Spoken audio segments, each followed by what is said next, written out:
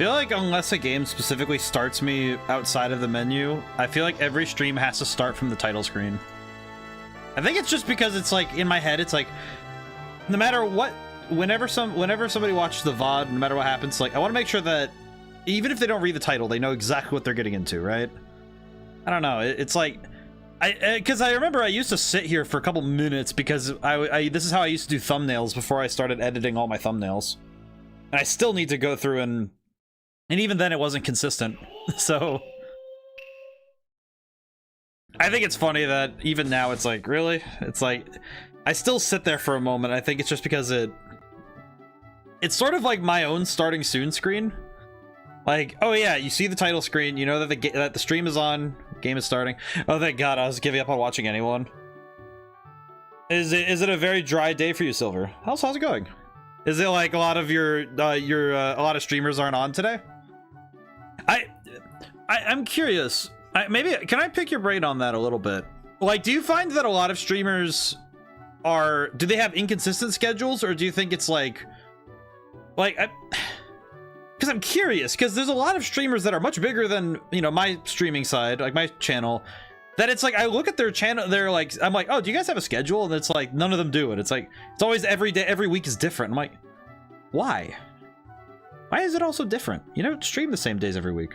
Just depends on the person. I found, I guess so, but I don't know. I always find that always a little bit confusing, you know, because it's like I understand that, like, you know, like life happens, of course, so it's like, you know, you get the streams in when you can, but it's also like, wouldn't you build your schedule, wouldn't you build a schedule around the time you have available? I'm always curious by that. I'm always curious about that. I don't know. It's just like, as a viewer, I find it confusing because it's like, oh yeah, you have to go to their Twitter or their Discord to find their schedules. Otherwise, you're just kind of at the mercy of, oh, they're on, cool, I'm gonna go grab it. And it's like, but that's why I think I'm also confused because I'm one of the like 3 people on Twitch. I stream roughly around the same time, but some days I'll just say, F it, I don't feel like streaming. I think that's fair. I think especially fair for streamers who it's not like, if it's like not your job, if you're not streaming every day, I don't know, it's like, it feels weird. I don't know, it goes both ways, because if you stream every day, you deserve vacation, because paid vacation is an important piece of all workflows. On the other, it's like, I don't know, it's like, I guess I think it's because, I think it's a dissonance for me because I am a chronic planner.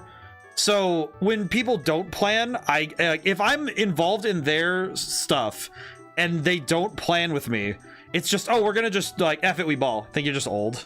I'm not even out of my 20s yet. I'm not even out. Well, I mean, I was raised old. Both of my parents are much older than everybody else's parents, like, bluntly. Like, in my generation, my parents are very old. Like, by comparison. Because I think, like, oh, Julian got first today. How's it going today, Julian? But it's like, I was raised old. Like, I still prefer pen and paper when it comes to like making plans and schedules. Like, my to-do lists are still in pen and paper in a tiny notebook on my like little desk.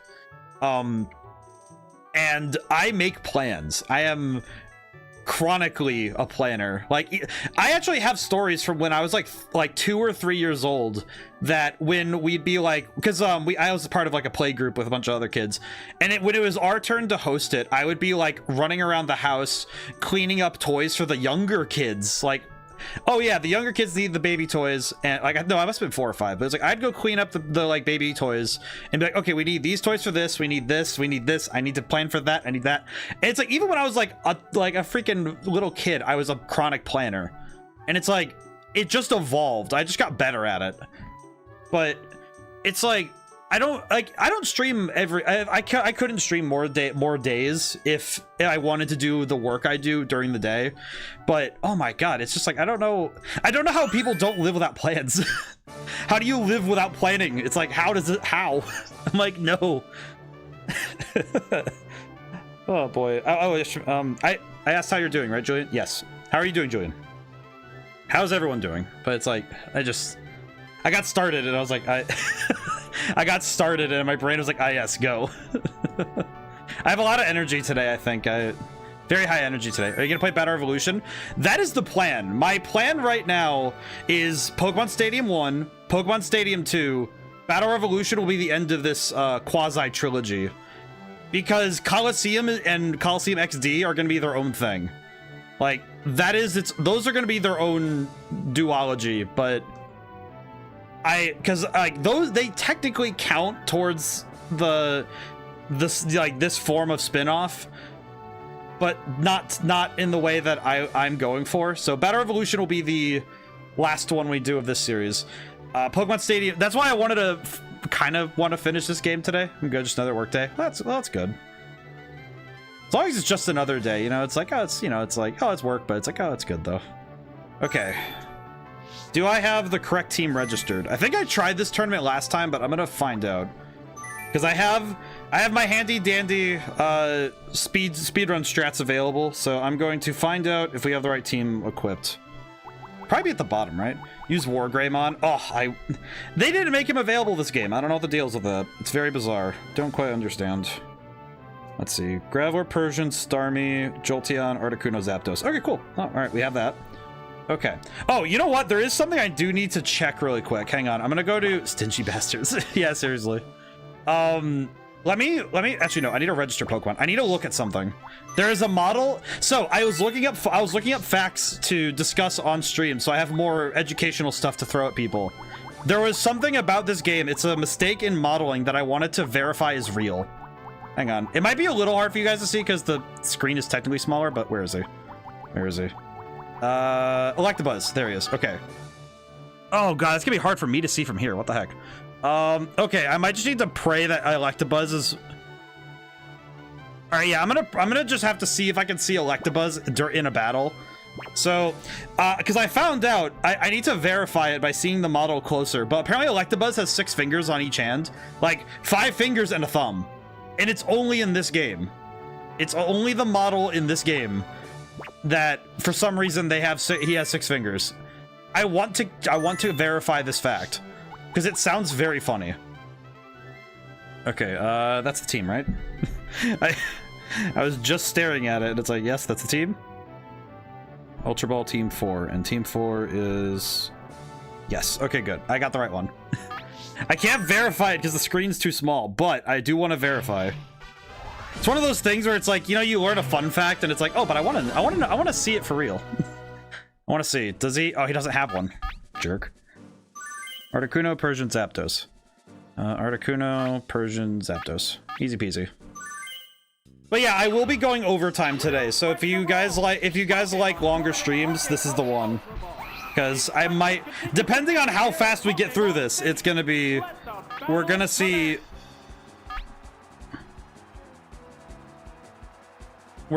how we do. But my goal is to finish Pokemon Stadium 1 today. That is the objective. I don't know why it's funny seeing him use Blizzard. Oh, that's another one I found out. I didn't know this.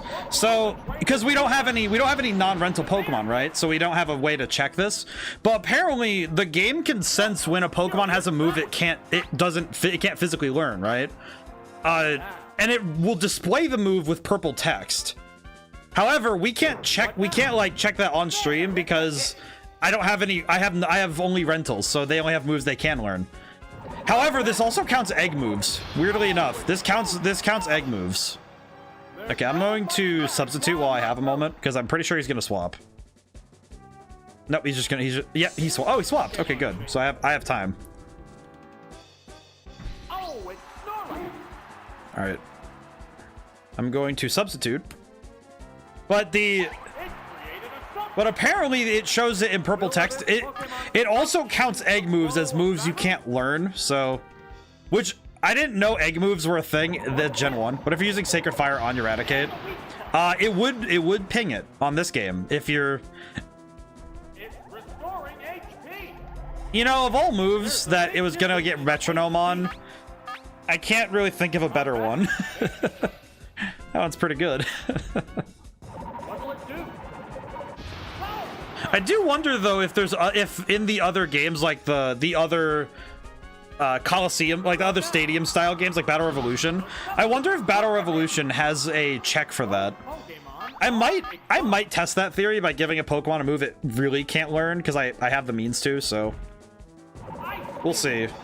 By the way, I have been prepping something on the side for Battle Revolution, and oh my god, it is a colossal pain in my collective butt to put together.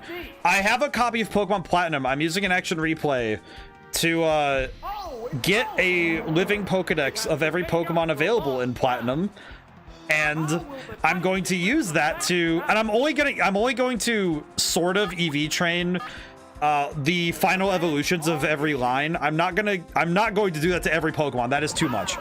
But my goal is GameStop is selling old games again. Are they? Oh well, I knew they do. I know they do. Like I know they take in, but now they're also inflated. Ah, they're checking Amazon. I see. That makes sense. It makes sense, but also, man, it's probably because they are trying to keep competitive with other game stores that already do that. Great example. There's actually two stores that I know. There's two stores I know of near me that sell older games, and it's interesting seeing that they sort of compete with GameStop on the virtue of, oh, we sell stuff that nobody else does, like older games. I actually went, that was one of those stores where I got my my copy of Eternal Darkness when I played that last year, because I wanted to play it on native hardware. I wanted to play on the Wii/GameCube, so I did play Eternal Darkness on the real hardware because my pride demanded it. And also, man, I got to play that on the real hardware. It's crazy. That's one of those games that I'm really happy I own, because it's very fun to replay, and it's not like, in my head, it's not tainted by, oh, I can just action replay, go back and forth with, like, you know, like loading save states. I don't know. There's something very nice about having, it's like, it's not an option. Jolteon, Articuno, Starmie. Articuno, Starmie. Got it. It seems sad. It is sad they're inflated, but it's good they're selling old games, because it's a good way to preserve the memory. Thunderbolt versus all. Go immediately on Nidoqueen, Ice Beam until faint. Okay, so Thunder versus all. Thunderbolt. Oh, that's right. This cup, you actually get Thunderbolt. I forgot. This one, you actually get Thunderbolt. Holy crap. I forgot that the Poke Cup, the moveset is different for the boy. Your boy has different moves. I forgot. Ow.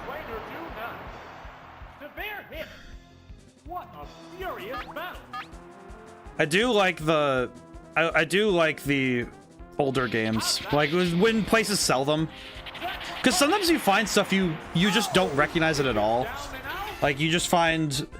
It's funny, too, because sometimes you find games that you never knew existed, right?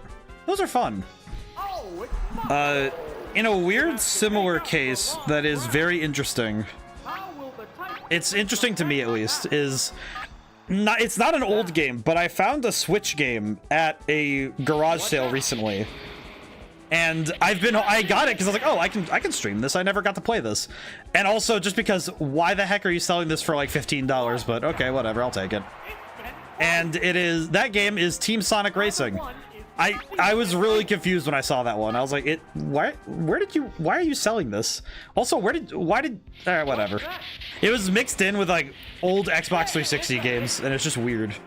But it is a copy of Team Sonic Racing, so that's nice, because I never got to play that one. I did play Sonic and Sega All-Stars Racing. That one's fun. That one's very fun. I have a friend who we basically say every time he's playing a racing game, we're just like, yep, it's exhibition. Oh, I did look up something about, I have something else game design related. I call it game design related because it's something that we do nowadays. Oh.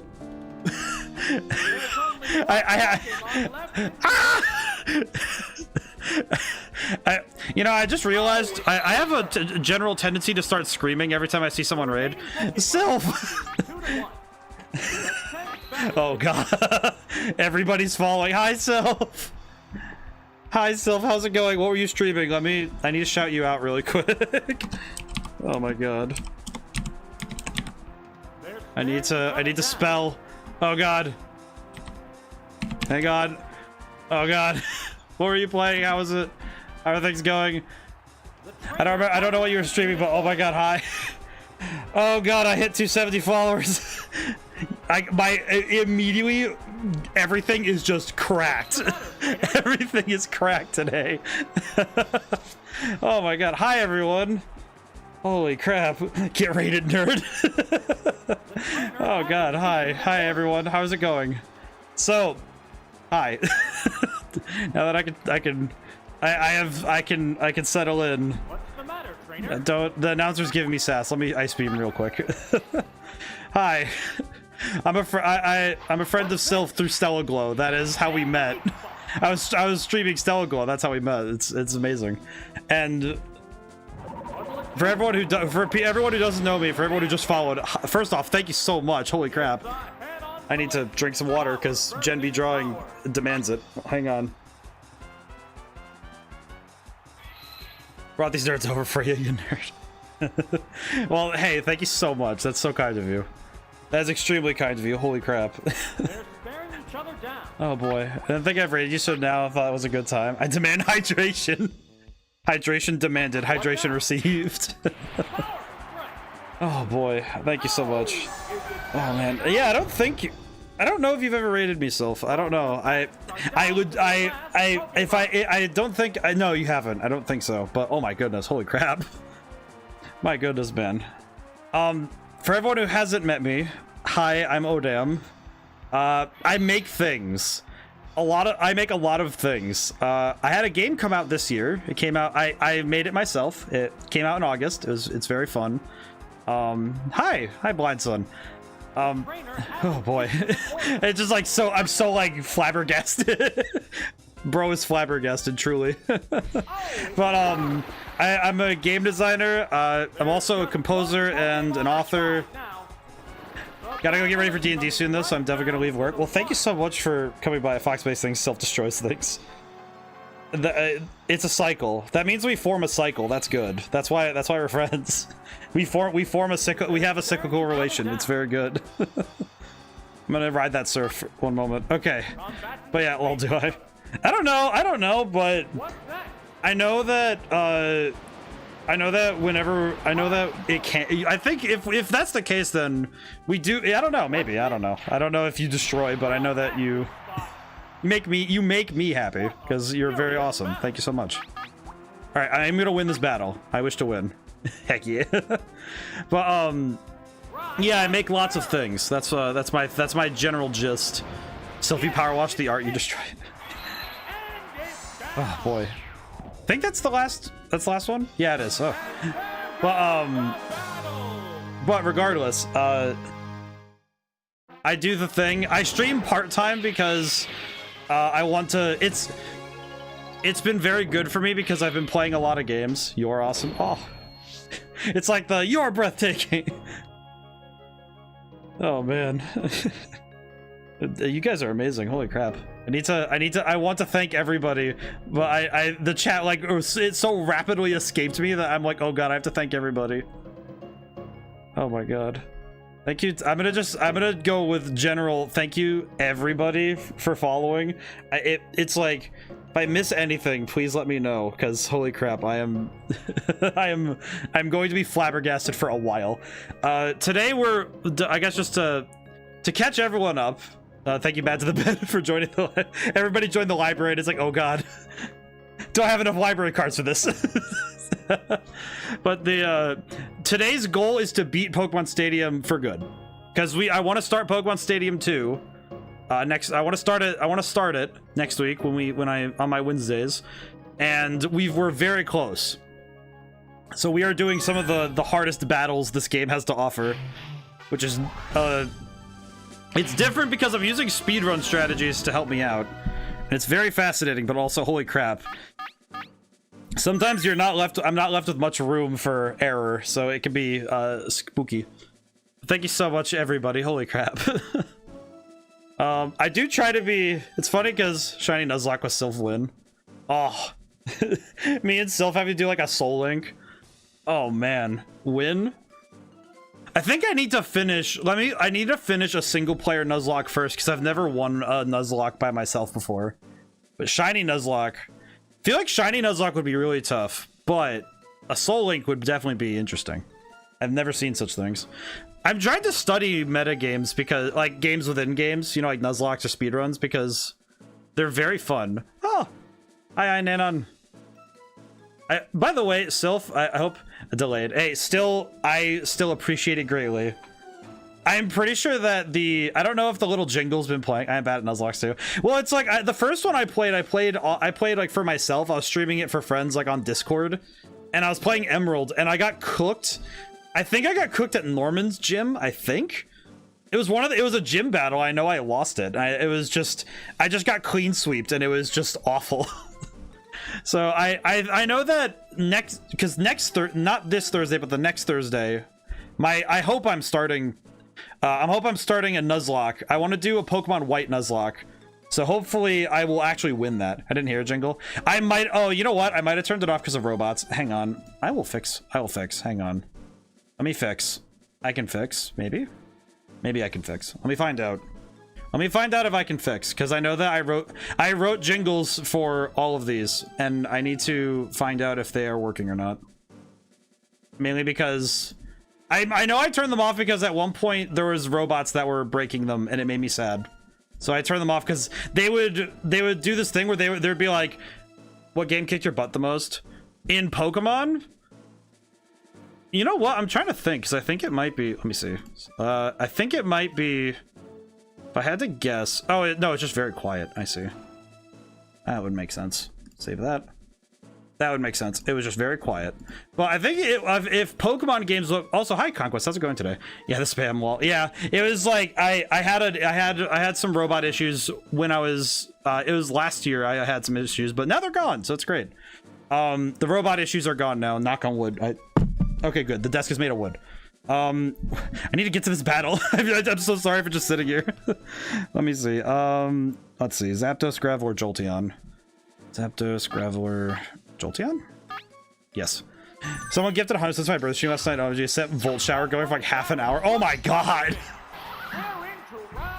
Like, you're just having to listen to Volt Shower for 30 minutes. It's like, granted, fantastic song, but also, oh my god. It's just sending it. What do I do about Aerodactyl? That thing's gonna be scary. Thunderbolt versus all if Graveler versus Aerodactyl. Seismic Toss. Aerodactyl outspeeds all. Oh, that's right, he outspeeds. He's very fast. I forgot. Oh my god. Like, granted, Volt Shower is amazing, but also, holy crap. I think I'm gonna... Wait, I think... You know what? They're lucky I love Volt Shower. See, I still need to get around to doing, to setting up Levia as one of my alerts. Because I'd love to do that. Wait, does Thunder Wave work on rock types? I actually forget. It does, yes. Okay, cool. Now you are not outspeeding. That's fantastic, actually. I will say, I know that this in January, whenever I get around to making I'm doing a tier list every year I stream because it's fun, and it also lets me recap what I played each year. I'm definitely I have already determined that Stella Glow is like right up there with Persona 5 Royal, where it's like, yeah, these two are going S tier, 100% S tier. Because Persona 5, I played Persona 5 Royal and Stella Glow about the same time. Both games, peak RPG. Also peak Atlas. It's amazing that the two are from the same company. But peak video gaming. Absolutely peak gaming. Absolutely peak. And I still love busting out the soundtrack for Stella Glow whenever I can. It's very good. It's very good. It's very good. I think it's because, like, both games know what they're doing with their soundtrack, and it's very good. I absolutely love the soundtrack. I think Atlas, if nothing else, Atlas games have the best music in JRPG style, like just JRPGs and RPGs in general.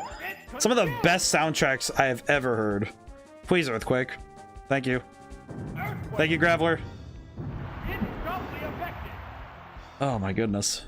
I'm gonna be very energetic, and I'm probably a little scattered for a long while, so I apologize if I am like, I apologize if my brain gets distracted now and then.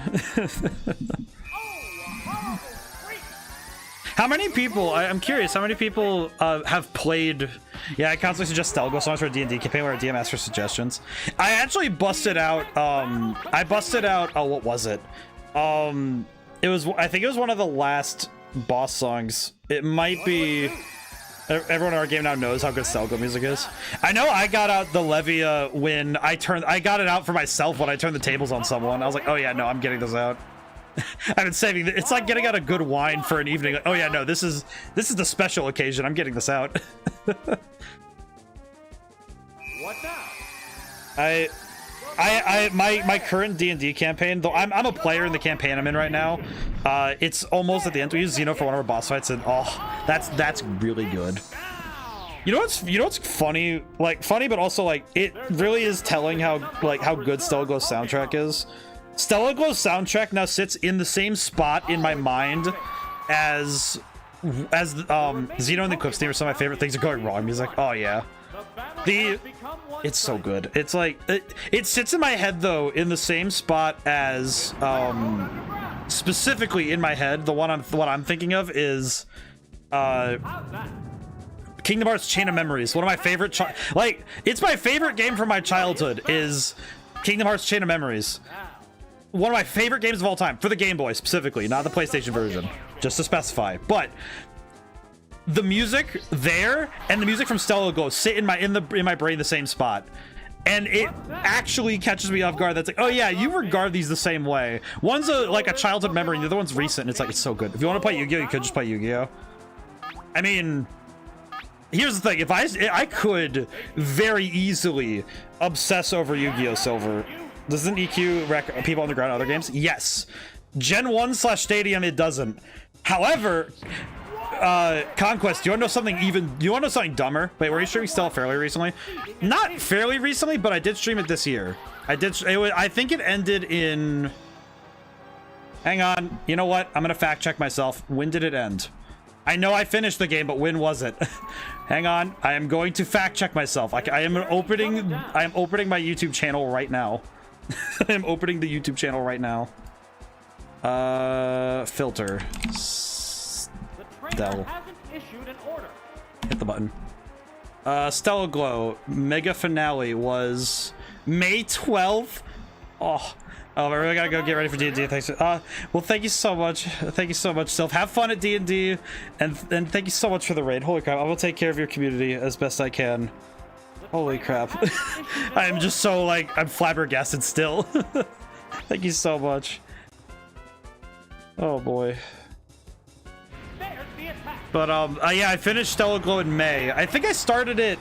I only double checked the last one, but I did play through. Let's see. I am gonna keep getting cooked if I don't swap. Oh, Jolteon outspeeds. I know that. That dog kind of kicked your ass. Yes. However, I have very little option, so I'm going to try something. I have a bit of an idea to make this work. I know that Jolteon outspeeds Ninetales, so I'm gonna survive this. It's fine, but yeah, I'm fine. I was scared, but I'm fine. But yeah, I really like Stella Glow. It's very good. I haven't played. It's been so long. Wouldn't Graveler been the safer switch? Sort of. His special stat isn't very good, which is why I didn't swap to it. The reason I didn't swap to it. All right, so here's what we're gonna do. This is gonna be a little bit cheeky. He's gonna go for dig. I think he's gonna go for dig because I don't think he's going to. I think he's going for dig right now.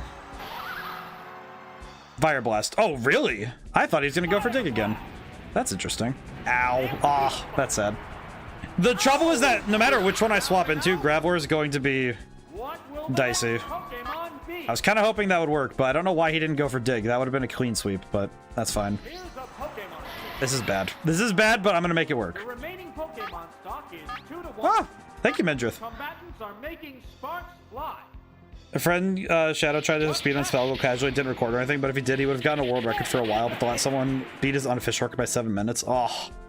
Graveler needs to live one hit and just hit EQ. Yes. I think it's also because this guy's really focusing on the...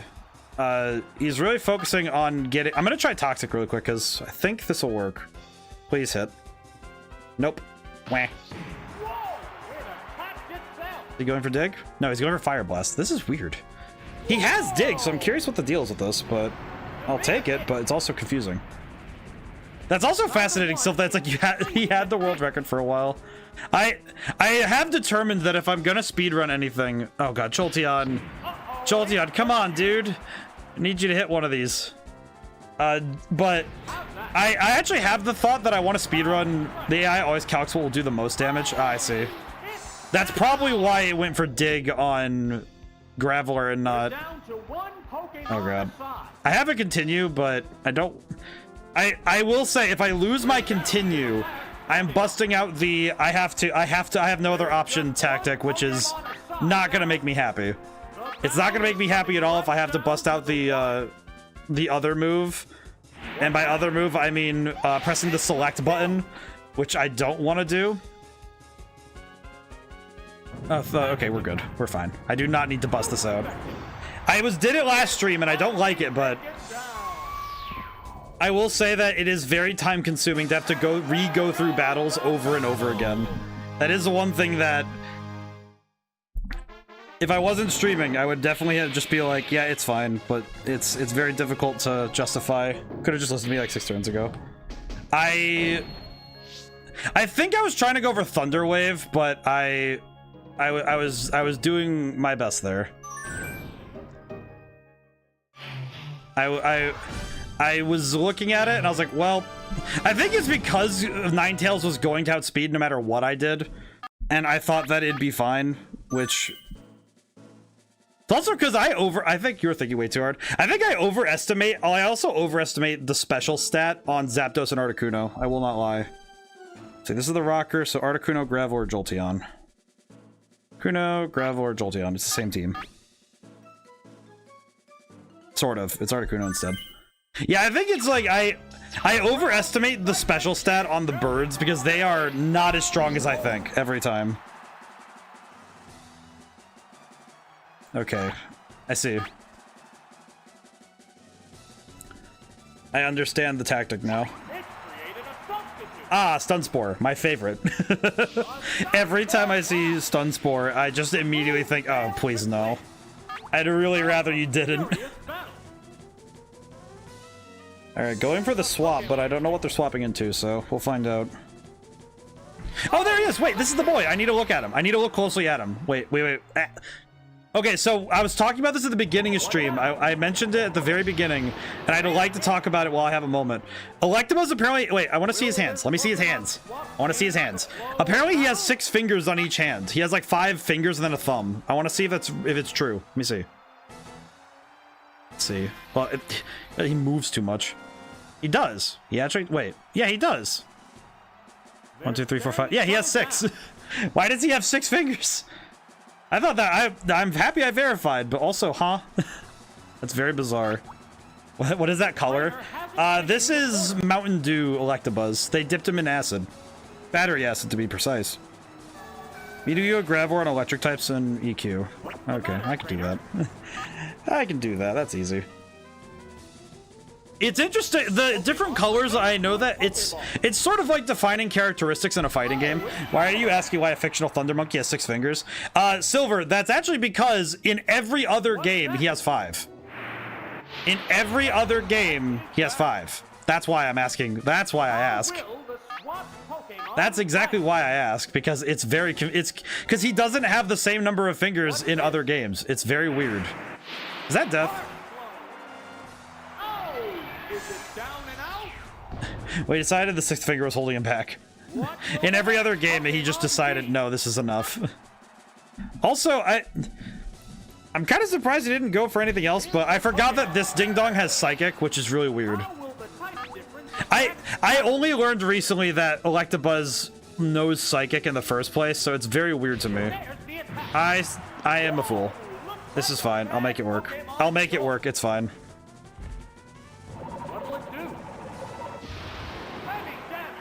This is not gonna go well, is it? Neither one is conceding an inch. Well, I'm gonna stick this out. I unfortunately have to stick this out because this is bad. I made a dumb decision. That was very stupid of me. But also, I think also I'm just a little bit confused by the nature of this because I'm a little bit confused because I don't know, Electabuzz. I feel like every time I fight an Electabuzz, I don't know what they're gonna do. The Thunder Monkey is very powerful. I don't know what to do about him. He's very him and Magmar confuse me. I don't see them enough to know what they do. All I know is that they are not to be trifled with.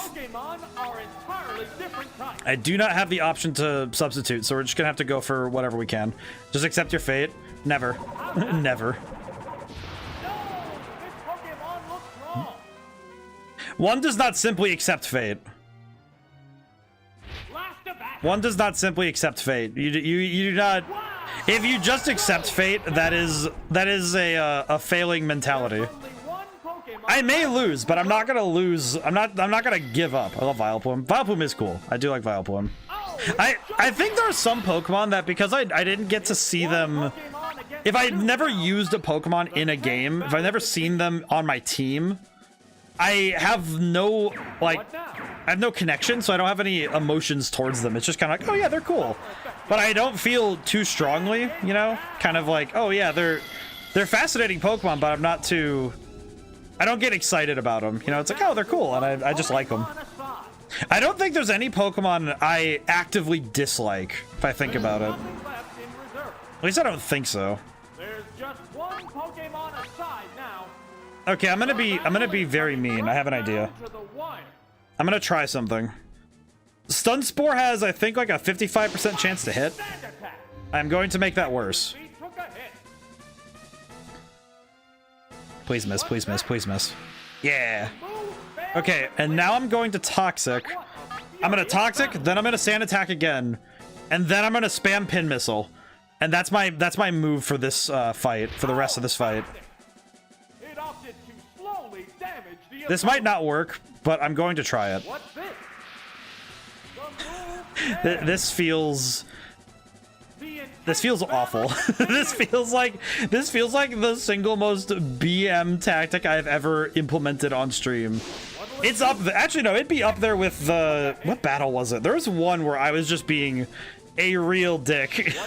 Where I was just really being a jerk about my tactics. Because there was one I just kept sand attacking.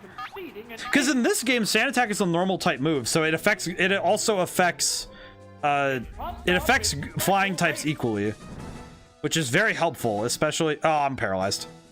Meh. Okay, it's gonna work on its special, maybe.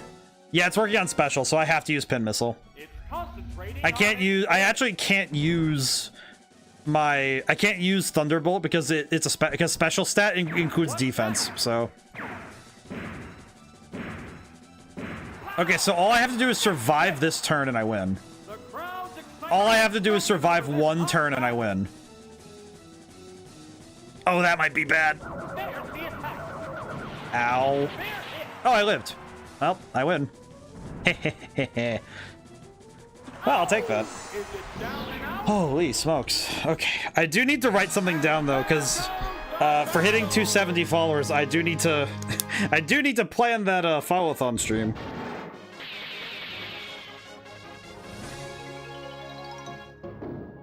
I had it down that 270 I was gonna do something special, and I now have to schedule that out because that's gonna be important. The one I wanted to do for that was I wanted to do a normal playthrough of the Game Boy version of Kingdom Hearts Chain of Memories, just so I can share the Game Boy version with everybody and, like, you know, get to talk about it and have fun, you know, dissecting it gameplay wise, and then try to do a real speedrun after we do a full playthrough in one day, because I can do it in one day. I am very fast at Kingdom Hearts Chain of Memories, and especially because it'd be technically faster because I can actually take my time just going. Let's see. This is the old man. What does the old man do? He has... Let's see. Articuno... Let's see. I have to do Articuno, Jolteon, Graveler. Interesting tactics. We're in the last half of the tournament. Oh, boy. Things will get right hot. So does anybody have a favorite... How many people have a favorite Gen 1 Pokemon? Because I don't know if I have a specific favorite per se. Because I am very... I love all Pokemon designs, even the ones that are very, like, simple or basic or, like, a little weird. I like them a lot. I don't know. In my opinion, I don't think there's a single bad Pokemon. It's just like, oh, there's the really cool ones and then the less cool ones. But they're all good. They're all good for different reasons, and I like them all. You know what I could go for? I could go for... Do I think he's gonna swap? He's probably gonna swap. I'm gonna swap back to Articuno. He's probably gonna swap. I'm afraid there's definitely bad Pokemon. Name one. Name one. I will gladly contest. He is going for what? I thought he was gonna swap. That's interesting. Okay, well, I'm just gonna swap back and go for Earthquake, I guess. Revavroom? Really? I thought it looked cool. I don't know. He kind of looks like, I don't know. He kind of just, to me, it's kind of like the same thing it's the same thing as what's his name? What Pokemon was it? There's a Pokemon I can think of off the top of my head that is very similar in shape and form. I just kicked something. What was it? Looks, we're not here for that. I mean, that's what I mentioned. I mean, design-wise. I mean, every Pokemon has its value. You just need, it's just that, like, not every battle has like the best spot for it. Okay, now the question is, top to Articuno. I do not want to have Dragonite throwing hands with Graveler. That's gonna be sad, because if Graveler goes down, I don't know. This is gonna be rough if I don't have. Ah, Blizzard. That's great. Ow. I mean, that's what I was saying. I mean, every Pokemon's design is good. That's what I was saying. And if we're not here for Pokemon being aesthetic, then I don't know. It seems kind of, I don't know. It's like, I don't know. I make my teams based on both aesthetic and, you know, it's like, I don't really go for power, but if a Pokemon happens to be powerful, then that's cool. But it's like, generally, it's like, generally, if I choose a team for Pokemon, it's more often than not, I'm choosing on a combination. Like, oh, does this Pokemon look like they'd be a good fit for my team? Do I think that I'm going to be able to work with them? I almost never build solely on stats alone. And the only time I do is something where it's like a very specific thing. Also, I am getting cooked by this Dragonite. I thought, you know what? The fact that this Dragonite specifically, man, this Dragonite, I don't know how to handle.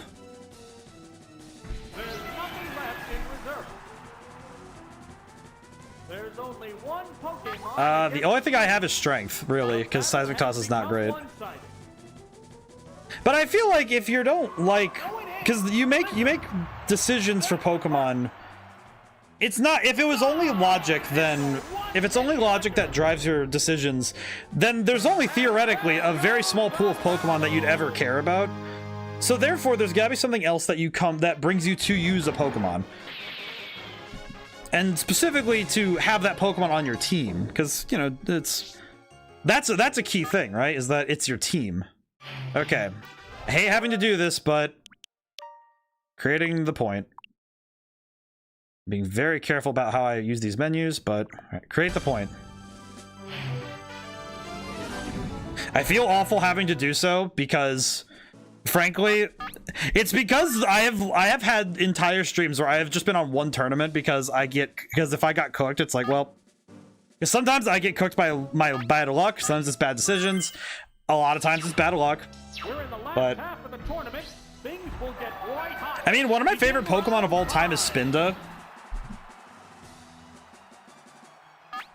And Spinda's just honestly a fun Pokemon. It's also move-wise, Spinda's an interesting one because in later gens, I don't know why I didn't swap, but in my head I'm like, I don't think I have a good option to swap into no matter what I do. I have no good option out of this. It's like, okay, if I use Ice Beam, there's a chance I take him out. If I swap to Jolteon, there's a chance Fire Blast just kills me. There is no good option here. There's no good place. This battle is just going to be pain, and I know that. Let's see. We'll go for Thunderbolt. I don't know if this is going to go well. These battles get tough, and they get tough fast. The back half of every tournament I've been in round 2, because Pokemon Stadium, for everyone who doesn't know, Pokemon Stadium is broken up into multiple rounds. It's round 1 and round 2. Round 1 is the easy one, and I still had trouble beating the Ultra and Master Ball tournaments. And since then, I have just consistently had to deal with some of the most insane... It's a combination of the game stacking cards in its own favor. A little bit. Not a ton, but enough. But also, man, there is just... Oh, God. The Pokemon are entirely different types. If he has Earthquake, which I'm going to find out right now, if he has Earthquake, I just lose, because Graveler is not going to outspeed. So, I'm going to go for this, but... Oh, that's right. It doesn't... Oh, he has Earthquake. Okay, Earthquake. Instantly effective. Oh, boy. This is where I run into difficulty, because this is where speedrun strategies... Yeah, they are good, but there's also... The major flaw in speedrun strats is... It's sort of like glass armor. Because on the one hand... I guess not. It's kind of like the glass cannon sort of thing in RPGs where it'll work for sure. The moment it doesn't, it shatters on impact. The moment something goes wrong, it shatters. And the trouble with speedrunning anything related to Pokemon is you are beholden to a lot of luck. Which is not a bad thing. Game design-wise, it's why people love Pokemon. It's why people love getting into the games, because the nitty-gritty of it. There is so much math and so many, like, specifically a lot of very cool things that are going on behind the scenes. But at the end of the day, it can be very temperamental to try and figure out how do you beat this opponent, right? Which is... It's like, for me, it's like, I don't know. It's kind of why when it comes to competitive, like, RPG play, like competitive Pokemon or like competitive, pretty much a lot of things, it's like, okay. Kind of like, okay, yeah, how do I handle this? Okay. I think I do have to trust my instincts a little bit more. I think I'm still coming down from adrenaline shot up. And now it's just, okay, yeah, I have to reset myself a little bit, because... Oh god, this rock slide, please no. I was kind of hoping that would just one-shot, and I... Oh boy. Okay, I'm gonna go Jolteon, not because I want to, but because I have to. I'm pretty sure Pin Missile will kill, even though it'll do like 5 damage. Still enough, but...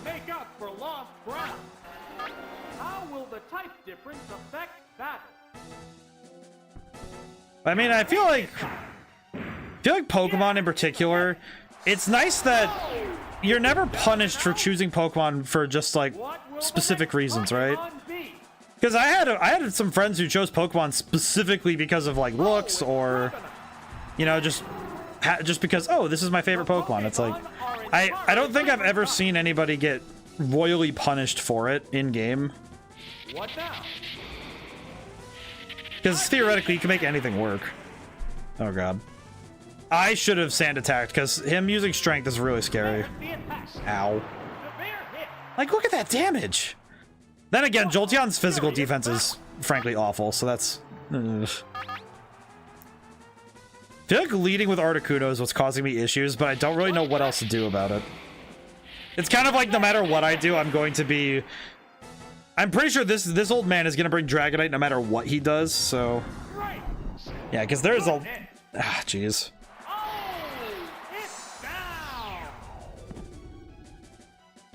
There's only one Pokemon left in reserve.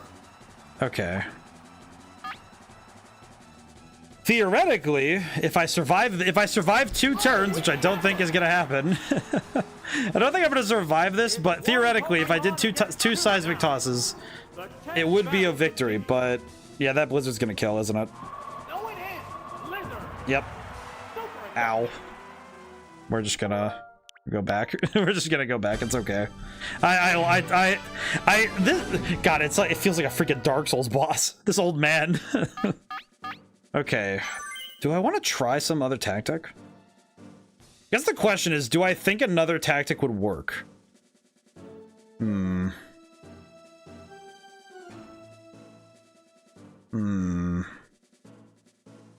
gonna try Graveler, Articuno, Jolteon. I'm gonna just try swapping the order. Same team, swap order. I'm curious if what he'll change in accordance. Okay. I'm gonna swap to Jolteon. As long as this Gyarados doesn't have Earthquake, I'm fine. It should go for Hydro Pump, though. I'm hoping. Please don't have Earthquake. Oh, good. Okay. Jolteon's fine. Well, Jolteon should be fine. Yeah, there we go. I'm gonna go for the Thunderbolt, but I'm pretty sure he's gonna swap on me. Oh, no, he didn't. Oh, that's amazing. If this doesn't kill, I might be dead. Oh, no. Okay, we're good. Scared. Afraid. Scared and afraid. Gyarados scares me because it can learn Earthquake, it can learn Fire Blast, it can learn all of my worst nightmare moves, and I hate that. Okay, now the question is, well, actually wait, what other Pokemon does this guy technically have available? Magneton, Rhydon, Moltres, Tauros, Dragonite. Theoretically, the only other Pokemon I would need Jolteon for is if he has Moltres, so no, I can't risk it. I have to swap to Articuno. I'm gonna swap to Articuno. Hope for the best. I hope he went for Earthquake. And this time I just have to really hope I get a crit or one-shot him with the Ice Beam. Really gonna have to hope here, huh? I do like the legendary birds. I was never one for using legendaries when I was playing Pokemon as like a kid. I just never got in. I never used the legendaries because there were two reasons. One was I just didn't find it fun to have a team of all legendaries. They weren't my aesthetic favorite. But the other reason, and I think it's probably the one that is probably the weirdest, if I'm being 100% honest, is that I had a lot of people contemporary to me. Oh, thank you. Hey, user. Thank you so much for the donation to the library. Holy crap. 42. The 42. The legendary 42. This is excellent. How are you doing today? But the other reason I don't like using legendaries as much is because, oh, you're doing good. That's good. That's great to hear. I don't like using legendaries because when I was a kid, the action replay hit my school like it struck like lightning and stayed like a wildfire. Everybody had one and everybody was using one, which is, it very much made legendaries a dime a dozen. So I had to deal with it just became so frustrating to see everybody has Arceus, everybody has like the legendary birds, everybody has Mewtwo. I think every kid's Pokemon team at my elementary school, everyone's team had Arceus, Mewtwo, and whatever legendary dragon they had from Diamond or Pearl. Whichever one they got, that was the one that was slotted in. But it's just, man, it just feels so bad because it's just, okay, cool. Does anybody use anything but, oh, nope, not doing that. Let's see, Articuno or Starmie, Jolteon, Articuno. Okay, I can do that. Dialga, yeah, it would be one of those two. That would be their like third legendary. And then their other three Pokemon would be their starter. Let's see, what would it be? It'd be their starter and their, like, whatever starter they had. Probably Staraptor, because everybody had Staraptor and it was just the thing. And they brought them, they always brought Staraptor anyway, which I always thought was sweet, because it's like, oh, you don't need to bring your bird. And it's like, no, everybody brought their bird. And then the 6th slot was always the one that was like the tech, like the quote-unquote tech option. It's usually a 4th legendary, but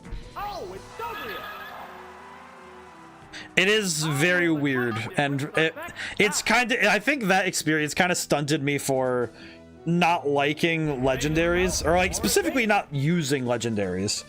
But it also, it's kind of why like modern Pokemon always feels weird to me, because modern Pokemon, they always make the legendaries available everywhere, and I'm never particularly incensed to go get them because, oh yeah, it's the legendaries again. I haven't seen that before, and it's kind of, it feels a little sad to me because I feel like I could definitely, it would be very fun to go, like, I'll chase like the legendaries in game.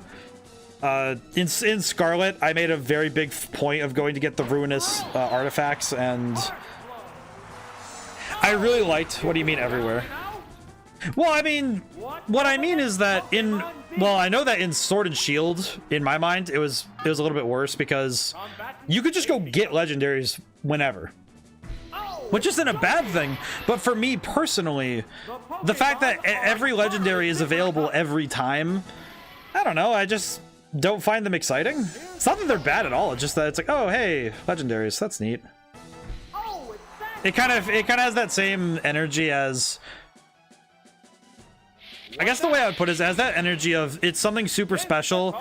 Yeah, I still don't get what you mean, but okay. Let me try and clarify. I don't know. I'm trying to.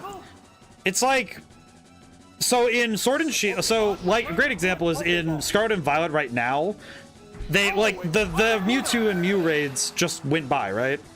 And for me personally, I wasn't particularly excited about it because, oh yeah, in a bunch of other games you can get Mew and Mewtwo very easily.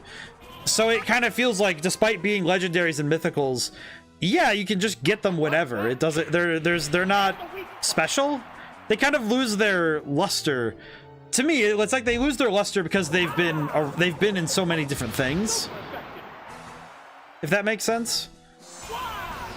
And with Sword and Shield, it was, you know, you'd go do the raids, you get the Pokemon. In Scarlet and Violet, they've been slowly adding them in with the different raids. And I don't think it's awful, because I understand why they do this stuff. I understand why they bring them back, because it's, you know, it's a fun event and it's very cool. But for me, since I don't use legendaries, I'm not excited about it, you know, because it's like, oh well, they're in every game, so I'm sure I'll find another way to get them. Even if I miss them now, they're gonna be back. My fear of missing out is very low, if even existent. But I don't think that's, but for a lot of people it's fun, right? It's, you know, it's like, oh, they have fun memories of the legendaries, they like them, and there's nothing wrong with that. It is strictly speaking, this is my personal thing. I suppose honestly I don't play Pokemon for anything besides VGC anymore, so it's just, which game do I need to dig out my shelf to get this mon for my new team? I see what you mean, because I think that's a different angle, right? When you go for, they're not special, they're tedious. That's fair. I mean, it's like, it's a different angle, right? Because I'm a very I would say, frankly, I'm a casual player. Since I am very much not a competitive, I am not a competitive Pokemon player. I do not understand, like, I understand the numbers. I guess, let me correct. It's not that I don't understand. Like, I do understand how the competitive scene works, and I understand how to play at a higher level. It's not my preference. And I also just lack the angle to go that far with it, because for me, most of the time when I'm playing through the Pokemon games, I almost never need to be so on guard, because, you know, most battles it's like, okay, yeah, I don't really need to worry so much.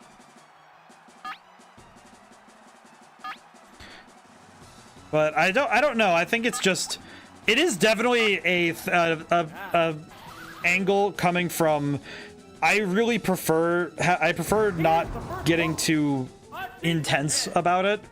But I do think that for VGC, it's like, I feel like, yeah, that's a whole other skill. That's a skill level far above what I understand. And with you know, research and you know, reading and watching, I probably could understand it. It's just a matter of, okay, am I ready to go for that? You know, more about, am I ready to go for that? Am I ready to try that sort of, am I ready to go for that level of tactics?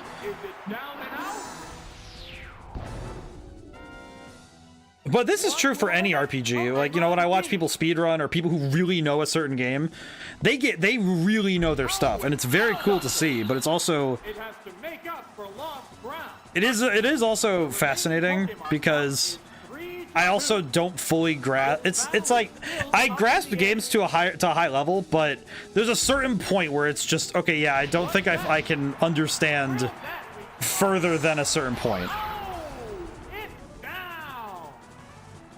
I should, and I try to make the effort to do so, especially when I'm playing games like this, because I think it's really fun to see people who are really, who know what they're doing. They're very skilled, and I try my best to stay on guard.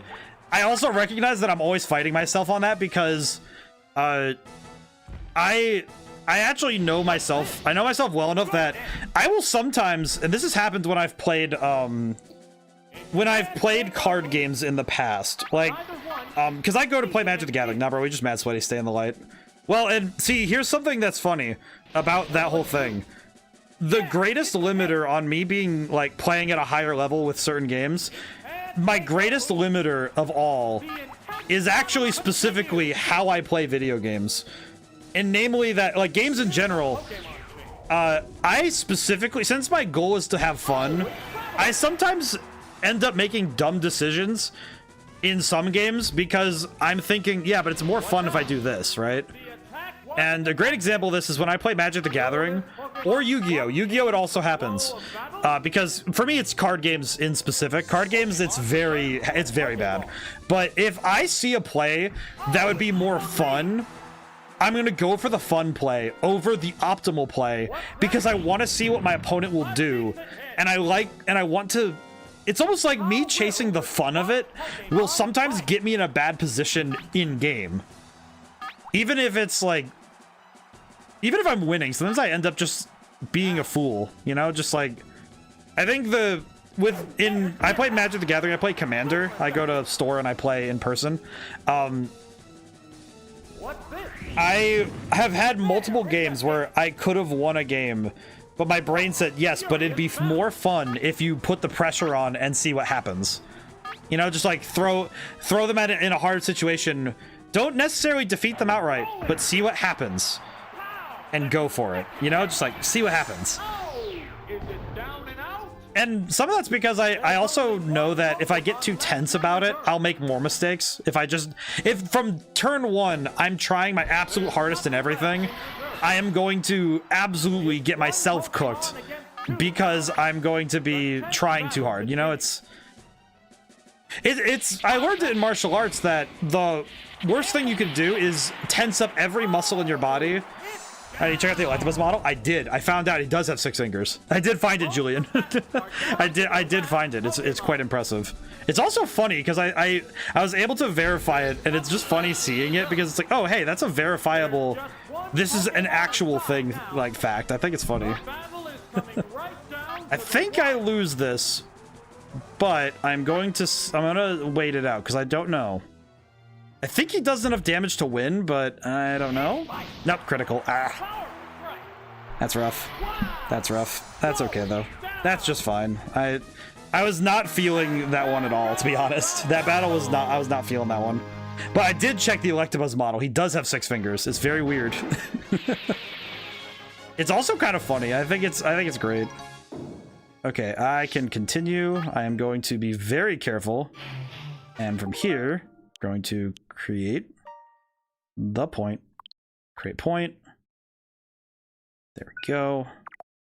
Hate doing this, but I'm also thinking, man, do I want to play through all of these battles over again? Zapdos, Graveler, Jolteon. But I think it's nice to... It's been nice for me to check in on higher levels of play because as a game designer, it's really cool to see what people are capable of. Because it's not something I understand. There's a certain skill level I am not physically capable of. And it's mostly just because my hands just... There are certain games that there are some skills it would take me a very long time to catch up to even get, like, some of the way there, right? I think a great example of that would be speedrunning platformers. There's a certain speed I can go, and then it's just, okay, yeah, I am not going to catch up on this. It's okay. Just, oh, that's fine. And I do not feel bad in the slightest for not being able to get that far. But with some games, it's like, oh, this is sad. It's kind of like makes me feel a little sad because like, oh, I wish I could do that because it's very cool. Will this Pokemon swap change the flow of battle? I think I'm going to Earthquake again. I know that Graveler could. I know that. Oh, it has. Why do you have Water Gun? Of all things, what a weird specific thing to have. Why specifically Water Gun? Oh. Okay, well that just feels sad. I'm gonna swap to Jolteon. I have an idea. The fact that it has Water Gun is very funny. I think it's funny though when there's other games where like the Electabuzz model. I'm thinking about it again. Like the Electabuzz model, there are other games where I have been presented a fact.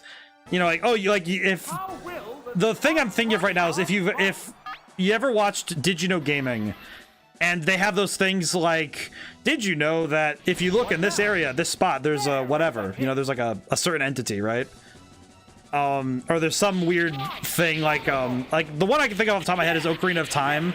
If you look in the one window in the Princess's Garden, in the one window there's the Mario portraits and stuff, right?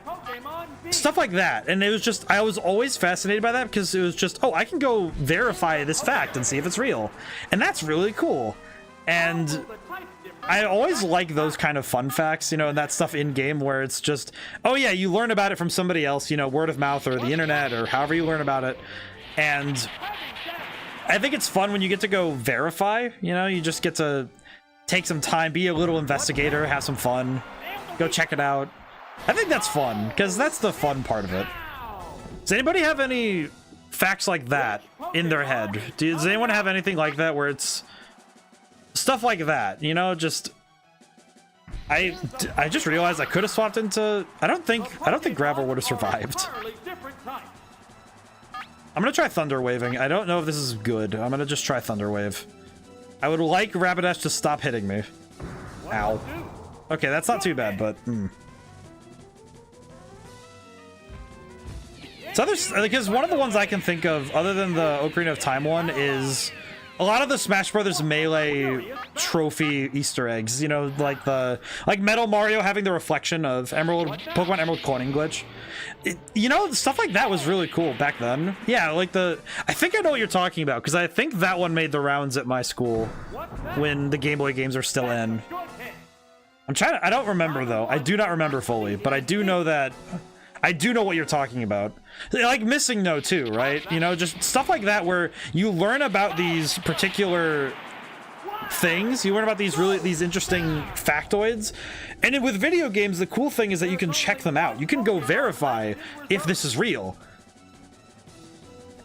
I know one of the ones that I think is very cool is... The other one is Son of a Glitch. I think Son of a Glitch, that show on the internet, is very fun for this because they do very cool stuff like that. Ow. Okay, if I paralyze him, the question becomes, do I think a Thunderbolt will finish this? And I don't think it will, but I'm gonna try. Gonna go for it. I don't feel good about this. For some reason, I don't feel good about this. Oh, please be paralyzed. Nope. Ah, I think that's death. I think it's just death. Yep, it is. Ah, that was such a close fight. I think one of the other ones I can think of with... Oh, right, I have Graveler. Whoops. I forgot I have Graveler. Oh, poor baby. I'm sorry, man. I'm sorry, dude. There was a glitch in RuneScape where people were getting 1,000 times as much as they should have. They did a rollback shortly after. Ah, I see. We'll go Earthquake. I don't think I'm faster, but I'll try. Oh, I am faster. Oh, I see. I know that one of the other ones I can think of off the top of my head, in terms of you can actually verify the glitch works. This is a newer one for me. Was Sonic Adventure 2. There is if you know how to to super bounce, because there's a skill called super bouncing, and I have mastered it. Well, sort of. I know how to do it, and if you know how to super bounce, it is absolutely stupid. It is one of the single dumbest things you could do. But one of the things that I verified was, oh, I can jump through a wall in Pyramid Cave with Sonic. It's the hyper bounces with Sonic. It's a thing with the bounce bracelet.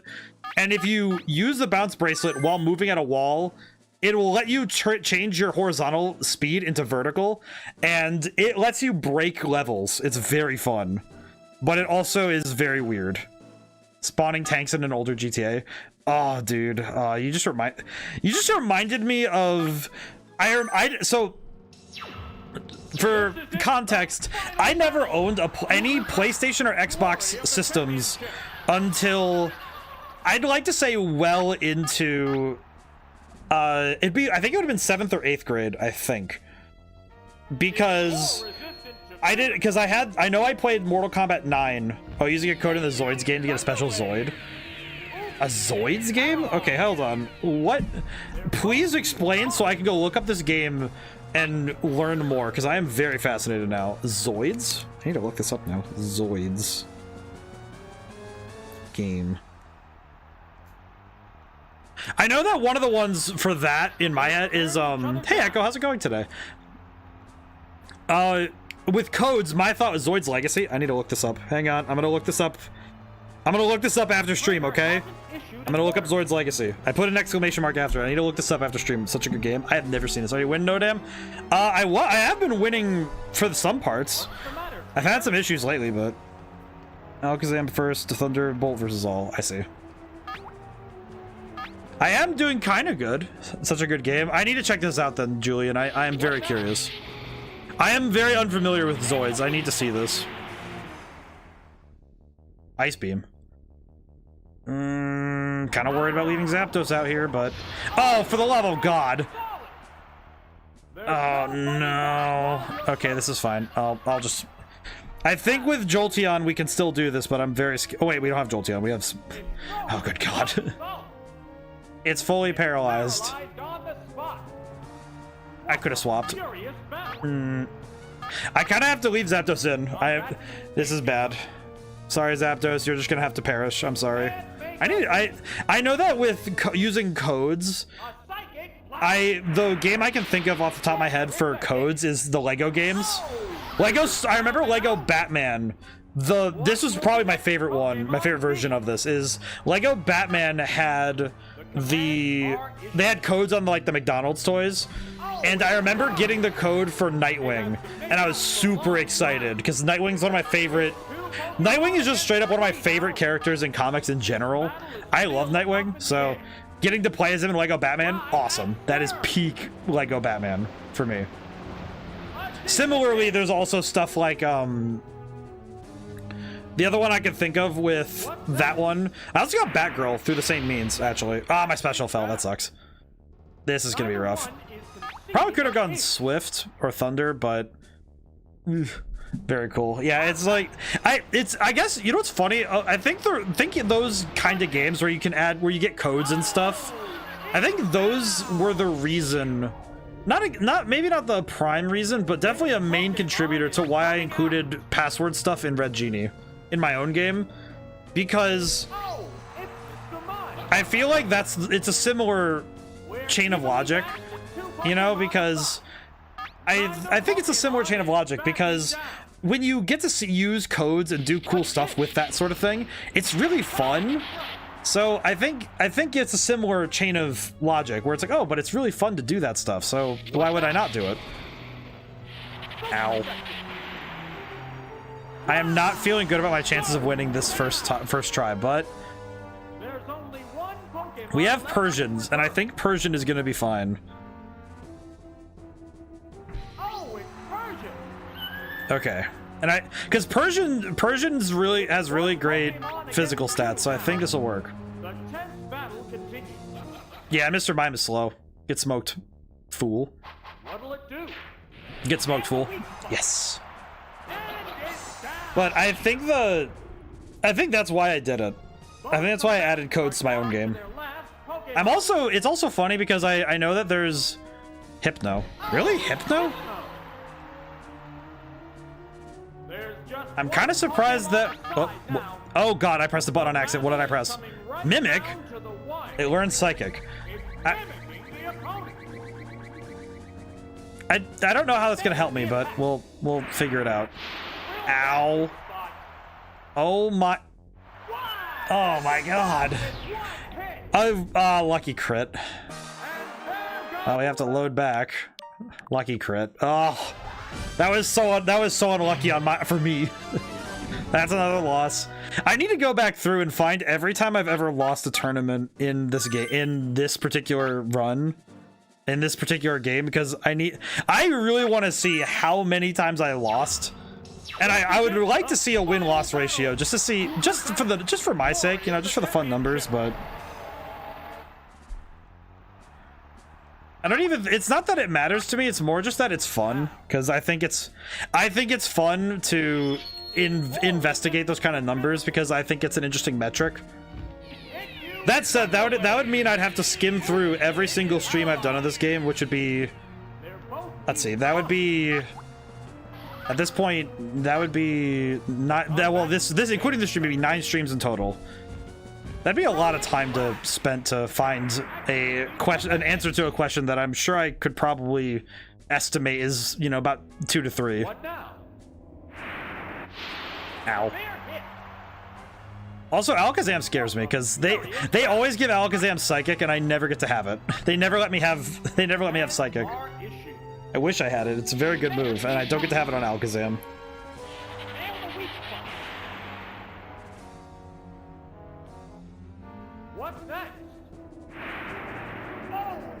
And that is why we use Flash. Oh, good. Goodness.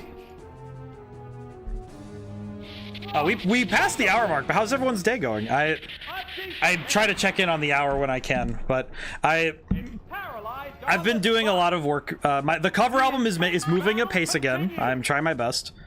I know personally I'm having some, I'm slowing down a little bit, but I think some of that's because the last part of the cover album is vocals, and I think that both the setting up for it and the actual work and the work doing it is going to be tough. So I think I'm not looking forward to it just because it's going to be hard.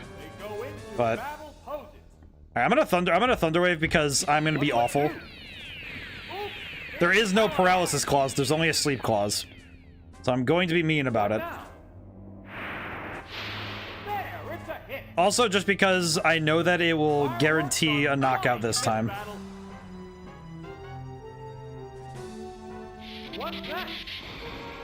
Because if I have to swap off of Zapdos, then I might as well get, as best I can, a lead.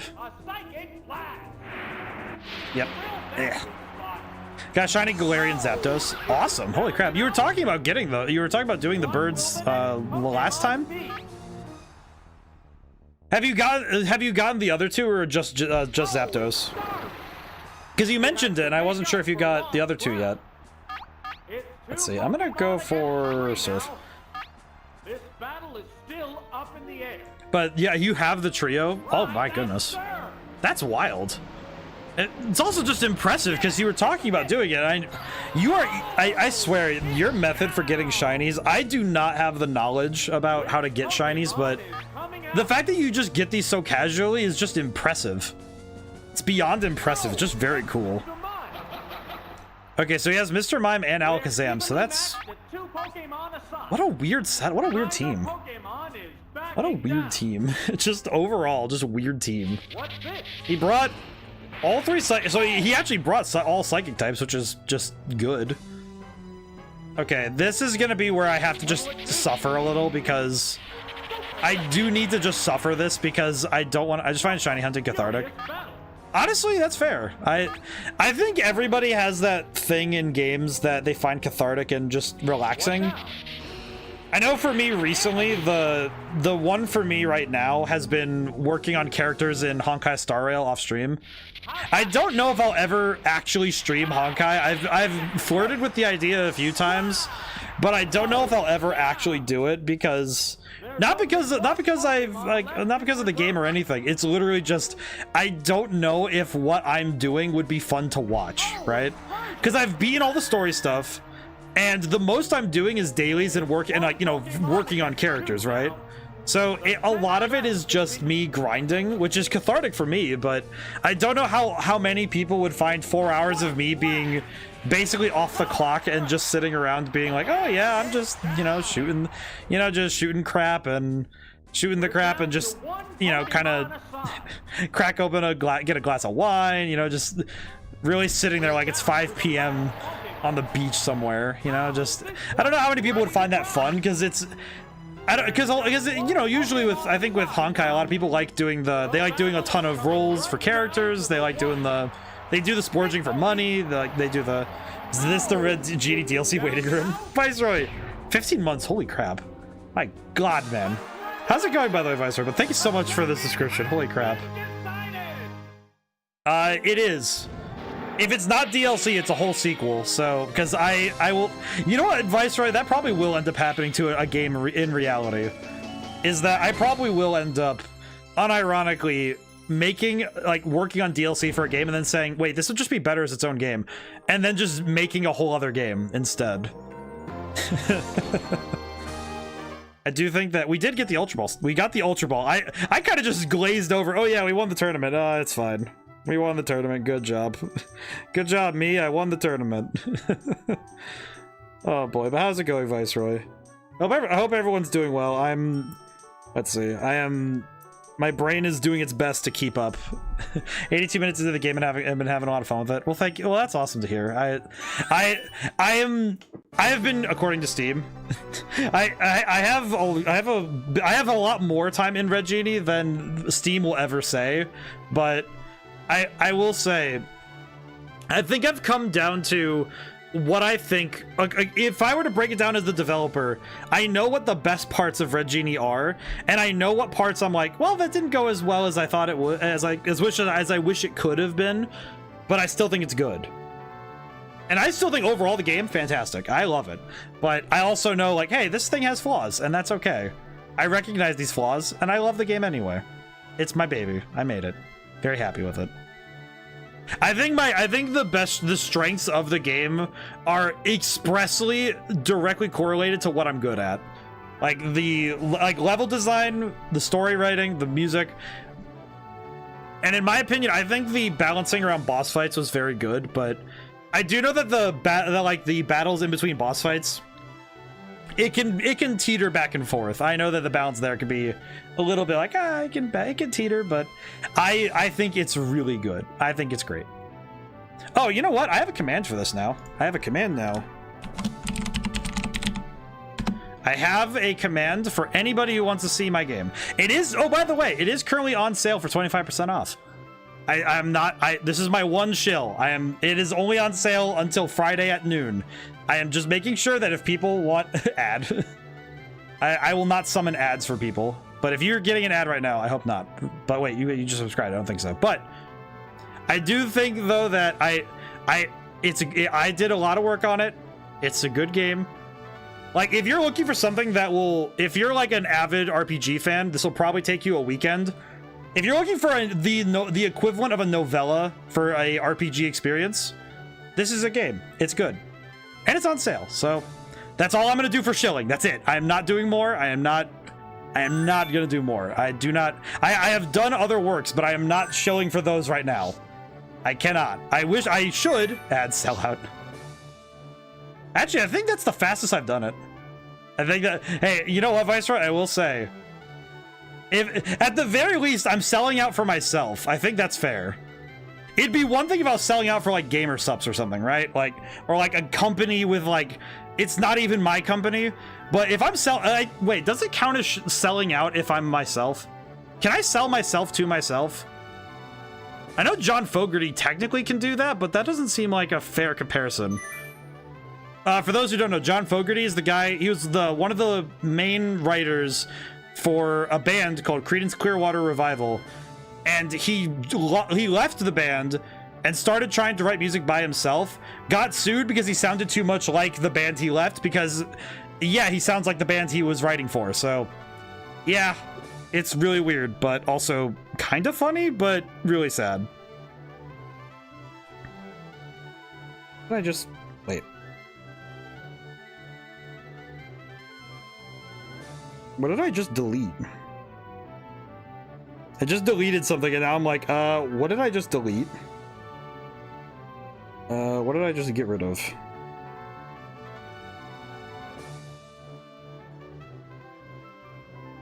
Nope, that's what I wanted to get rid of, so that's weird. Go back, go back. Plus, what am I looking at here? Ultra Ball round 2.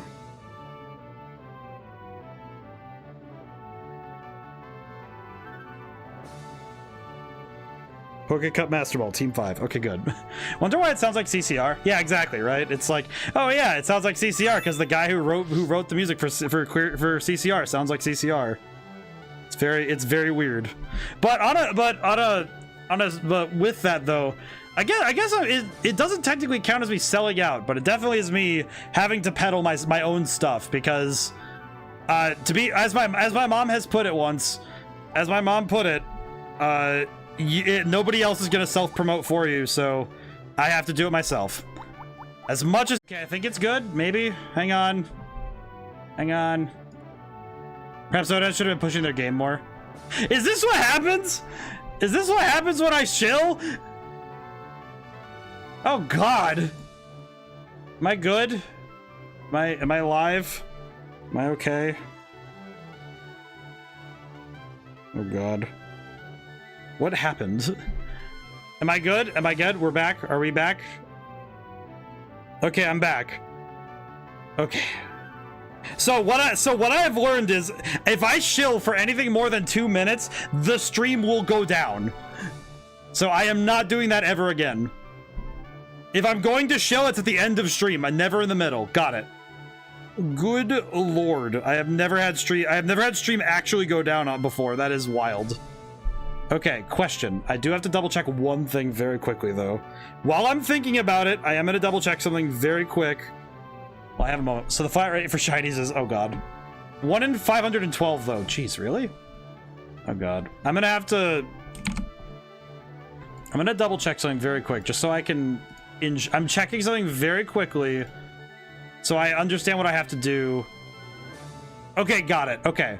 So I'm going to have to upload both chunks of the, am I gonna upload it or am I gonna have to cut them together? You know what? I'll download them and I will just have to do it myself. I'll download both VODs, I think, and I will just have to do it myself. I will cut them together. It'll be fine. Down again, anyone? Oh, please no. Please tell me it's not down again. Oh God, please no. What is it doing? What is OBS doing? OBS is still live, right?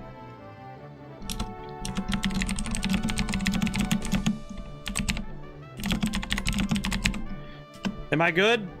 Please tell me it isn't going down. Please tell me it's not going down. I would like to. Oh God. I know. All right. So on my end, I don't know what. Let me look at the notification really quick because it did something. I see your show. What did it do? I want to see the notification. Where is it? Manage notifications. Refresh fixed it for me now. I see.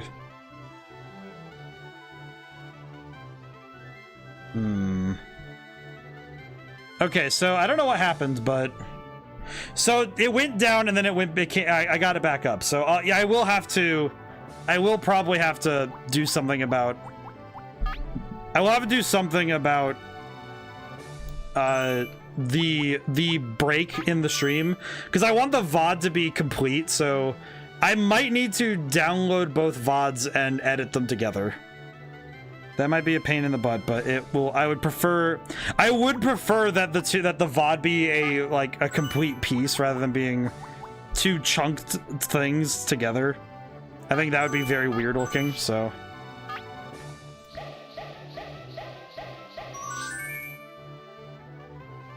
But well, fingers crossed for that. Okay, so if I go back really quick to before stream went down. Okay, yeah, so nothing else. The shiny rate is interesting. I don't know, that's just fascinating to see it that it's you have to bring it down from a very high number like that to being manageable. That's why it just, I don't know, that just seems crazy to me. But yeah, God, now I'm like terrified of if you mention anything about your own work, Twitch will just explode, apparently. I feel like, you know what, maybe that was just stream saying, hey, listen, there are some things you're allowed to say, other things you're not. Know your place. It's like, all right, fair, good enough. I'll remember. I'll remember for next time.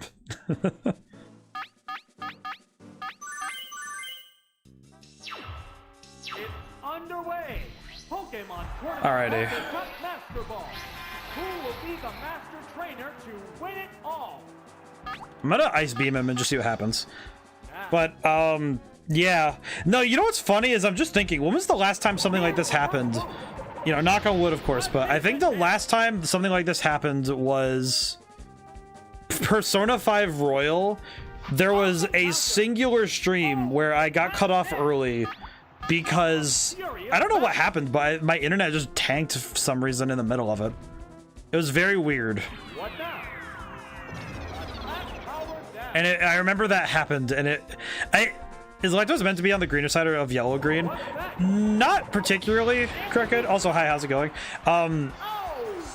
For some reason, it's only the AI Electabuzz is green. What will the next Pokemon be?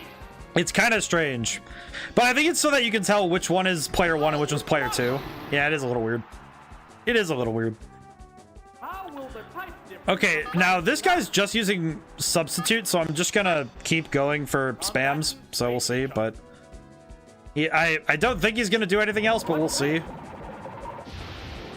He's not doing anything else other than Metronome, so he's using Counter. I do not understand why, but he is using Counter. Oops, that's a miss. I will keep hitting him. Neither one is conceding an inch. Metronome. Oh, Glare. Oh, game list. Oh yeah, I have the list. Oops, it's paralyzed. I have that is a list of every game I have been trying to make sure that when I finish a game that's not something I own per se, like emulation, or Battle continues. if it's like through Game Pass, I do try to write it down if I've finished the game or if I've played it. Commands are issued. What Which is kind of fun because it makes me realize how many games I've played. The only ones that aren't listed on there are the ones we did on the Nintendo, when we did the Nintendo Switch Online library thing on the NES. When we did the NES day, that was I haven't listed each individual game. I did on the tier list though. I do remember that. I did it on the tier list for last year. Oh, it's I think it's interesting. It's kind of fun. The remaining Pokemon count is 3-1. The battle Okay, has my goal is to begun. keep Articuno in as long as possible. I do not wish to swap out unless it's absolutely necessary. I would like to get a continue. A decent hit. Counter. I don't think all these Pokemon can learn counter, but maybe I'm wrong. Oh, the attack hit. I'm gonna substitute really quick. I don't know why, but I'm gonna substitute. It's just like, Oh, Hyper Fang. That's weird. Boom. Weird move. Victory. I know there are some games that... I feel bad because Persona 5 Royal's leaving Xbox Game Pass, and I feel sad because I would really like to play it again sometime. Who failed to glitch? I might need to end up buying that one. I might need to buy that one. What now? I know one of the ones I'm looking forward to for Game Pass, hopefully it comes to Game Pass, is Persona 3 Reload. Hot battle. I would like to play Persona 3 Reload next year for the 2-year... Yeah, it'd be 2 years anniversary because I started streaming 2022 and this year's 2023. So this sort of so next year in January will be 2 years of me streaming. And I've kind of determined that every year I'm going to start a new Atlas game until I've gone through their library as my my yearly thing, my yearly Wednesday startup. It's just, yes, I will now. The only downside is that there's a month in between because it starts in February, so I have to find something to kind of like get there. Continue. Excellent. I do own a lot of games physically. I kind of prefer physical copies if I can, but lately it's been a little bit harder, a time to get physical copies. Let's see, Starmie, Jolteon, Articuno. Articuno? Yeah, Articuno. But it is a lot of fun. What kind of battle can we expect to see? Let's see, let me think. I have to think a fair bit. I think I'll start with Thunder and use like lead with Thunder, go for Surf afterwards, because I think that's a good move, but I don't know. I don't know if stab bonus is gonna be that important, but we'll see. Ow. Oh yikes, what the heck? That's a big hit. Yeah, go for Surf. I can't. Maybe I just don't know. Were there any other games?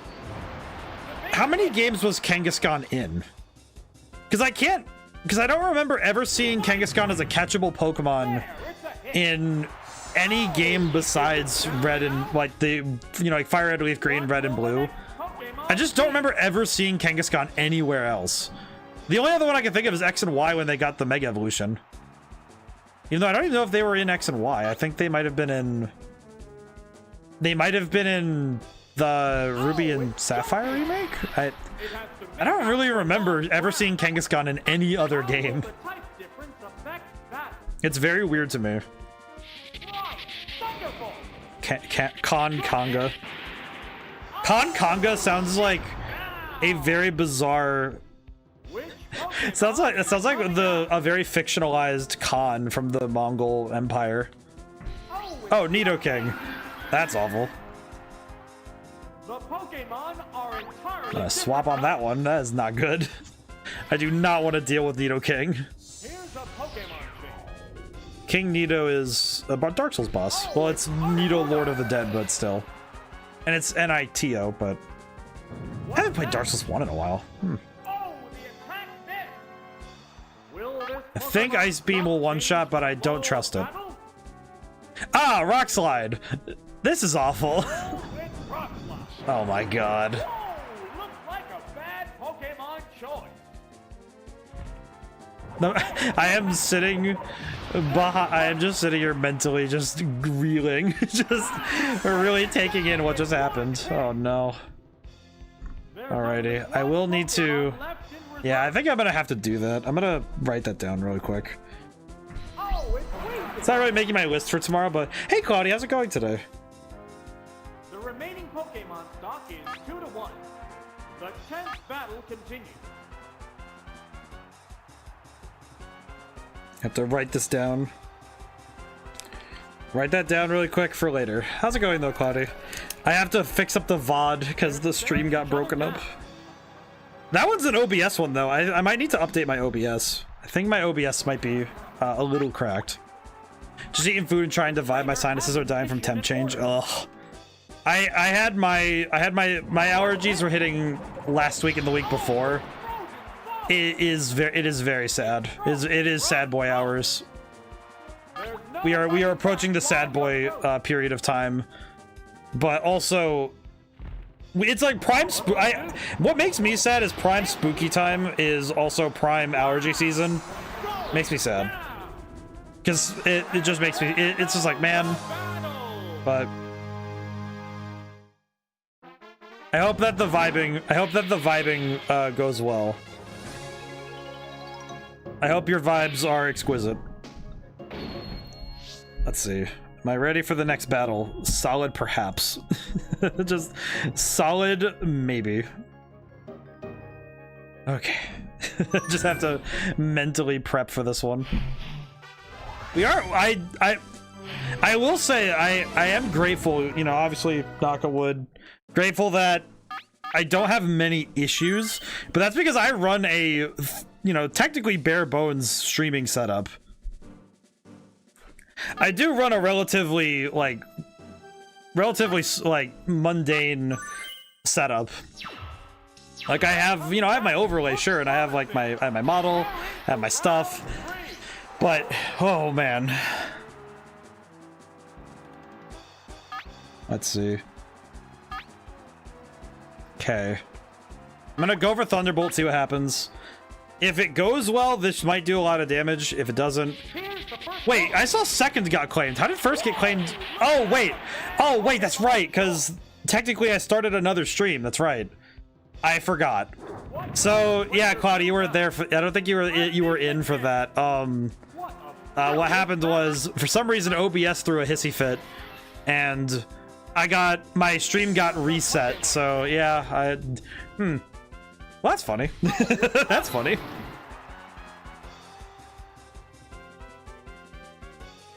What now? Oh boy, thank you so much for the hydration. Hey, what happened to the 3D model, by the way? Because OBS does sometimes big hack. That's fair. The 3D model.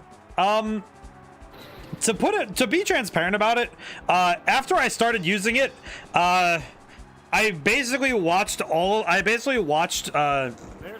I looked at the numbers, you know, pre and post like introducing the 3D model as a thing, not even as like a main thing, just as like a thing. And here's the thing, to be entirely transparent about it, my numbers halved after introducing that model. That's not even a meme. Like, every stream that I had it active, like, it was very much like, apparently that was just like a no. Like, me going away from this fox, absolutely not. Which I find fascinating, but also it just made me think, you know what? The fact that I'm not an anime boy is probably a good thing. Like, my fox is clearly the, like, this form clearly is the winning, is the ticket. Like, it's my winning number. And moving, where can I see the 3D model? Let's see. The best example I can point to for seeing it, if you go to the Twitch's About section on the YouTube channel where my VODs go, on there's a VOD for a Monopoly stream. I'd have to like look for it specifically. I probably could find it really quick, but there's a VOD for the Monopoly stream. That was where I first introduced it, because I made it myself. I made the model myself using a system, and I was using animes to run it. It wasn't, I personally, like, I thought it was pretty good, but I think it was just because it was a departure from I think they're still around for 3D for you, just require a very custom model of Fox. Funny thing, I have one. Oh, I see it. It's a human with wolf ears. It's fox ears, but yeah, that was part of the problem. That was part of the problem, was the confusion with it. It looks very weird.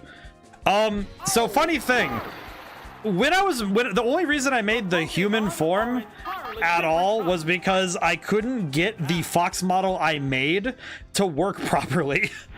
Like, that's the reason the overlay looks the way it does, by the way. Was my original intention was to I was going to make a model. I actually have it still. I still have it on hand. It's a 3D model of a fox, and it has the glasses, it has a bunch of other stuff. It's really good looking. And oh, thank you. I think that's the VOD. I think it's the VOD. I believe that's the one. Yeah. I'm gonna double check. Open. Yeah, that's the VOD. Yeah, I forgot. I just want to see it really quick because I always forget. Yeah, that's the one. Yep, that's the one. Yeah, that's the one. Yeah, so the link that Viceroy just put down, that is the VOD where I first used the 3D model. The only the thing that makes me sad is that I do have a fox model, but I couldn't get it to play nice in any program that I put it in. So I just was like, to put it plainly, I just was sad because I couldn't properly use the model I made, because it kept breaking every time I put it in something, and I'm not sure why. So at some point I may very well need to just bite the bullet or something and just like, I might just need to pay someone to fix it and to get it running in animes or something so I can use that model, because I do like the 3D model, and I made a 3D model specifically for this. I just never got it running. So I might, either that or I'll need to try again. Like, I have the 3D model. It's very good looking. I just need to get it to work right. I think most of it's because I was trying to make it work in animes, and animes, like, making a custom model and making custom animations for it, for some reason, the system is very particular, so I might need to just take the model, re-rig it, and then with that rig, try again. I might just call them and be like, hey, listen, I have a license for this. I need you to help me out here. Articuno, Gravel, or Rhyhorn. But I might put pictures of it up on Twitter at some point. I actually have a model though for. I actually have the 3D model on hand, which is very cool. It's just like I feel bad because I never got to use it. So yeah. I know one of the other issues I have found though is that I think from this style I've made, it's kind of been helpful for me to be, you know, like 2D like this. I don't know. I think it's a style I've been rocking, so I don't want to constantly change models. I guess would be part of it. Not a huge part of it, but it's enough for me to be like, ah, well, I kind of like. I don't know. I feel like it's nice to have a consistent form and format, even though I am keenly aware that VTubers, most other VTubers and VTubers of, you know, like higher cut, it's like changing models is regular. But for me, it's like, I don't know. I think I knocked it out of the park with this fox. I don't know. Just like, I don't know what else I would change to. And if I use the 3D model, it's like, maybe. Kind of a weird one, but like if I swap away from it to the 3D one, or, you know, swap between them, it's kind of like, maybe. I mean, it's similar to how I work on video games in general, being honest, is one of the things that I have noted for even just making my games is I used to be into planning, but not as much recently. I used to work on projects and develop user journey stories, so I spent a project on a project like that for a while. I think it's amazing how much I'm in that boat if I want to keep changing, but as I am also my own artist, it is too much work to keep doing it. Yeah, see, that's the thing, Cloudy. That's how I feel too. Is like I look at the model I have, I look at the stuff that I'm looking at, and then it's just like, yeah. If I'm gonna make this work, I have to make this work on my time, which is very hard for me to do. But I think it's also because looking at my own stuff, like looking at the streams, in my opinion, I think it kind of can be something I can let sit for a while, because of all things, like, well, my focus is on the game in the first place. So my focus with stream is the game. Like, I really want to, like, I want the game to be the main focus of each stream. Like, yeah, we can talk around the game or talk about other stuff while I'm playing, but in terms of the layout, in terms of general focus, the game is always king, right? So if I'm constantly changing models, constantly making the focus on me, I don't know, I feel like that's antithetical to what I want to do with stream, right? And what I want to do with streaming as a whole. Because to me, streaming is, like, for me personally, streaming has been basically my way of getting to play a ton of games that I don't normally get to get into. And also just getting to... For me, it's almost like being in a personal book club where I'm constantly I'm checking out new games, I'm seeing new stories, and it keeps me honest on research and development, because I've learned so many new things about how to organize games. I've seen new stories, and I've seen so many new things that that's the purpose of streaming. And the secondary purpose is also, like, to check in with people, to learn more about what people want from their games, to learn what, because what better way to get a grasp as to what gamers want than to ask, just to frankly ask. And also to, like, because it's like, oh yeah, I have all of this work I've done, I need to get it out there somehow, and this is the best way, because I get to just be like, hey, I do this stuff, and if you're interested, you can go find it. But otherwise, I am not going to shill, because I know what OBS did to me last time. But it's like, it's more about just making it known I exist, which is important. At least for me, because this is the career I want to do. So I need to do everything I can. Also, because streaming's fun. I mean, this has just been nice. I've met so many cool people. I've gotten to have so much fun. I've got to do, like, so many cool things just because it's like, oh yeah, because I don't think there's a lot of people I don't think stream fun. Yeah, stream fun. It's like, there are so many people I would not have met if I wasn't, like, if I wasn't streaming, I would not have met many of the cool friends and people I have met already. Let's see. What should I do? I see. Okay, we're gonna do this. I had to read. I'm like, what is going on here? Yeah, I'm amazed by all the people I met across Switch. Think about the games list. Do you know what comes next after these current series? Well, let's see. I know that after, because I'm doing Red Genie on Thursdays just because of it's convenient. So, and that finishes tomorrow no matter what I do.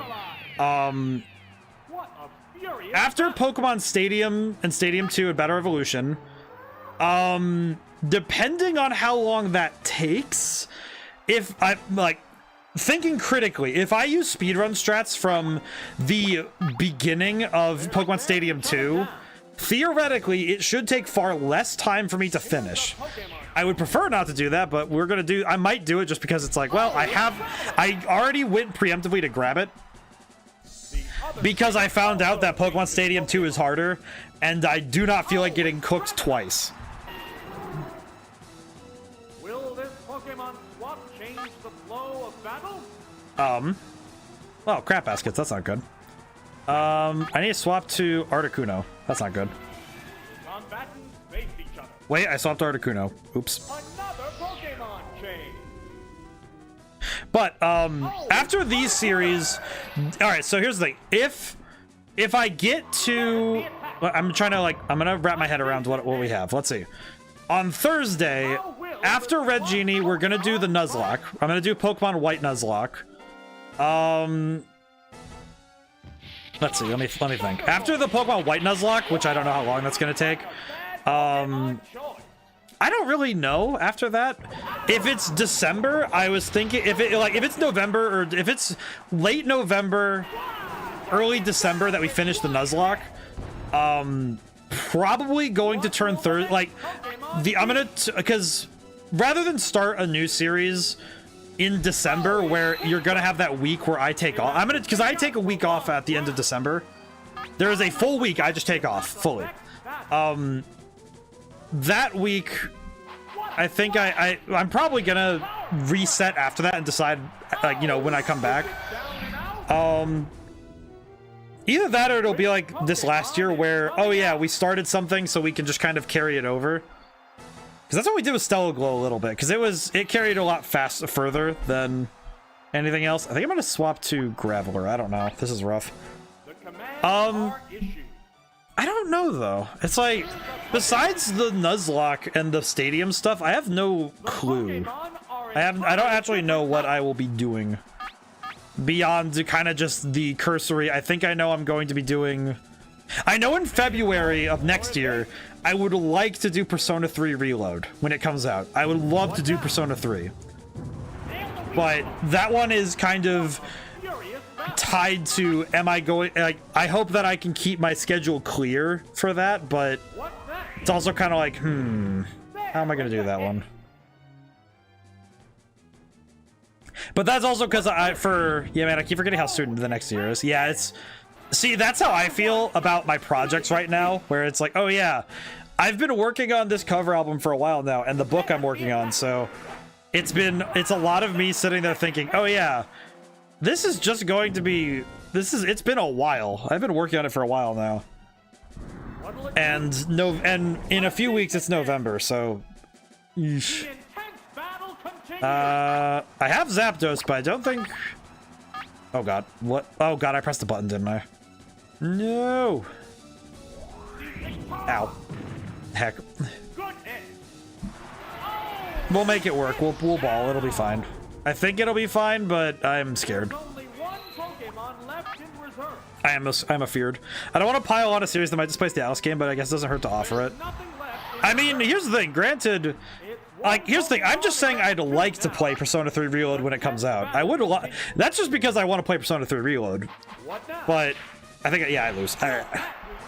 This fight is good. This old man is complicated to fight, but I will say that is, like, it's just I would like to, not a hard. It's just a preference, not a rule. So I would not be disgruntled if, like, if I get a redeem for somebody saying, hey, I would like to see this game as a series, that takes precedent to me. Like, personally, I think that takes precedent, because just putting it bluntly, if somebody has the points to redeem for a series before Persona 3 gets to me, I'm not gonna just like put that aside and be like, nope, we're gonna play Persona 3. It's like, nope, I am going to be. Here's the thing, I make my own rules and I abide by them. So I made the rules like, here's this redeem. I am not going to suddenly shelve the redeem on a whim, you know, like I am not about to do that because it's convenient. But I am curious though, Crooked, what are you thinking? I'm curious what you're thinking though. So I have a couple of ideas myself, of course, but I say Tunic. Oh man, I have not gotten around to it. Hang on.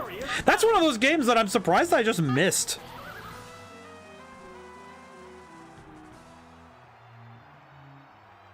And I know Taka Fox has got me thinking. Well, and it's like, and I know I have that one available to me. That one's on Game Pass. I know that. That one is on Game Pass. I can go grab that. But he stayed in through that? Good God. Oh God. I'm gonna go for Thunderbolt now. Yeah, I think I would like to do that actually, so let me think. That would be,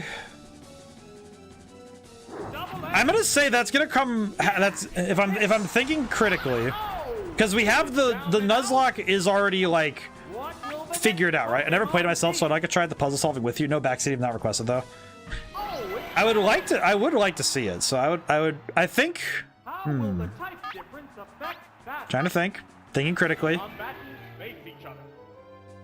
He swapped into Dragonite after I used Earthquake, didn't he? Oh, really? Gravel versus Snorlax.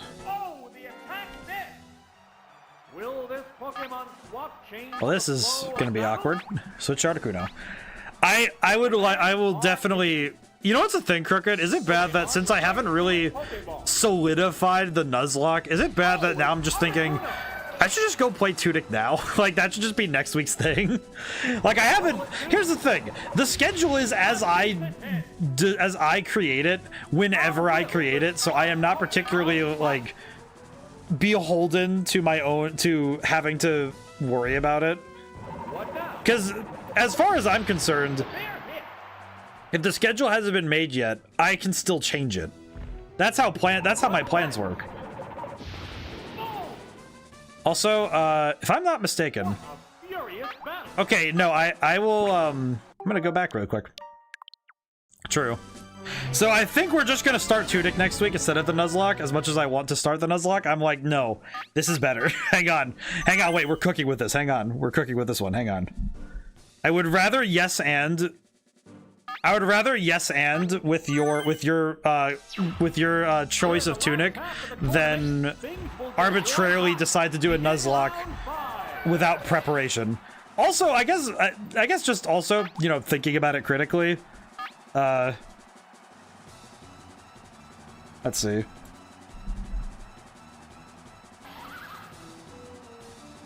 I see. Had to look at what I was dealing with here. But also because I think Tunic will be a fun game to get into, because like I said, I never got to play it. I specifically held off from touching it because I was thinking, oh yeah, I'm probably gonna stream this sometime soon. And then I just forgot. My brain said, no, keep this one for later. And it is on Game Pass, so I am gonna just have to go grab that. I am definitely gonna just have to go grab that, hope, and see what we get. Because I'd love to, I would very much love to see that.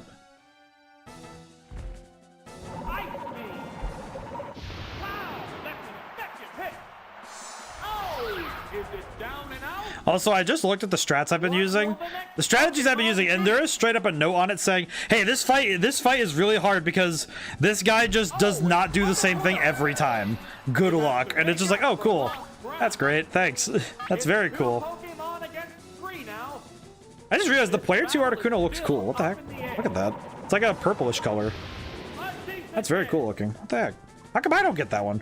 Oh, for toxic. Oh, toxic! Wow, this guy really is just living up to his name. Holy crap.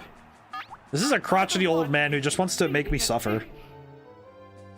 Here's a Pokemon trick. We could not see a pattern. Godspeed. It's kind of what if that is what this feels like. Is just we have no pattern. Godspeed. What does it say about Snorlax? What is this thing? There, it's a hit. If Articuno freezes anything, immediately use substitute. Well, that's great. Will this Pokemon swap change the flow? I'm going to of battle? substitute actually right off the bat because I have a bad feeling this thing is gonna cook me. I don't know why. It created a substitute. Ow. Amnesia. That's a million times worse. You've got to be kidding me. The intense Okay. battle continues. That sucks. Also, this game doesn't have the thing where if you put out a substitute, then... What's that? Goodness. Oh, God. I'm trying to think of what to do, because What's I don't think there's any good... Wait, it used Psychic. Are you telling me this thing used Psychic after greatly boosting its own special? What'll it do? Why is this guy just so awful? Every tactic this man uses makes my brain hurt, and I don't like it. A psychic blast. Why does this thing know Psychic? How does it know Psychic? Why does Snorlax know Psychic? There's a difference in the number of Good reserve lord. Pokemon. This is one of those things that I've complained about with this game. It's definitely not the worst in terms of what could be possible in terms of a Pokemon game deciding to cheat. However, this is definitely the hardest Pokemon game I've ever played. I think bar none, this is the hardest Pokemon game I have ever played. Like, thinking critically, this game pulls the rug out from underneath you. It consistently bullies you. Yeah, you know what? I already know. I already know I lost. I'm just gonna. I'll take that L and go back to the start. God, it feels like every time he does something different. So what if I just start with Articuno? What if I do Articuno, Zapdos? Actually, no. Zapdos, Articuno. Okay, what's the point in bringing Graveler if it's only for Arcanine? I don't know. Just bring Starmie instead. I don't know. Just why bring Graveler then? I already have a Pokemon that's better. Begin round 5. Oh, I see. Well, that's not good. Well, that's just not good. And not fair. I'm gonna use Flash. He's faster than me, isn't he? It's more resistant. I'm gonna use Flash really quick, because I have an idea. Brilliant flash. And then I'm going to Thunder Wave. They're both beating. Because weirdly enough, this will work. It used Thunder Wave. Oops, it's paralyzed. Good God. It's Good God. paralyzed on the spot. I see. I am beginning to see what is about to happen to me. I don't like it. I don't like it at all. What now? Ow. A decent hit. It can't make a Yeah, Neither one is conceding an I'm inch. starting to think that the game is definitely telling me something. Here's a Pokemon. Ah, that's not good. Oh, it's not. Please, Zapdos, actually, please paralyze him. Thank goodness. I was gonna say, do not do this to me. Do not do this to me. Will this Pokemon swap? Okay, I'm gonna use Flash again. Because I would like a cleaner swap to Starmie. I have a bit of an idea, but I think he's gonna. I think if I don't. It pumped up its special range. Oh god, I hate this. The intense battle. It's like there is so much about this I do not like. All right, I'm gonna go for something stupid. I'm gonna go for Sky Attack. I'm gonna go for Sky Attack, and then just after Sky Attack lands, I'm gonna go for Thunder. There's the attack. Ow. Severe hit. Okay, I'm gonna go for the Sky Attack. Hope it lands. Godspeed, I guess. Just hope it works. But What'll it do? man, that did not do enough, did it? Holy crap! Oh god, it's another psychic spam? Oh, the attack Okay, that's not too bad. The crowd's excitement is I'm gonna building on just this spam contest. Thunderbolt until Zapdos goes down. It's paralyzed I think by this the game of all games is the one where they do their best. It's like if the game is going to BS you in some way, it's going to be in a way that it can control. rages on. Like not in a way that's horrible, but okay, 5 paralysis in a row. It's like the game is fighting against its own battle luck by trying to influence mine. Just oh yeah, 5 paralysis in a row. But we will let some of these miss. Just really? Are you sure? Okay. Oh, it's starting. How will the type difference affect? I'm gonna do Surf, Thunder, Swift. I'm gonna do the Surf and Thunder just alternate because stab bonus and What now? just good Thunder. I don't know. I don't really know. Oh, okay, yeah, that's not gonna do much. That's not good. Vigorous attack. I really don't like this Pokemon. What a I do furious not battle. like that. I do not like that Snorlax is just an absolute behemoth when he wants to be. What's that? Oops, that's a miss. Also, the fact that paralysis seems to have done nothing to it is really kind of sad to me. Yeah. I gave it paralysis and it just did not care. Is it down and It out? never gets stopped by paralysis, does it? There's a difference in the Oh, number no. of reserved Pokemon. I feel like the worst part of this is that I just have to field this battle because I need to learn more about what this guy does because, man, this guy sucks. The battle has become one-sided. Just, there is nothing I can do but learn how this battle works and hope that next time I can do better. What'll it do? I feel like if I go below 100 point, well, Oh! okay, yeah, that's good. Neither one is conceding an inch. This is one of those things that I'm happy that later games, they did fix a few things from what I've heard about Stadium 2. They did fix some things, namely infinite combos like Fire Spin and Wrap combos. Paralyzed They on did the fix spot. those in Stadium 2. However, they complemented that by deciding to absolutely delete your Pokemon by having some of the most intense battles possible. He's had Arcanine waiting this whole time. Okay, I see now why we bring Graveler, but Good hit. it seems like such a specific counter, you know? Change the flow of It doesn't battle. make sense to me to bring a Pokemon for just a singular counter, but it also is like, well, if you know it's gonna happen, then yeah, it makes sense, but... oof. Maybe I can freeze him? I think I can freeze him, but I'm not sure. A decent hit. Fireworks are flying in this battle. Oh, well, I just lose anyway. Ah, that's bad. That's sad. It's bad and sad. It kind of feels like every time you think he has a... Okay, yeah, we lost, but... Every time I think I have a grasp as to his tactics, he changes them randomly. You know what this kind of feels like? This feels like the Pokemon equivalent to We're in the last half. if you're playing it against an amateur in chess who doesn't know what they're doing. You know, like when you're playing against somebody in chess, and if somebody really knows what they're doing, they're going for a specific start. And if you don't do the start that they expect you to do, then they get really confused by what you're doing. A decent hit.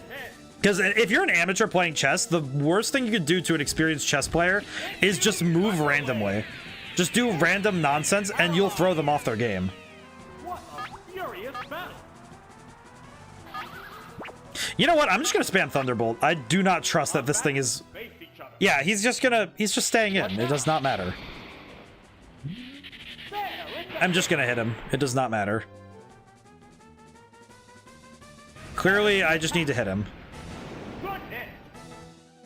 I do not believe he's going to swap properly. Now he swaps. Of course he does. Now what did he swap into is the question. Oh, it's I Snorlax. hate this thing. I hate this stupid thing. This Snorlax makes me hurt. I do not like it. Yeah. Okay, Will this Pokemon let's see. swap Is there any flow tips of on here battle? as to how to handle this fool? Ever just dragging us down, keep using him being KO'd while on his let's see.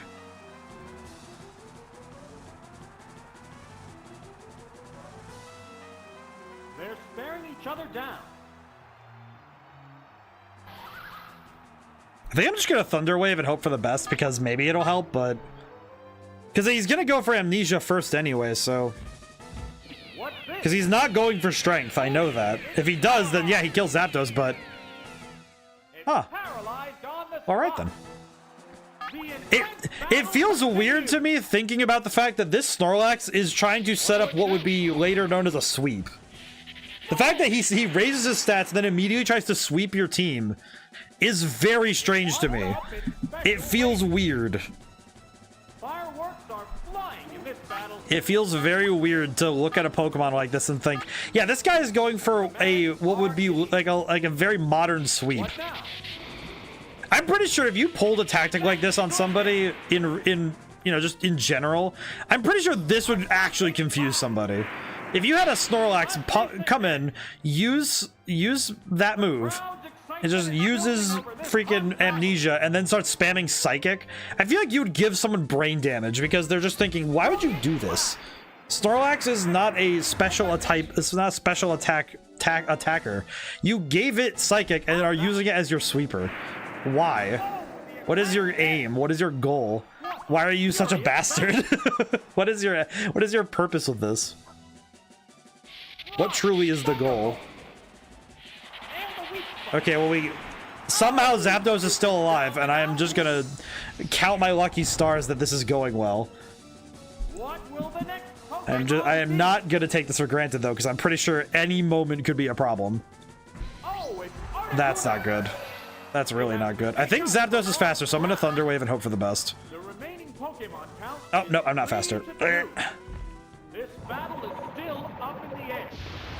Oh god. It's finally taken down. Which Pokemon Oh boy. is coming out? I was not able to paralyze Articuno, so this is gonna suck. Oh, it's Articuno. Okay, so I just have to... I'm just gonna have to just spam Ice Beam and hope, because, man, I have no other... that sucks. Had no effect. Okay, well, that sucks, but I'm just gonna have to... I think what I'm just gonna have to do is just keep going for Ice Beam and hope. I cannot stop hitting him, because if he's gonna keep going for Toxic, then I'm not gonna be able to avoid it, so I'm just gonna have to keep going. There's nothing I can do. I just have to keep fighting. Fight until it's over. Critical hit, though. Okay, that's actually huge. That's very big. Oh my god. Fear is rising. Fear rises quickly. I do not like this. I hope that Giovanni is not this stressful. Of all things, I hope Giovanni is not this stressful. I would be very upset if I get to Giovanni later and the Elite Four and I just end up getting stomped by a mobster and his 4 goons. I would be very upset. I just get stomped by him and his goons. Oh boy. Okay, I'm gonna just have Articuno spam Ice Beam until Articuno goes down. I don't see a reason to just let up. We have to keep going. There's nothing else. There's nothing left. Just, alright, yeah, just hope and pray.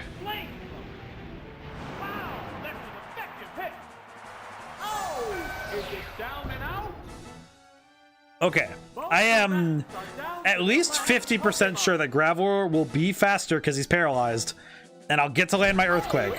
If I don't get to land this Earthquake, the fight is over, and I think I just dip. I just lose.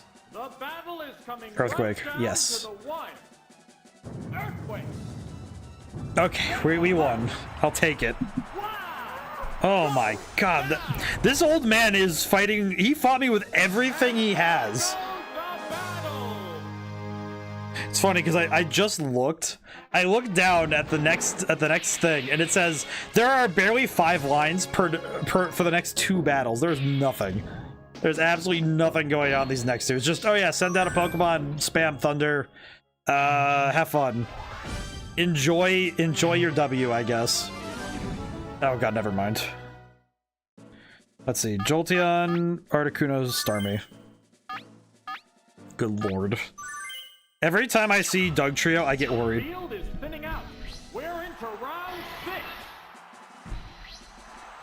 I'm not even kidding when I say if I see Dugtrio, I get scared. That thing is a menace. I do not like it. I feel like if I'm ever doing a Nuzlocke or a challenge run of Pokemon and I see a Dugtrio, I'm probably gonna have an actual just like panic episode of just being afraid of that thing. Because there is not a world where I am not afraid of Dugtrio. That thing is too fast for its own good. I do not like that. It perturbs me greatly when I see a Dugtrio because it is fast. Its base speed is crazy. That's Vaporeon. That's an amazing quote. Which part of that? There's not a universe in which I'm not afraid of that thing. That wasn't effective. Will this Pokemon swap change? I'm gonna swap to Jolteon, I think. I don't know if this is a good move, but I think it's a... I don't know why they would swap to Vaporeon. There's not a world where I'm not afraid of Dugtrio. I mean, dude, not even kidding. Every time I have ever seen a Dugtrio, I have not... There's never been a time where I have seen a Dugtrio and thought, yeah, I'm safe. I think it's just a menace. Hopefully the Thunderbolt is a kill. Maybe. Oh my god, really? That's wild. I'm kind of surprised. Well, shit. Well, that's not good. How am I still alive? How does this work? Oh, mother. There, quick attack. Yeah, it's a hit. Oh. Oh, is it down and out? That's the smart play, but also, man. What will the next Pokemon be? I feel like this is why I don't take quick attack off some Pokemon. Just, yeah, quick attack or extreme speed. It's like, oh, it just has priority. Who cares? It's like, it's not that strong, but it's like, yeah, but do you have any idea how important it is to have something that can just do that? You just steal victory from them. Still up in the air. Here it comes. Thunder. Oops, that's up Well, this in. makes me very worried that I am going to get deleted. Neither one is conceding. You know, it's probably, you know what though? Vaporeon is a very cool Pokemon. I do like it a lot. How's that? Oh, good god. It has the little sparkles too. That's adorable. Can I please hit it? It's concentrating on its status. Can I please hit a Thunder? If I hit one of these Thunders, it dies. I know that. Starmie, please get through the double teams. Oh, good god. Okay, yeah, I'm just gonna have to... I'm going to have to just use Swift. I'm not hitting this. I was hoping it would work, but it seems like I am not getting that option. And it has water absorb, so I can't even, you know, counter surf it. I have to use Swift. A decent hit. Oh, I don't think I'm gonna survive long enough to finish the job. What the heck? What'll it do? This is not going well. this is absolutely not going well. The crowd's excitement. I was kind of hoping that Thunder would land, but I do not have the means to risk it. Here's a Pokemon. Okay, who is he swapping to? We've seen Rhydon, so... Oh, it's Dugtrio. Oh no. Oh no. No. No. There, it's a hit. I do not like this. Will this Pokemon Okay, I need to swap to Articuno, but I am very... Wait, what if he uses Rock Slide? What if I swap it? What if I swap, he uses Rock Slide, I just get cooked? That happens. Because I know this thing can learn Rock Slide. Okay, well it didn't, but I am fairly certain this thing is going to Rock Slide. He is going to Rock Slide, and I know that. Pokemon fight. Yep. Hate that. That is awful. That is awful. Like I said, I fear Dugtrio because this thing is... Dugly needs some blonde hair. Dugly needs to get sent somewhere else. Mans needs to literally be anywhere else but within my presence, because good god, I do not like him. Mans can perish and I would be fine. I would be okay if that Mans could just not. I am in agony. I am in Spain without the A. This is upsetting. Pokemon left in reserve. I am figuring this out. I will solve this, but I am scared. There's nothing left in reserve. But can I win? The question is, can I win? Pokemon against 2 now. I'm gonna bank it all on a single Thunder. Really? What's next?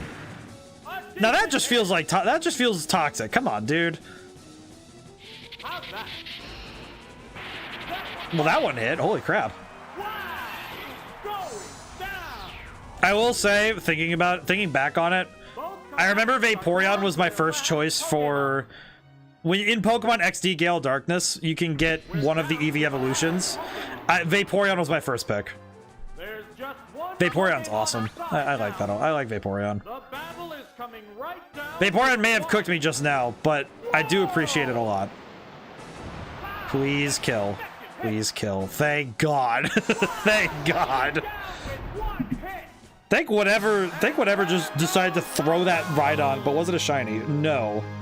They don't. I don't think I've ever seen a Pokemon game where maybe it's just because because people do that. Where because your starter can be shiny, right? That is a thing, right? I have never seen it happen, but I know it can happen. I know it can happen. Like you could start with a shiny, right? I don't think so. Because the Pokemon you start Pokemon XD with is an Eevee, so you can't, at least not this gen. Yeah, I don't know. I don't think so. Let's see. Team Rhyhorn, Articuno, Zapdos. Interesting. This is it, the semi-finals. No one wants to lose, having come this far.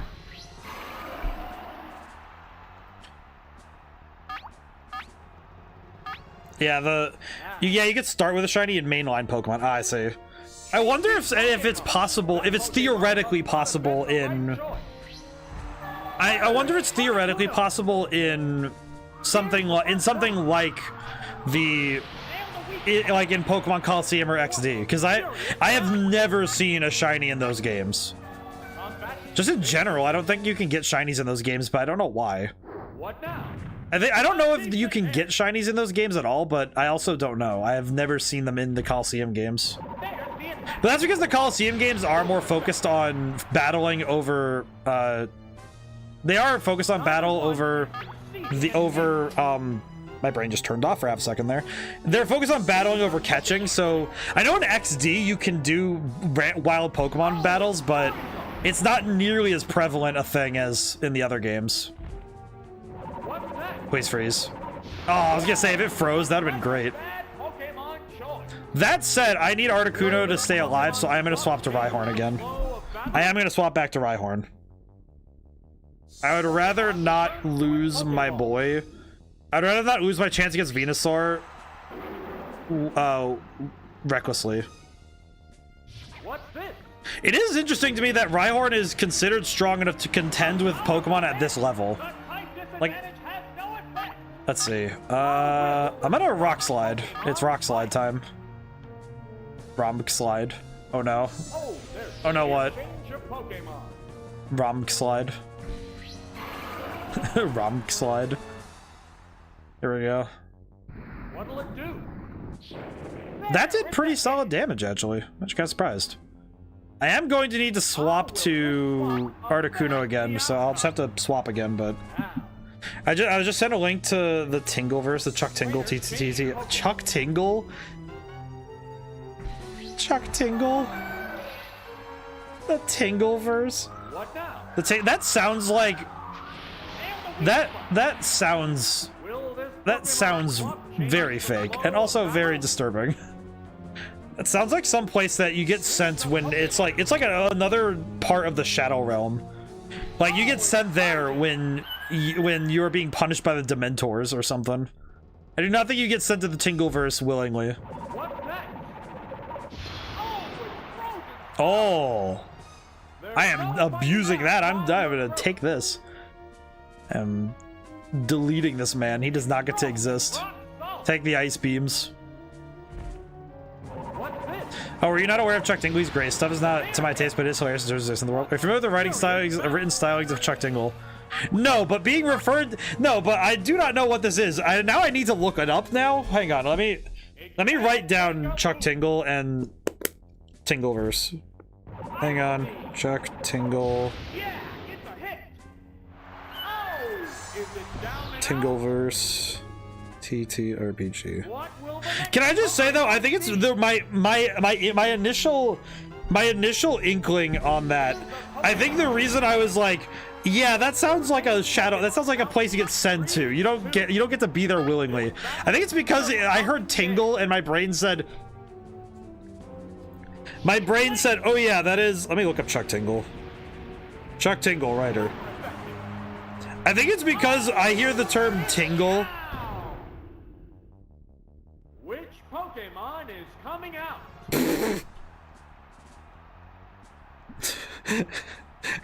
Okay, wait, hang on a moment.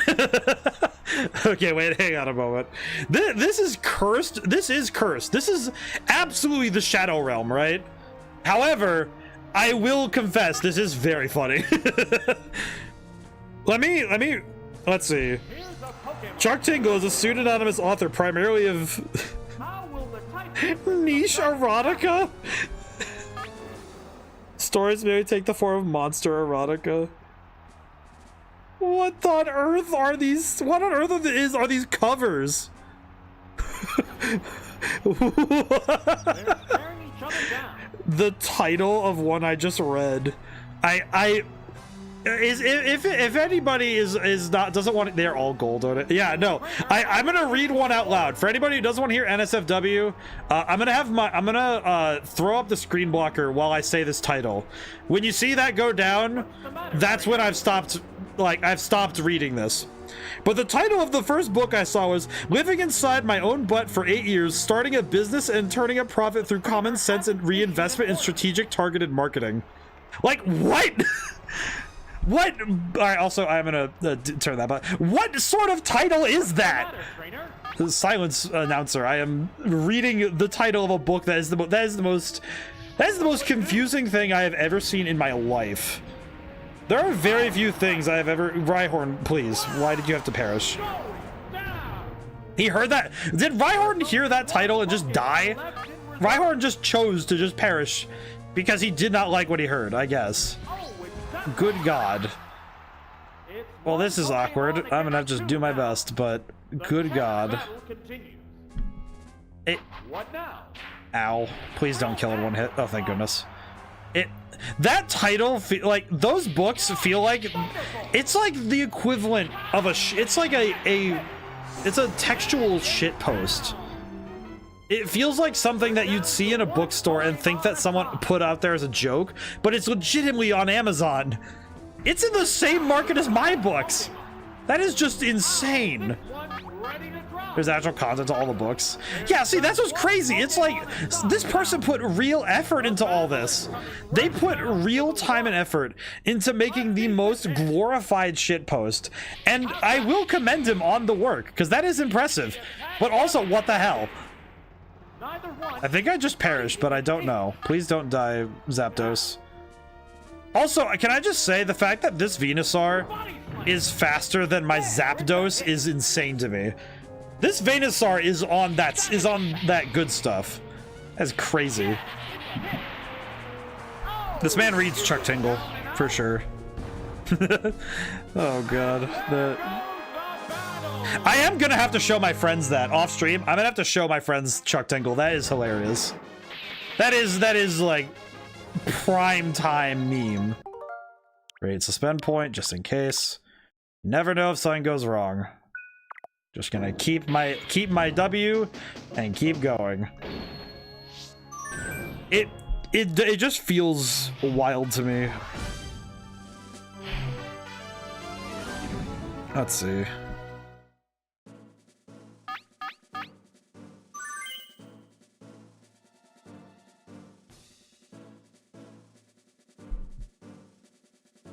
Okay, I see what I need to do, but he's a cool guy as a Tumblr. Here's the thing.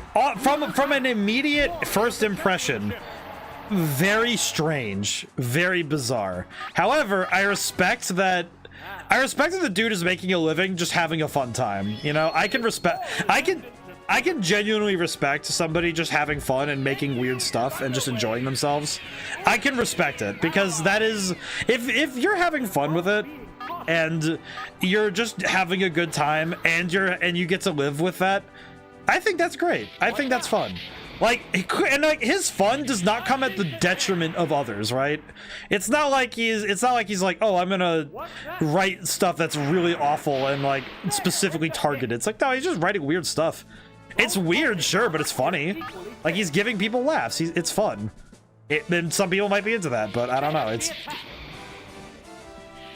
It is not mine to say. It is not my want to say, but I recognize the power in that, you know? Like, there's genuine merit to somebody willing to write something that weird, you know? Like, I think every idea has its place, and that's not a bad thing, you know? Just, yeah, these ideas are weird, but they're fun. And I think a lot of people would be balking at trying to release something like, you know, it's a bold strategy. Pseudonym too, so it could be Elon Musk for all we know. You know what? It's probably someone even more bizarre. It's probably someone even more bizarre. Here's a tingle title. Not pounded by anything while I practice responsible social distance. The Pokemon returns to its Pokeball. I don't know. I think it's like, is it weird that somebody is deciding, hey, I'm gonna put up books that are just the most bizarre titles possible? Is that a bad thing? No. Because I feel like there's genuine merit and fun to be had in, you are making weird stuff, right? Like, and also just like, that's my rule, right? As long as you're not hurting somebody, I don't really care what you're doing. It's like, good on you for making people laugh, for having fun with it. But it's not my place to say, oh yeah, you can't do that just because I don't agree with it. Like, do I agree that writing erotica in general for me is just like, are you sure you want to do that? But it's like I wouldn't want to like staple it to my own name, right? Like, if I were to become the next Chuck Dingle, definitely would not be under my own name. I would be like far away from that, you know what I mean? But on the other hand, I also think it's funny. Like, there is something very funny about, well, it's like, well, someone's enjoying this, right? I mean, heck, imagine that's why there's 4 books in the 50 Shades series. Like, are you serious? People like this? Like, I've only just like heard of what's in those books, and it's just like, are you sure? All right, whatever, man. That's your choice. But it's like, you know, it's like, it doesn't hurt anybody. It's like, oh yeah, it's just whatever, man. What's your Myers-Briggs? I have to come with at least a sexier name. That's fair. My Myers-Briggs. Oh, I thought I wrote it down.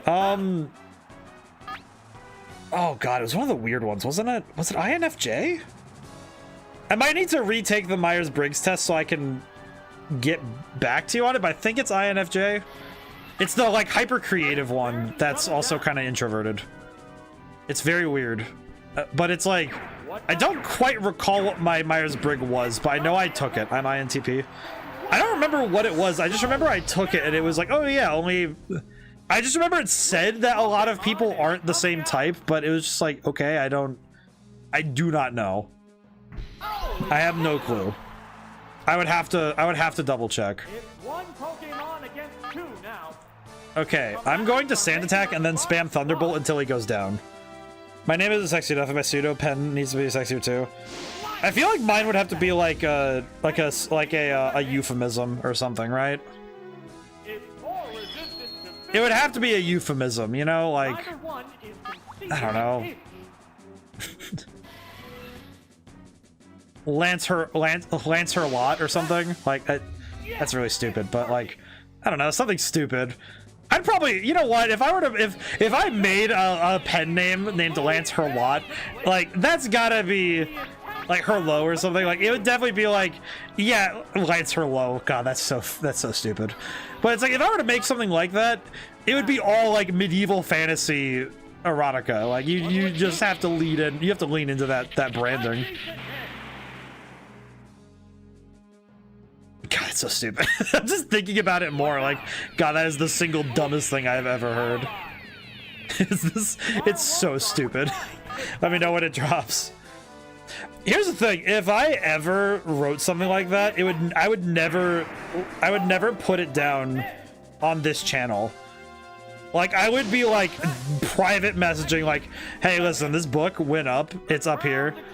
Don't say anything." Like, it would be like I would go to people, be like, "Listen, you gotta see this. You gotta see this."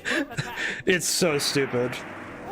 I would definitely be like, "Yeah, this is not gonna look, man. I don't judge." I don't see, the problem is that it runs against what I would prefer to do. And it's like, if I write a book or I write something, I'd prefer that people, like, I'd prefer that it's under my name, which is why I'm like, oh yeah, it'd be fine if I should be writing things that I'm okay with having on my name, you know?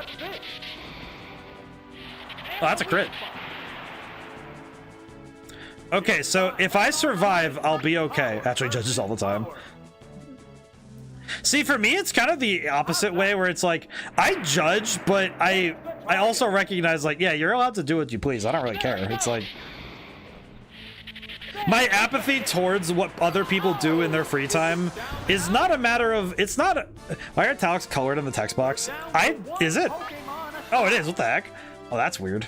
I just saw that. Why is it like that? I don't know why it does that. That's weird. That is very weird. I do not know. I do not know. That's very strange. It's very weird. But, oh, he's fully paralyzed. Please don't be fully paralyzed, Jolteon. Because I did slash me. Oh, I see, I see. I think I just won. I think that's a win. That's a win. Oh, I won! I was like, wait, did I win? I was sitting there for a solid moment just thinking, wait, did I actually win that? My God. Says GG. My God. We have defeated...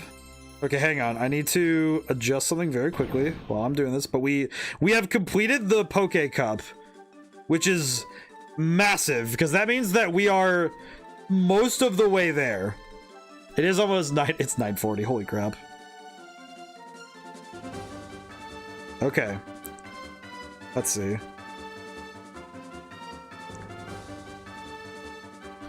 So, on a side note, I am very happy that this has gone as well as it has. Like, granted, we have done 2 tournaments out of the things we need to do. However, those are the 2 hardest tournaments, in my opinion. The Pika Cup and the Petite Cup, I think, will be a little bit easier. At least in my opinion. I think it'll be easier. Let's see, check registered Pokemon. Do we have this team? Oop, whoops. We have 2 more tournaments. Fingers crossed. We have 2 more tournaments, and then we have Giovanni and the Elite Four. I feel like abusing mod power, seriously, not sort of me doing so. I hope everyone has a good day. Well, thank you, Hecko, for telling everybody to have a good day, because I do it all the time, but I appreciate that you're doing it as well, because I appreciate this. Everybody should be having a good day, and if they are having a good day, I hope that this helps. I hope that this stream is helping. Okay, we already have the... Oh, that's right, we tried this tournament, and I kind of just... I dropped the ball, so I need to win. Okay, so we have this team. There we are.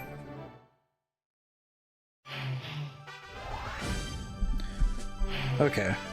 So the announcements do not appear in the text box. That's weird. You know what I'm gonna do? I'm gonna add this to my list for tomorrow. Let's see. This. And...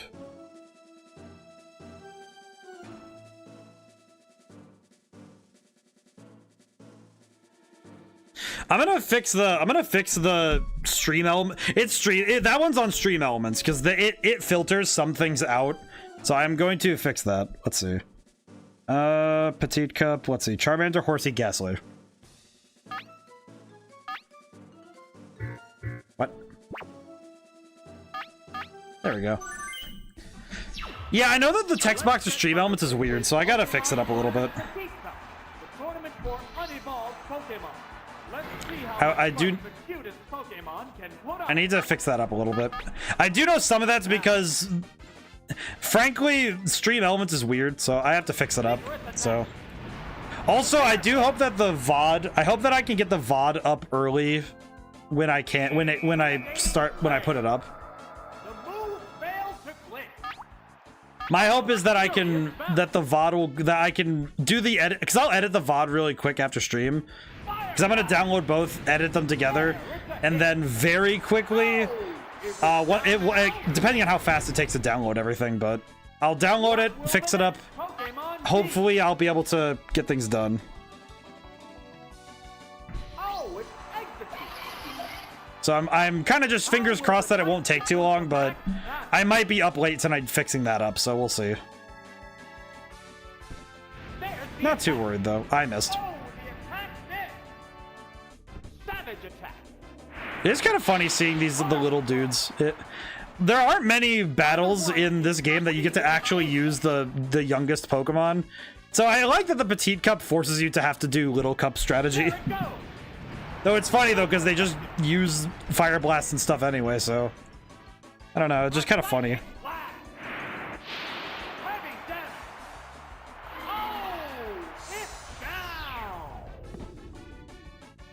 Oh, poor baby. I think I'm gonna do Ghastly. I think Nightshade is the move to go, so. Bleh. I love his weird face. I don't know, I love him. Ghastly is just funny. I love him. Oh, I did learn. I looked up something because I was curious if there was a word for it. But I remember that, you know, like obviously for the N64 and PS1, games were made for CRT TVs back in the day. And you know how we always remember that these games looked, frankly, they looked better on a CRT than an HD TV? I did find out why, and it's because of how CRTs display images. Because they do something called interlacing, where in between each line of pixels, that, you know, with the color data, they would have a blank line in between. So each like pixel would have like a buffer, right, of one each. So to blow up the image, right? And by doing so, it actually ends up inadvertently smoothing out the image. Which is why like models would, like, if you like look at Horsey's head, like how it's so pixelated. It's so pixelated and sharply defined because it's being blown up on an HD screen rather than a CRT, which does interlacing. When you remove interlacing, it kind of just makes the image, it's like HD TVs just blow the image up. They don't actually, you know, interlace with additional pixels. That's not how the display works. So it's fascinating because I found that fascinating because I didn't know that there was a term for it. Because I was very unaware of that, and I thought that was a very cool tech thing. And it also explains why because when you're making specifically when you're making the game for a CRT TV, you're going to make it that way. That it looks really good on the system you're putting it to. Because you're not going to make your game so it looks good on only your monitor and then hope it looks just as good everywhere else, right? Your hope is that it's going to be the same system everywhere you go, so. It is interesting seeing the difference, though. I do like little Pidgey. Pidgey's adorable. Look at the bird.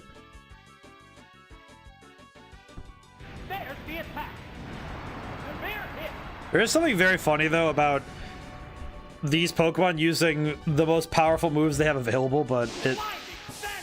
Ow. I think I'm going to use Mega Punch instead, then, because I think Mega Punch has better accuracy, but I forget. I honestly forget what Mega Punch's accuracy is, because I don't remember the move very well. That is one thing that later games added that I do wish was in this game. And it's something that I'm happy they added later. Well, obviously, you can't just retroactively add it. But I mean, like, what I mean is that it's something I wish they had the idea for earlier, is checking what moves do mid-battle. I do appreciate it now, though, right? That, again, I think in Gen 4, when you select a move, it tells you what it does, but I don't think so. No, it doesn't. Oh, that's right, that doesn't.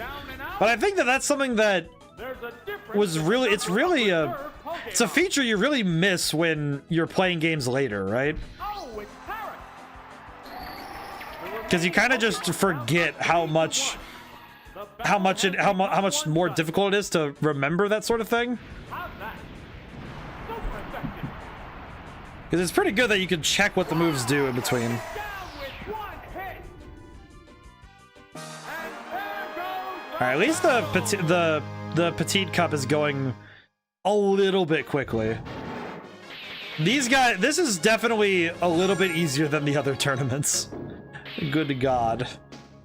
Like, I would say it's the power level of the Pokemon, but that's not true. It's just having solid tactics is good. Having solid tactics is very helpful. Let's see, Voltorb, Ghastly, Horsey. Oh boy. the upcoming battle looks promising. I think one thing I had a thought. I just had a thought just now about. I think this era also, one of the things that consistently draws me to wanting to make games at this graphical style is because modern systems can run games of this graphical style very easily. And I think it's a low poly is the way. I agree, Hecko. I think it's also because, in my opinion, it's a personal philosophy for me, is that I would prefer to make games that like my brother could run on his laptop, or like anybody could run on a decent laptop. Like, you just bought a laptop, it's good enough to play my game. I don't want to make games that, like, I don't, and it's just like personally, right? I want to make games that anybody can play, like regardless of your system requirements, regardless of whatever. Like, if you're using a Mac, yeah, I don't know if I'll be able to help you, but because I don't have a Mac to test on, so I can't make a game for that. Find web technology super appealing. I think web technology is great. I learned how to do web design as part of my classwork, and I think it's really good. But I think that, like, in web technology, like with making websites and stuff, you're doing the same philosophy where your goal is to make it work on everybody's system, right? If you make a website, it should run. You can embed VR directly to the website. It's like, that's fascinating, right? Because it's cool. But expressly though, the fact that you should be able to make a game theoretically that can work on any hardware of that, system, right? Like, granted, I will say, I wish I could make a Mac version of Red Genie. I wasn't able to at the time. Maybe one day I'll make a version for it just so I can, but it's like, I just wasn't able to make a version of it because I can't test it, I can't test if the Mac version works. So but I think it might well be because of my web design classes that I feel that way. Of if you're making a game or an application, it should work on as many things as possible, and specifically, it should work on different levels of power. Like I thankfully run a very powerful PC, but I want to make a game that can be run on somebody's laptop, because especially with RPG Maker, I think it's because when I was in high school, I played an RPG Maker game called Doom and Destiny, and that game was extremely important to me because it was one of those games that told me, yeah, you could be a small group of people or like a single person and make amazing things, and those games could run on my really, like my frankly dated laptop. Takes work to make something that look good on multiple graphic settings, though. Right, and that's what. Well, and to me, it's like if you can't play the game, if playing the game on any other graphic settings means that the game is inherently worse, then like, is it a good game or is it a beautiful game? Because I think the gameplay, if the gameplay is king, and the gameplay is really good, then I don't know if the graphic settings should be the primary focus, right? But I do think that if you're going to make a game, it should look good. It should look good on multiple settings. It should look good on multiple settings. Like, obviously, lowest settings, yeah, it's gonna take a ding and it's gonna look a little gross, but it should still look like it's coherent. It should look cohesive. I think it should be good. But above all else, if the game is fun and you understand what's going on and the graphics look all right, good enough. Like, that to me is good enough.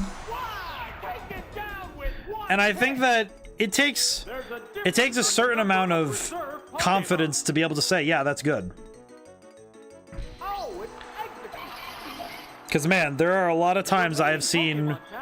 There's a lot of times I've seen people making things and then they lack the confidence. Like, mine blows off into arrogance. I will be plain. I allow my confidence to sometimes balloon a little bit because, frankly, it helps.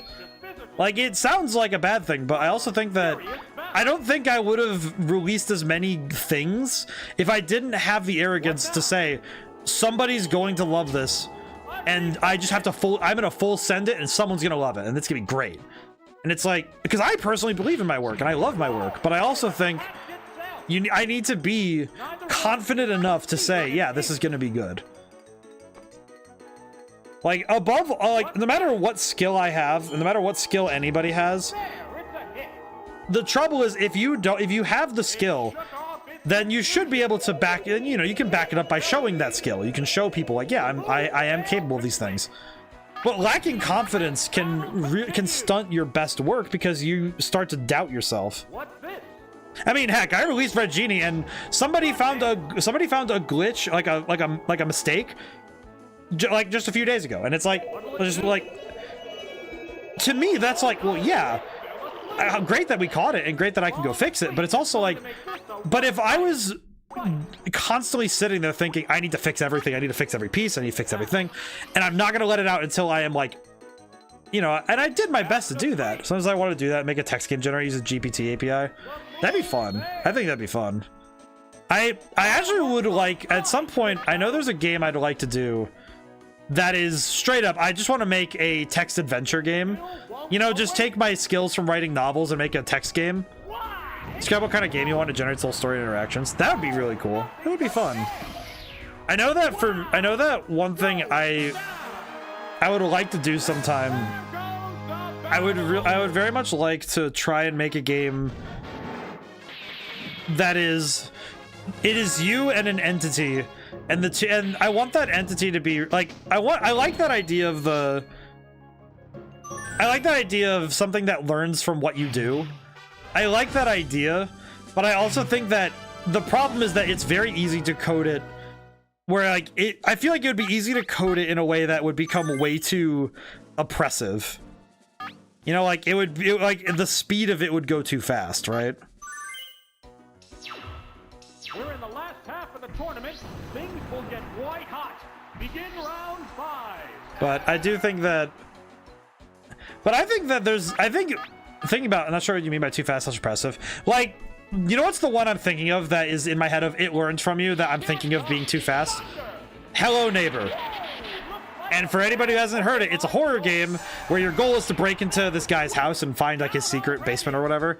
And every time you fail, he fixes whatever way you got in his house, right? And he starts adjusting his tactics to like figure out, to like stop you from getting in, right? That's his goal. However, the problem was when I played Hello Neighbor, I played it for myself and I was, you know, like I was just playing it. I was trying to play it and I sat there for a good, I'd like to say 4 hours playing it. And this is long before I was streaming. And yeah, that AI within one round was basically chasing me around and chasing me down the street the moment I came onto his property. Like I would step onto his property, he would see me, and then immediately beeline for me, even when I left his property. It's like, what is this? Like the enemy, the AI was so good at learning that within 1 to 2 generations, he would basically have just locked you out of winning the game entirely. And furthermore, when you did get past him, the problem was that the game itself was so hard to figure out that you just wouldn't be able to get anywhere with it. Because like, oh, I got in his house, what do I do now? And then you find out, oh, he has the keys on his waist. How do I steal the keys if I have to get near him? You know, like. So in a game where the AI, it's adversarial to you and it's learning, it is actually a problem if the AI is too good at learning. You know, it gets too fast, it's too capable. Because that's a problem. I think a great example of using the AI learning from you was Alien Isolation, where if you use the flamethrower on the alien, if you pull out the flamethrower, it backs off instinctively. Like, it backs away from you if it sees the flamethrower after you use it once, which is a very cool touch. And it's also something that affects its decision making later, because the xenomorph is made to be a very smart entity, and it's very cool to see that how they do it. But it also highlights when a game does it poorly. Because when you program the AI and it's like, oh yeah, we program this AI to learn from what you do, if you do it correctly, this AI will learn just like we will. It'll learn, you know, tactics, it'll learn behaviors, but it will only learn at a pace that makes sense for this creature. It won't be just immediately going, like, outspeeding everybody, right? And does it poorly? Another Hecko biography. Put a question mark on it. Does it poorly? Like, I feel like that's funnier, because then it's like, you have to, like, sit there like, all right, I'm going to answer the question, right? Maybe I'll answer the question of does it poorly. Does it poorly? But I think that when you're programming AI is something I have less experience on. I will say I am not very good at it. I did do it. I had to learn how to do it, the basics of it in I learned it in Unity, which is very sad, but I learned the principles of programming AI when I was taking Game Design 2, I think it was Game Design 2. But I did really have I had a lot of fun. Yeah, forget Unity. Yeah, I'm never touching Unity myself. I know my current goal is at some point I would like to learn Godot. It's either Godot or Unreal that I would like to jump to when I go next. I think I would like to I would like to do either Godot or, because I don't know how Godot works in terms of 3D. I just don't know very well. But I would like to do, I would actually really like to do, I would really like to do Godot because it's free. It's free and it's really good. Or I would like to do Unreal. Unreal would be my personal pick, but it's kind of like, maybe, I don't know, I'll think about it. Probably should have used Hypnosis, but oh yikes, yeah, I should have. Neither one is conceding an inch. This Abra is kind of smoking me a little bit. This isn't good. I mean, I have continues, so I'm not too worried, but also yeesh. This thing is not messing around. Down. There's only one Pokemon left in reserve. But I do like, I think Unity, even though they rescinded their controversial take on how games should be paying, I am never going back. I do still have the project files, so I have the code and all the stuff that I wrote, but I'm not particularly, oh god. Oh, yep. Nope. Blech. My boy, Godot on Unity. I'm gonna look at this really quick. Makes sense. Yeah, but I very much got turned against Unity with that decision, because I was like, oh, you know what's even worse? The day before that announcement went out, like, Unity tried to do that whole, we're gonna change how we charge for people using our engine. The worst thing is, before that went out, I had gotten a book so I could relearn Unity, because I was planning on making a game in Unity. And I was like, oh, I'm gonna make a new game. I haven't worked in Unity in a while, so this is gonna be great. And then that happened, and I'm just thinking, man, really? Like, wow, that sucks. Just sitting there thinking, wow, that is awful. I think it just made it worse, because I was just thinking, wow, did you return the book? No. It's still, I actually read over it. It has a lot of stuff for coding principles, so it's not actually like it's a bad book for, it's definitely not bad for learning some of the, for relearning some of the coding principles I wanted to go over. And also, I probably could just look at what it's doing and try to redo it in Unreal. So I'm not particularly worried. It was mostly just because, oh, I wanted to study more. So sucks I can't use Unity, but I'll figure it out. It'll be fine. Okay, I think Horsey's gonna get cooked, so I need to... This is gonna be sad. I'm gonna try smokescreen if Horsey does not explode. Okay, never mind. What now? Ow. There, it's a hit. But I still have the book, so I am gonna read it over, see if I can learn from, see what else I can learn from it. It'll be fine.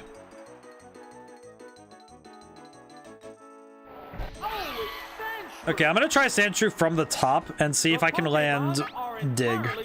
If I can land Dig, I'll be good. I'll be solid. What next? Crit again?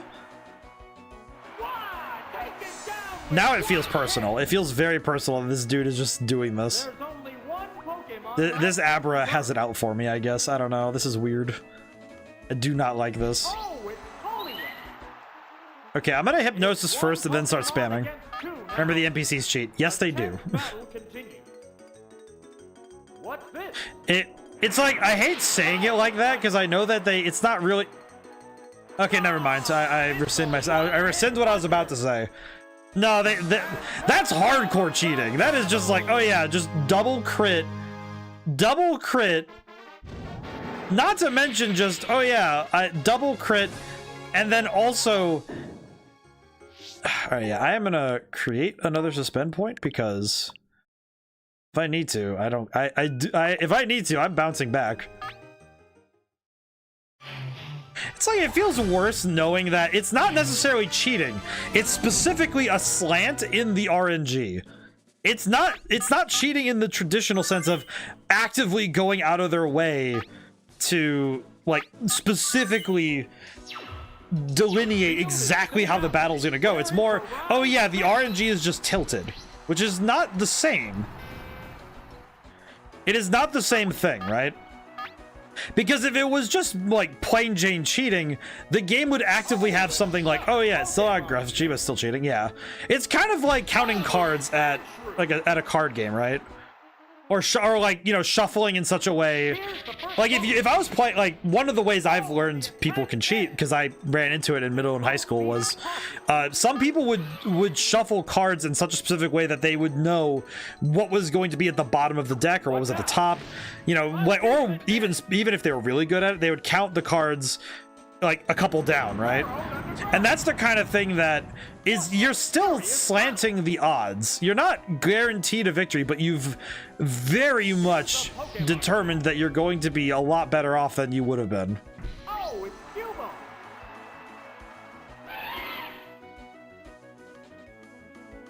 Cubone. Okay, I need to keep Cubone. I need to keep Sandshrew alive, so I'm going to swap to Horsey.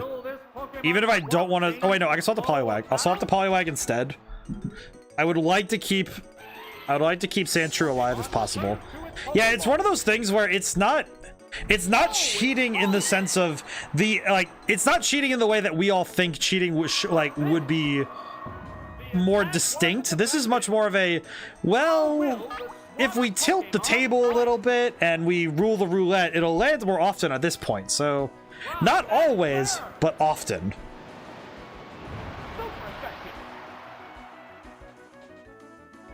But there are times where the game has to admit, yeah, no, we can't actually cheat you out of this one, so we're just gonna, like, leave it alone. Great example of the game not being able to is, if I get a crit, I got a crit out of just pure luck. It's never... The game never gives you the crit if it can help it, but if the crit range is just that good, like Jolteon's crit range is that good because of speed. I'm gonna Bubble Beam. Because I know that's why Jolteon gets a lot of critical hits, because in Gen 1, speed is what determines crits. So when you get critical hits, it's because it's more often when you're faster. Which is fascinating, because I didn't know that until I started playing this game. Okay, we are going to spam... We're going to spam Ice Beam and hope that we get a freeze. Hope for the freeze.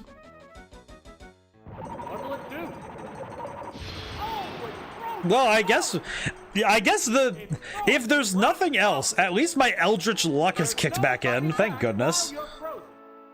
Thank you, universe. I'll take what I can get. Thank you very much. Have I talked about this on stream as much? I don't know if I've talked about this yet on stream as like at all.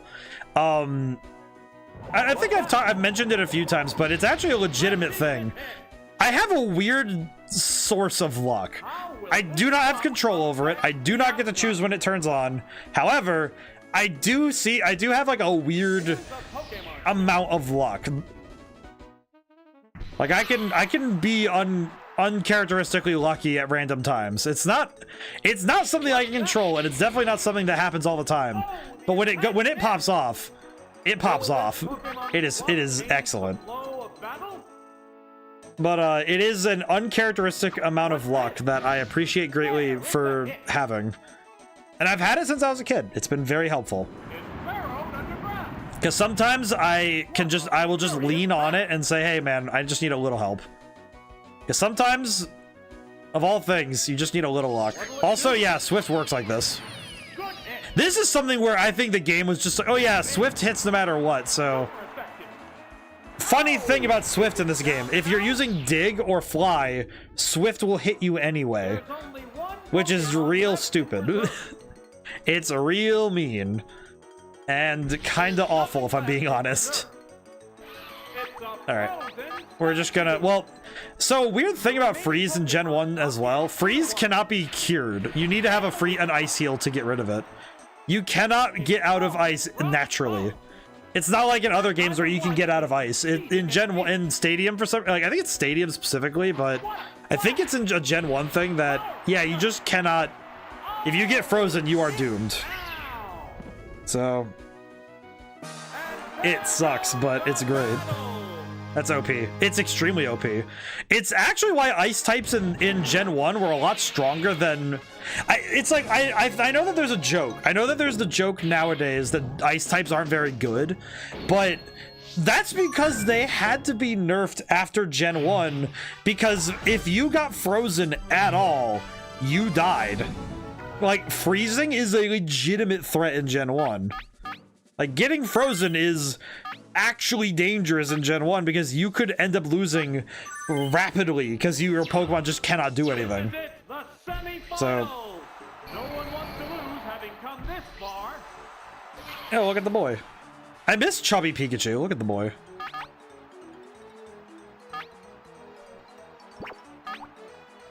Interesting. Now. Oh, and a rough Pokemon change. But I do think that I do think it's interesting though that ever since Gen 1, not even kidding, I have not seen ice types ever get that level of broken. Because looking at this game and looking at Gen 1 overall, the nature of this is bizarre to me because, oh yeah, ice types in this game are an actual menace. And also, I guess, interesting thing about ice types, now that, you know, now critically analyzing it, ice types are the only natural counter to the most powerful Pokemon in this game, Dragonite. Like, I know that may be cap. However, if you don't have an ice type, dragon types are basically nigh indestructible. Without an ice type move or an ice type Pokemon, you cannot touch dragon types at all. And Lance is I remember people talking about Lance. Lance is one of those, you know, entities that, it's one of those characters in gaming that if you see that man,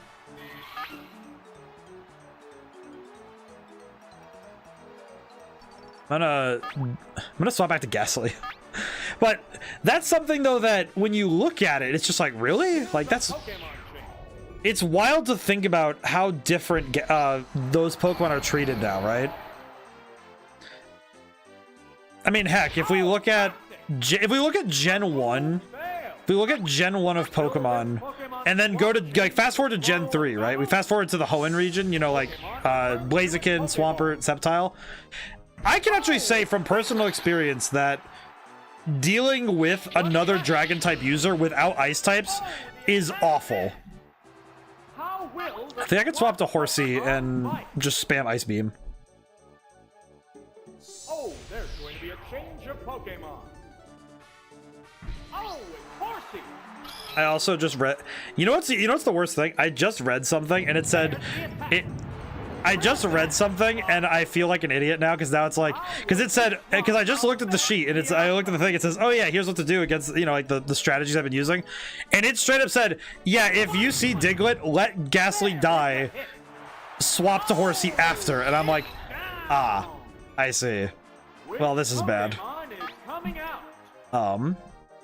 I think Sandshrew could do this with Slash, but I'm very worried this isn't going to be the case. We're evenly matched at 2 Pokemon aside. Yeah, I'm going to try Slash. This is going to be bad. I feel like this is going to be an L on my behalf, but... Well. What now? I messed up. I think this is just because I just made a dumb call. I do know that there is one piece of Pokemon that I do not grasp. Just putting it out there. I don't often swap Pokemon in battle ever. I think even when we played when I was playing Scarlet, I don't think I ever swapped Pokemon unless it was like a clean swap. Because later games they had the whole thing where, oh, X is gonna put out Y Pokemon. Do you want to swap? And I would just say, oh yeah, sure, no. But most of the time I don't swap Pokemon because I don't think it's necessary, right? So I'm very not. Of all the things in my tactics that I don't know well, I actually don't have it well planted in my head how to do proper swapping when I'm battling, right? That is not something I have well. That's not a skill I have honed as well as other skills in Pokemon. Like doing the math for getting moves, for doing other things, I got it. But for handling that stuff, it's kind of, sort of, maybe. Not really. Not exactly great at it, to be honest. But I think it's also good that I know that that's the case because, man, it would really suck if I didn't know that. Oh god. I think I should probably go for... I'm gonna go for Thunder one more time while I still can. I'll go for Thunder one more time while I still can, but I think after that I'm gonna have to go for Mega Drain. If he does another Sand Attack, yep. Ugh. I don't know, does Nightshade work? I don't know if Nightshade even works. I guess I'll just try. I don't know if Nightshade even works on Eevee. I don't know how this works. I'm very scared. Nope, that's not gonna work. That's awkward. Oh, good god. Okay, does Confuse Ray work? I'm gonna try it.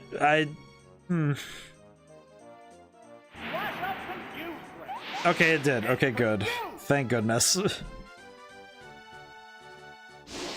Well, you know, I just had the realization the AI is going to cheat, so why would I bother with this if it's not gonna work? Oh no. Oh no. Ever played on Showdown? A couple times, Aces. Also, how's it going? It's been a little while. I have played on Showdown a couple times. I haven't played recently. I tried it a couple times, and every time I tried it, I got like I had some luck using, you know, teams that I like personally, but it's very much a skill level, a skill ceiling. Like the skill floor is very high for me, and then the skill ceiling is even higher. So I am very uncertain when I play on Showdown, but I have tried it. It is very cool though. Toxic. I see.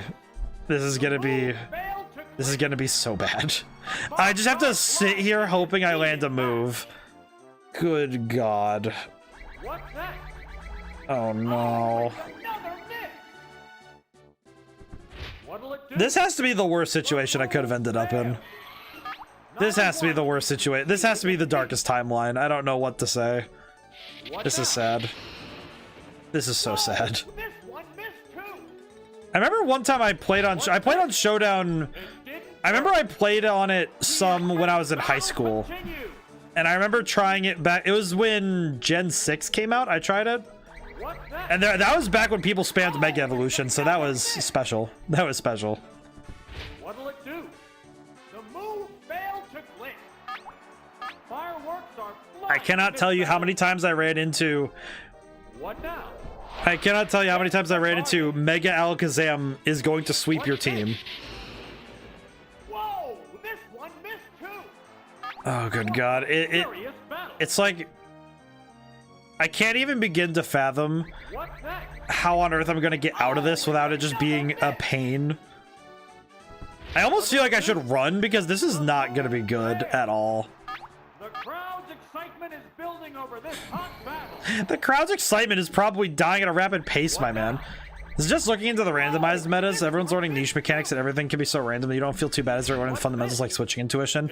That makes sense. I remember I tried randoms once and I've tried it one time. I tried it for a couple matches. I remember doing it way back then, but I wonder how it's changed now. Another miss. That would be a good idea, Aces. I think you're right there. I should probably try that. Whoa, this one missed too. I think it's most like, especially against, that is also something that I have very little experience on, is I almost never fight other people. Because a lot of my tactics in Pokemon are oriented towards dealing with, you know, like computer threats, right? Exceeding an inch. Like dealing with the game. So I have very little experience dealing with advanced trainers, like actual people. And the stuff I did have was when I was a kid, so Failed to click. a lot of the people I was fighting were just as bad as I was, so it was like, ah, well, none of us are swapping, none of us are doing, like, you know, advanced tactics, right? One missed too. Also, I feel like I should just, like, run, because this is wasting so much. You know what? Fireworks are You know what? flying in this battle. Quit? Yes, I'm going to hit continue. I'm going to hit continue. This is awful. This lady. If you go way down, we're talking randomized hackmons or... Okay, let's see. I'm gonna create a suspend point here. If you go way down, we're talking about randomized hackmons or random battle mayhem. Where moves and abilities are shuffled, or types are inverted, and all abilities are stacked. I see. I think I liked it. I remember on Showdown, I liked playing the random teams. Random teams was very fun for me. I like that a lot. I think that's fun. Ghastly, Sandshrew, Horsey. I think random teams is very fun. Semi-final. No one wants to lose, having come It kind of reminds me of, it does kind of remind me a little bit of doing, it reminds me of playing Battle Revolution with the rental teams, because I used to play that a fair bit, was with rentals, which this game has kind of made me better at dealing with Pokemon that aren't mine, because when I have prep time and forewarning, I can very easily handle, you know, like, I can handle opponents, right? Because if I have enough time and preparation, I could make a team for any threat and know what I'm doing, but I do think it's a little bit, because that's easier, because I can plan. And making a plan ahead of time is a little bit easier than trying actively to go for something else, you know? It's like... Here's a Pokemon chain. Oh, it's Kabuto. Okay, let's see. What's next? And the weak spot. Will this Pokemon I think I'm gonna swap change the flow of to battle? Ghastly. I don't know, this is a weird one. The Pokemon returns to its Pokeball.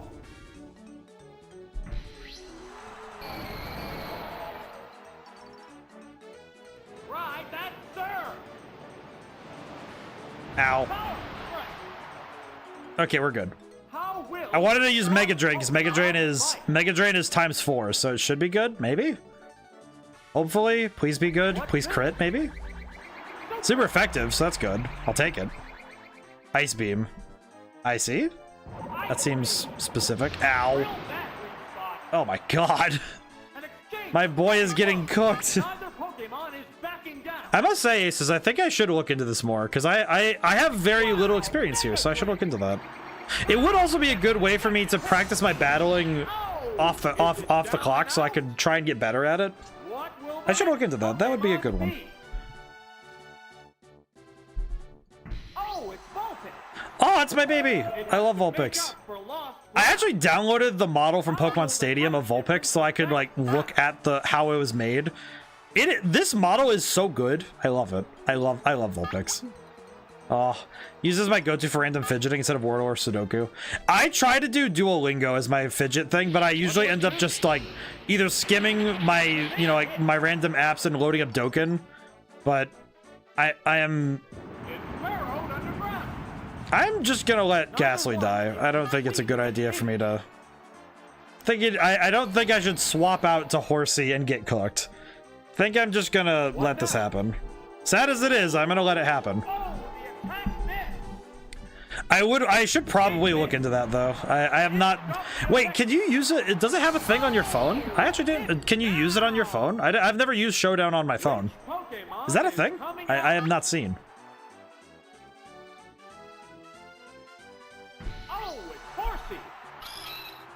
I have never seen this happen, so I am uninitiated. Okay, he swapped, but for what is the question? Okay, that's Pikachu. That is the Pikachu. Get bubble beamed. The mobile webpage is formatted excellently as long as your magnification is set up appropriately. Ah, I see. I might need to look into doing that. That's actually kind of cool. I didn't know that. That's one of those things that I definitely didn't know, so that's very cool. I like that a lot. I will have to look into that. I'll have to look into trying that because I have not tried that before, so that's very cool. It's also interesting though that they clearly thought about that sort of thing, right? Just, oh yeah, people might want to play this on their phone. We should format it properly so you can use your phone to play it. That's really nice. Because it would have been just as fine if they said, oh yeah, we're just gonna make a web page. But the fact that they thought, you know, they did that extra step and said, hey, we're gonna make the mobile version, make the web page so it works well. That's actually really, I can really appreciate that. That's really cool. Oh, I'm sorry, I have to attack Vulpix. You know what I would actually really like to do at some point? I know that it would be, I think it would be a little bit of extra legwork on my end.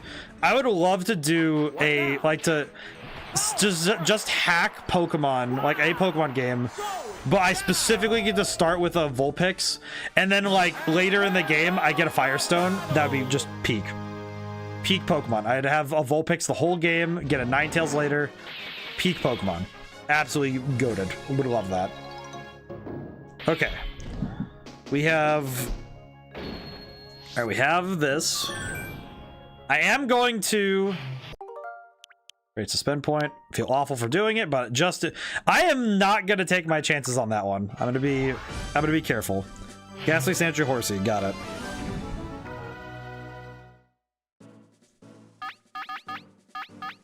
Oops, what did I reselect? There we go. Had a Game Shark as kid, so I did many runs like that. I had an action replay, and I only started using it after a certain point. It's very weird.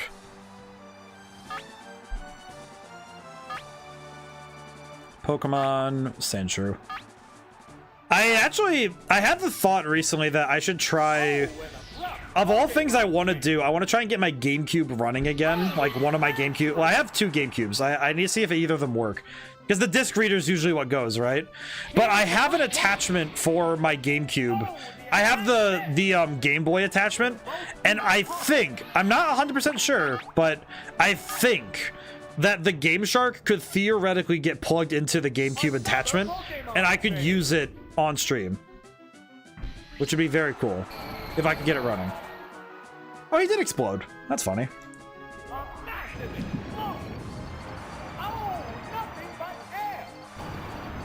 I just saw something and it said, I looked down and I was like, oh, I should read what I have to do. And it says here, if Omanite shows there's no Dratini, hope this happens. And I'm like, how bad is Dratini? Oh, it's our Lord and Savior. How will the type difference affect that? What do I do about Omanite? If Omanite should always have fresh Ghastly against Genie, okay. What do I give Ghastly versus Omanite, use Mega Drain and hope for crit? I see. I will just do that then. That's the boy. I do like Omanite a lot. You know my favorite picture of Omanite is? It's the one from... It's the one in the, it's the one from the anime where he, like, grabs onto Professor Oak's hands. I love that picture, where it's like his little nubs just go deep. Just little tappies. I love that. It's very cute. I love Omanite. Look at the boy. I do not like that he is cooking me, but I appreciate his power. His power is impressive, if disturbing. I mean, granted, he is the ultimate being of Twitch and Pokemon. He is quite literally the golden ratio. He is a spiral. He is excellent. I said spiral, my brain immediately... I said spiral, and my brain immediately went to, hey, do you remember that you watched that movie? And it's like, of all movies that I missed going to theaters I did not see, I did go see Book of Spiral. Honestly, not that bad. It was pretty good. It was pretty good.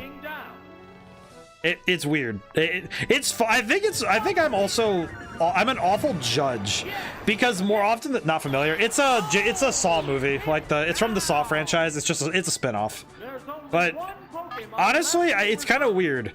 I have such a weird relationship with judging things now because partially because of streaming and partially because of my college experience. I really don't like just ragging on things. You know, just I'm not a fan of, oh, I'm going to just constantly talk down on things. It's like, no, I'd rather talk things up, you know, like, because for me, I'd rather like things than not.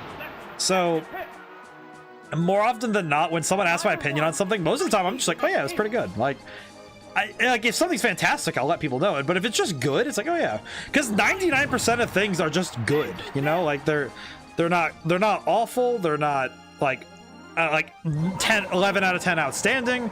It's like most things are just good, you know, they're good, they're fun. Because, you know, good lord, we just want to enjoy things. We have the petite cup now, heck yes. Okie dokie. That means we have one tournament left, and then we just need to go to the Elite Four. Let's see, delete that, and then... Let's see, do we have the Pika Cup? I do have the Pika Cup thing ready. Okay, good. Or the... Yeah, the Pika Cup. Okay, good. I can read.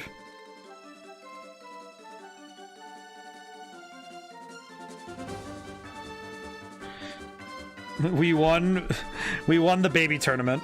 But yeah, I am one of those where it's like I would rather like things than not like things. So when it comes to movies, it's like if I go to see a movie, I'm probably gonna like it, honestly. Kind of sad it didn't keep the French name. A little. Kind of like, aw. There we go. Okay, so here's what we have left to do. Remember, we're going overtime today, so I am staying up past my usual stream end time to specifically handle this. So I'm just refamiliarizing everybody. We have one more tournament, and then we have to beat Giovanni. We have to beat Giovanni and the Elite Four and the Rival, and then we beat Mewtwo, and the game is over. That is all that's left.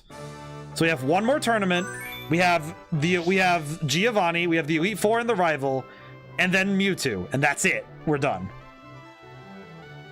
We have beaten Pokémon Stadium, if that is the case, right? Okay, let's see. Pika Cup says, let's see, Raichu, Gengar, Executor. Let's see, Raichu, Gengar. Where's Gengar? There he is. Executor. Probably for grass type moves. Chansey, Starmie, Lapras. Interesting maneuver. Starmie, Lapras. We finally get to have Lapras on a team. And then the rental randomizer. Maybe. Wait, rental randomizer? I don't know. Maybe. We'll see how I'm feeling after if we beat Pokemon Stadium, I'm pretty sure I'm gonna take a nap. Okay, here we go. This is the tournament historically I think had one of the hardest times with in general, because this one is weird. Let's see, Lapras, Starmie, Chansey. Lapras, Starmie, Chansey. Ice Beam versus everybody. Nap is the appropriate victory lap to Pokemon Stadium. See, you know what's the thing, Aces, that I'm thinking about? Is that... The thing I'm thinking about critically right now is... After I beat this... I then have to, after I beat this game, I have to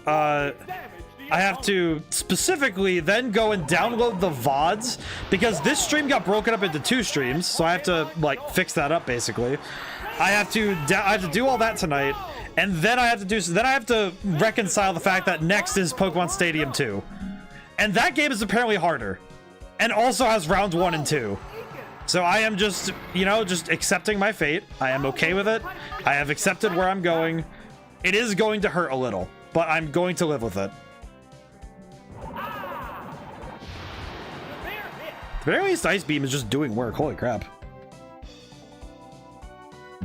Oh boy, excuse me. Lapras is doing some work though. I have not gotten to use Lapras this whole time, and I'm so happy. Look at Lapras. Look how good Lapras is, man. The jazzy tunes. The music is also very jazzy. You are right. Holy crap. It's a bop. It kind of feels like the Venn diagram of like regular Pokemon battle music, and it kind of feels like Kirby music in a weird way. Does that make sense? Like it feels like it would be at home in a middle of the game Kirby level. You know what I mean? Like World 3 kind of Kirby level. You know, like you just got out of Hal made this game. Oh really? Oh yeah, you're right. They did. You are right. Oh, that's why I didn't recognize it, because when they put when they put Hal in, they write it out fully. They don't use the acronym. They don't use the acronym for this one. That's right. Huh. That's probably why I didn't recognize it. Because it says like human, I think it says like the actual like HAL. It says like what the words are. And I don't know the words. I know Hal though. I don't know that though. That's interesting. I was unaware of that. That's fascinating. That's very cool. I didn't know that. I learned something. I've learned a lot of new stuff today. Kind of like that one time we were playing Pokemon Scarlet, and I did that whole deep dive into what the study of fresh butter likes. You knew it when you didn't even know it. Yeah. I've forgotten more about a lot of things than I think some people learn in a lifetime. Which is fascinating, because I'm only a quarter century old. The fact that I basically am a grandpa, I'm basically the grandpa friend, and I'm not even that old. I even have gray hairs. It's like, I feel old, but I am extremely young, and it bothers me greatly. It's everyone's problem. It's like, oh god. I do not understand why I am simultaneously gray hairs at 25. Yeah, not like a ton of gray. Like, I'm not like all gray, but I mean, like, I have gray hairs. Like, I have like a bunch of them on the sides and stuff. Yeah, I don't know. I figure it's because, not to like get existential, but I have generalized anxiety that I've gotten a good handle on, but when I was in college, I did not have a good handle on it. I went to college, which was stressful, and I've had a bunch of other experiences that stressed me out. So I kind of just aged, like in terms of that sort of thing, really fast, which is a little weird, but oh god, I always said how that happened then. Yeah, and I also just like, the college I went to was very high intensity, so I was routinely working and also being up late because, you know, that happens. But it's interesting because, like, looking at it, it's interesting because I can fully, like, pinpoint when I started to, like, you know, sort of start aging in that way.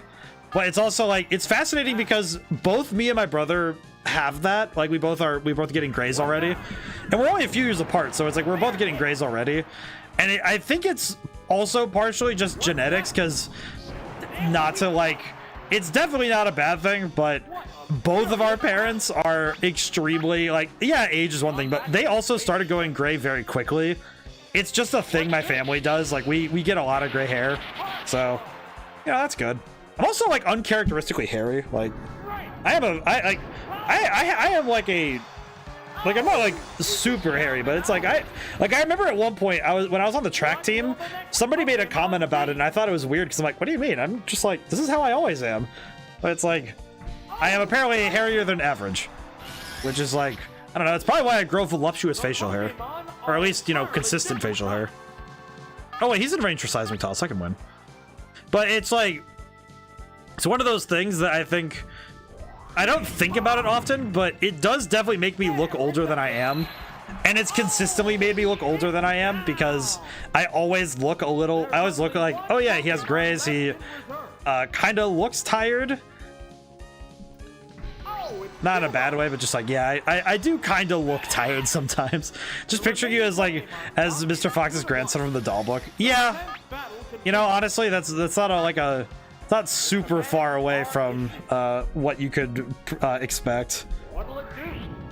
Like, I feel like if I ever do something IRL or someone sees me in person, like if God forbid I ever have a reason and excuse to go to like TwitchCon or any convention ever where it'd be like, hey, you could meet me, like, and it would be like, God forbid, like at any time that could be a possibility. I feel like people are gonna be like, what does he actually look like? And then they meet me and they're like, that is not what I thought. Because my voice is very different from my appearance, because I also dress kind of like plainly. I am not the type to I do not wear extravagance, so I'm definitely one, like, hard to spot sometimes. But it's just very funny because I could imagine somebody being like, why do you look simultaneously like a very cool young guy and also like someone's grandpa? And it's like, I don't know, sorta. It's like, I don't look that old, but it's like, but the gray hairs definitely make me look older, which is, in the past, has made me look distinguished, but it was also kind of weird coming out of college with a lot of grays and just thinking, oh god. It's like, when I went to college, I had comparatively few. I had one or two from high school, but I was not like gray. I was not like a lot of grays. I just noticed the bars at the 270 goal. Yes, it did. I have not had the chance to fix it because I figured that would be something I could fix later. Also, just so I can marvel at the fact that it's full. So that does mean that some Sunday in the near future, I am going to do my follow-a-thon, as I stated. Let's see, Raichu. What is it? Raichu, Chansey, Starmie? Raichu, Chansey, Starmie. And that follow-a-thon goal is, I am gonna play. It's a little bit for me and a little bit so like I can share this really cool childhood memory with everybody. I am going to do a follow-a-thon on it's gonna like basically replace a Sunday, but it's gonna be like a full day stream, which is not something I do often, so it might be a week or two out. But essentially, my plan is to play Kingdom Hearts Chain of Memories all the way through, because I can do that in a single sitting. I have done it before. It's not that hard for me. And then after doing that is to then try to speed run the game basically immediately after. Like, take the, like, and depending on how well like how well the stream goes, how well, like things are going, I will, like, I might extend stream a little bit. We'll do some other stuff if I can. We'll figure something out. Dugong's crack sounds like creepypasta material. Just slow it down, invert it a little. Creepy. You could probably do some weird stuff with that sound, actually. I think I need to go Starmie, because Starmie is faster. I was not expecting Raichu to get actually nuked. It has to make up for lost ground. I think I'm gonna Psywave because I don't feel like wasting Thunder, but because Psywave should do enough damage. Why do I feel like I'm getting toyed with? What now? I am getting toyed with. Oh god. The game is definitely messing with me now. This isn't good. The game is messing with me. Oh no. Oh my god. I was about to say, if that landed, I was gonna immediately just reset the tournament. Do not care. That is mean. Good lord. I was gonna exit. I was going to exit.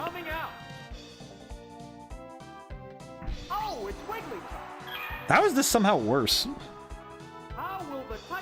How is this worse? This is awful for me. Wigglytuff is a monster. And also seems to be deleting my health bar. Holy crap. It's paralyzed on the spot. Well, what? I swear, sometimes I press buttons and it just happens. I don't know what. Ow. Well, crap. That's not good. I do not appreciate losing only I do not appreciate losing all of my Pokemon to this kind of nonsense, to be plain. Oh, it's Chansey. I'm looking down and it's just like, yep, I am just gonna perish. The 10th battle I think I can counter it because it's gonna use double edge. I think I can counter. Yep, okay, I can counter. It's gonna explode. There's the attack. Yeah, I'm gonna get this back. I'm gonna get him back. It'll be fine. Perish. Something really funny about you punched a Chansey in the head. It will now judo throw you out of the ring. Please perish. The idea of Chansey just like judo throwing somebody is very funny. Bromer? I do not like him. Do I have soft boiled? Of course I don't. Why would I have soft boiled? That would be fun. That would be fair. I do not have soft boiled. What's this? Oh, a crit. Yes? Oh. Oh, crap. I think that's a def. Ow. Yep, crit. Ah. That was going pretty well. That's rough. This freaking guy. Oh boy. Oh man. Just got cooked by a swimmer. Create the point. I'm just gonna preemptively create the point because I'm pretty sure this is if this tournament dares to cheat me out of this, I swear I'm not gonna take that kindly. All right, so same team, so Raichu, Chansey, Starmie. Wait, reselect. There we go. I feel like Dugong, thinking back on what you said about Dugong Aces, if you use Dugong's Cry, it'd be funny. It would be interesting. People love to talk about suplexing trains in Final Fantasy, but people never talk about how FF8 allows a dog to suplex almost everything. I need to play Final Fantasy VIII, but not for the reason you might think. First off, I want to play it because I want to see a dog suplex everything. However, it's also because we're all right. So here's the thing: I've never played Final Fantasy VIII. I know Leon as I know Squall. That probably just told you everything. I played Kingdom Hearts Chain of Memories first, so I only know Leon as Leon from that context. I want to see Squall in his actual game because I think he's an 8, right? That's him. I think I'm correct on that, right? That's Squall, right? Also, because on my mantle right now, because I haven't found a better place for him, I have a Squall Leonhart action figure. Like, I have one of those, like, figures. I just have one. And I want to, like, play the game, so I at least can be like, oh, yeah, I played this game. Also, I am scared to unbox him because he's in the box. I don't know if I should unbox the guy. Ow. Oh, hey, 1 point. I would like to play Final Fantasy VIII. I know, though, before that, I should probably play 10 because I was given 10 for my PS3. I should play it first, even though I know that 10 is also very long. I am keenly aware. FF8 is the most wasted potential of all Final Fantasy. The world lore is amazing. Well, I mean, this might sound like me being like... It might sound extremely weird of me to say, but I feel like a lot of anime would not... There's a lot of modern anime with the combo weapons that would not exist if FF8 wasn't a thing. Granted, if you're saying that FF8 has like wasted potential in terms of world lore, I'm probably going to love the game unironically, like not even kidding, because my favorite Final Fantasy is 13. And for those who know Final Fantasies, yeah, 13 is the one that people say you're not supposed to like, but I love it. It's my favorite. And I am not sorry. There is nothing anyone can say that'll ever change my mind that Final Fantasy 13 is the best one. And that's because Lightning is cool. I love Lightning. Fang is awesome. Vanille is great. Hope goes through an arc. He gets better. He's great. Saz, awesome. I love him. Also, his guns are freaking hilarious. It's like, dude, and also, I know that, and it's like, the thing is, all of Final Fantasy 13 is characters getting better. It's all of them, like, they start from a place, so it's like, yeah, it's like, and a lot of them, you can see the potential in them. You can see how cool they're going to be. And then when they get better, it's like, oh, yeah, it's like, it's so satisfying to watch them grow. And it's like, yes, this is great. Also, just because, man, they make the Eidolons so freaking like personal. Because the Eidolons are personal. That's what makes them fun. It's not just here's a rock, summon a god. It's, oh, hey, because in the base premise world is that a modern world where all wireless communication has been disabled for a generation, they do nothing with it. I'm very curious now. I feel like I gotta play this at some point. I'm very curious. I gotta see it. I gotta see this game now because I'm very curious. I feel like I feel like Final Fantasy VIII is going to be like, I need to figure out how I'm gonna play this because I want to see it now. Because I'm a big fan of seeing what, because I like when this, I guess it's true in general. I like it when big game companies, when they take risks, they're very fun. Like in terms of story, in terms of gameplay. It's like, isn't 8 the one with the water ball sport? That is 10. That is Blitzball. I do know that one. That is 10 and that is Blitzball. Yeah.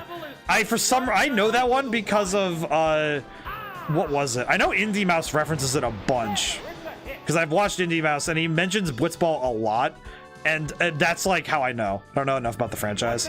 I have cursory knowledge. Like I know a lot. I know what a Thundaga is. I know how summons work. I have a lot of knowledge about things, even though I sometimes never even touch the thing, right? Like, great example, weirdly enough, Dragon Ball Z. I have basically pieced and seen the entire story of Dragon Ball and Dragon Ball Z, Dragon Ball Super, without having watched a single full episode of the anime. That is not a meme. I love Dragon Ball, like, to death. It's one of my favorite animes.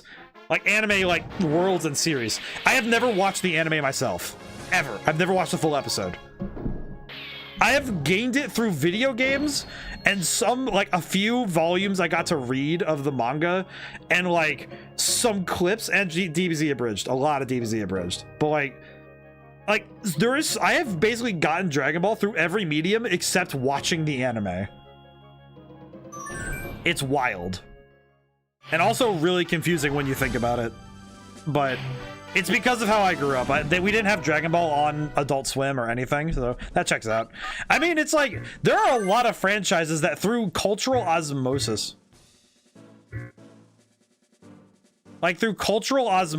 I have essentially gained knowledge that I would not normally have, right? Let's see. Starmie, Lapras, Chansey. Okay.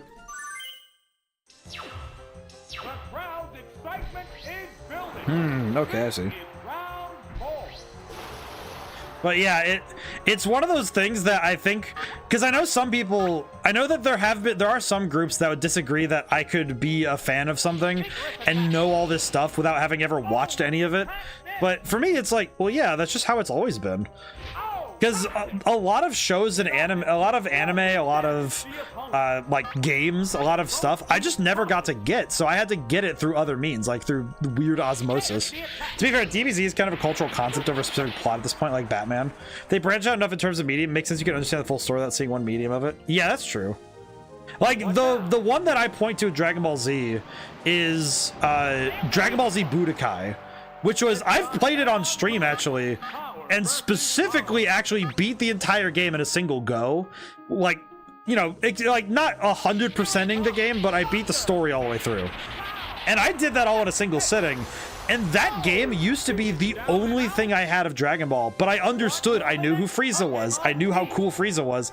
I knew Cell. I knew the arcs, and I knew how these characters went through, and it was so cool to me. But I'm gonna try to Bubble Beam, but I'm kind of worried. Tentacruel is pretty. Tentacruel is very cool. I do like it. I hope this misses, but man, that's gonna be rough if it hits. Ow. But with Dragon Ball, that was the case, so that's where I got it from. I mean, with JoJo's, I have more because I've read part 1 all the way through. I've read part 1 of JoJo's all the way through. I've watched a lot of clips of the anime. Let's see. Trying to think of what to do. Think I want to go Lapras, but that seems, that color in particular, kind of preferred over the default. It's pretty good. I like that one. I like the color 2 colors for some of these, but some of them it's a little weird, but others it's really nice, right? Kind of makes me wonder why they didn't use them for some shiny alts, actually. Like, some shiny alternates. It's interesting, though. Kind of fascinating when you look at it. There we go. Oh, not a knockout, though. Whoops. But there's a lot of anime and manga that I got into through these cursory means, right? Like, I got... Another one that I can think of is how much I've learned about Bleach. Bleach is weird, because I've watched some of it. But a lot of my knowledge comes from clips of manga, learning about it through my friend, and learning about it just through aesthetic. By the way, Ichigo's song, #1, that song goes hard. That is one of the best songs ever put to anime, and I will fight for it. That is peak anime. That is fantastic. Also, why does Nidoking count for this category? He's a fully evolved Pokemon. What's the deal with that? Ow. I just realized, what's my last Pokemon again? Oh yeah, it's Chansey. That should be fine. I think it'll be fine. I think Chansey can handle it. I could use counter, but I wonder if that's going to be a good idea. Wait, no. They will go for a physical attack because that'll do the most damage. I'm going to counter. I think I can catch him off guard. Double edge. Yep, I was correct. Okay.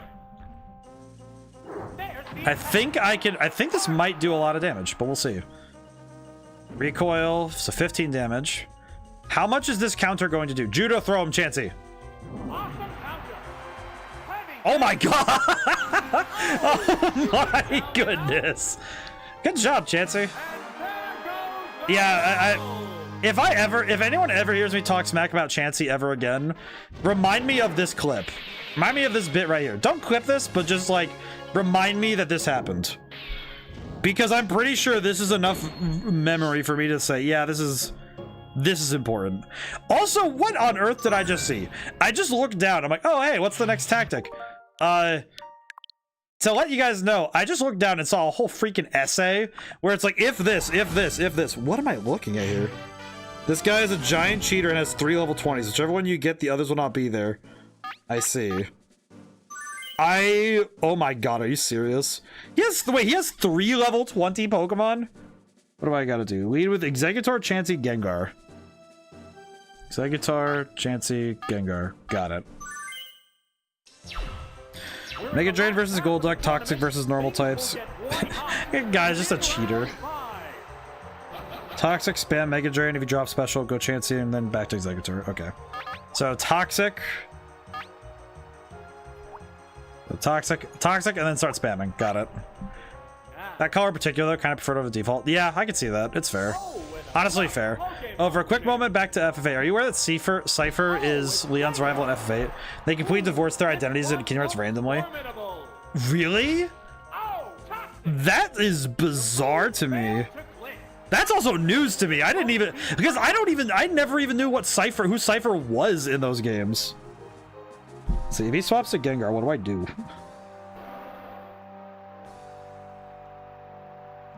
I'm gonna try something, but it's not very good. I'm gonna try Psywave, and then I'm gonna try Psywave.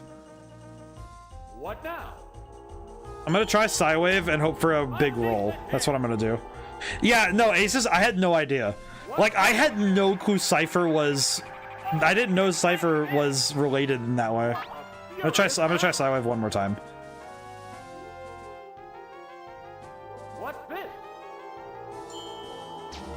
There, it's a hit. It's kind of wild, though. I didn't know that. Well, and it's like, it's interesting because, of course, I wouldn't know that. The games never explain that. Okay, I'm gonna swap to Gengar. I have an idea.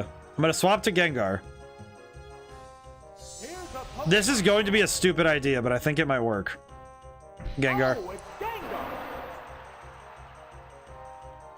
You know what confuses me about this enemy? Is that he's spamming Nightshade because he's a higher level than me, so he can get away with it. I'm gonna throw Confuse Ray down. And then I'm gonna try to Metronome for a bit. You know what? Nah. I'm bite the dust. I'm eat my shorts. I am not letting you do that to me. I'm over it. I am not even going to allow it. I am just dipping. Okay, let me look at this guy. What does this guy have available?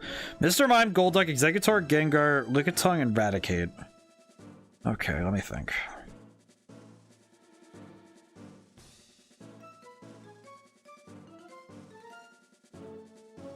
This is not fun. This guy is a cheater. But he has 3 level 20s. Whichever one you get, the others will not show up. So if I can get him to have one of the other ones show up, we'll be fine.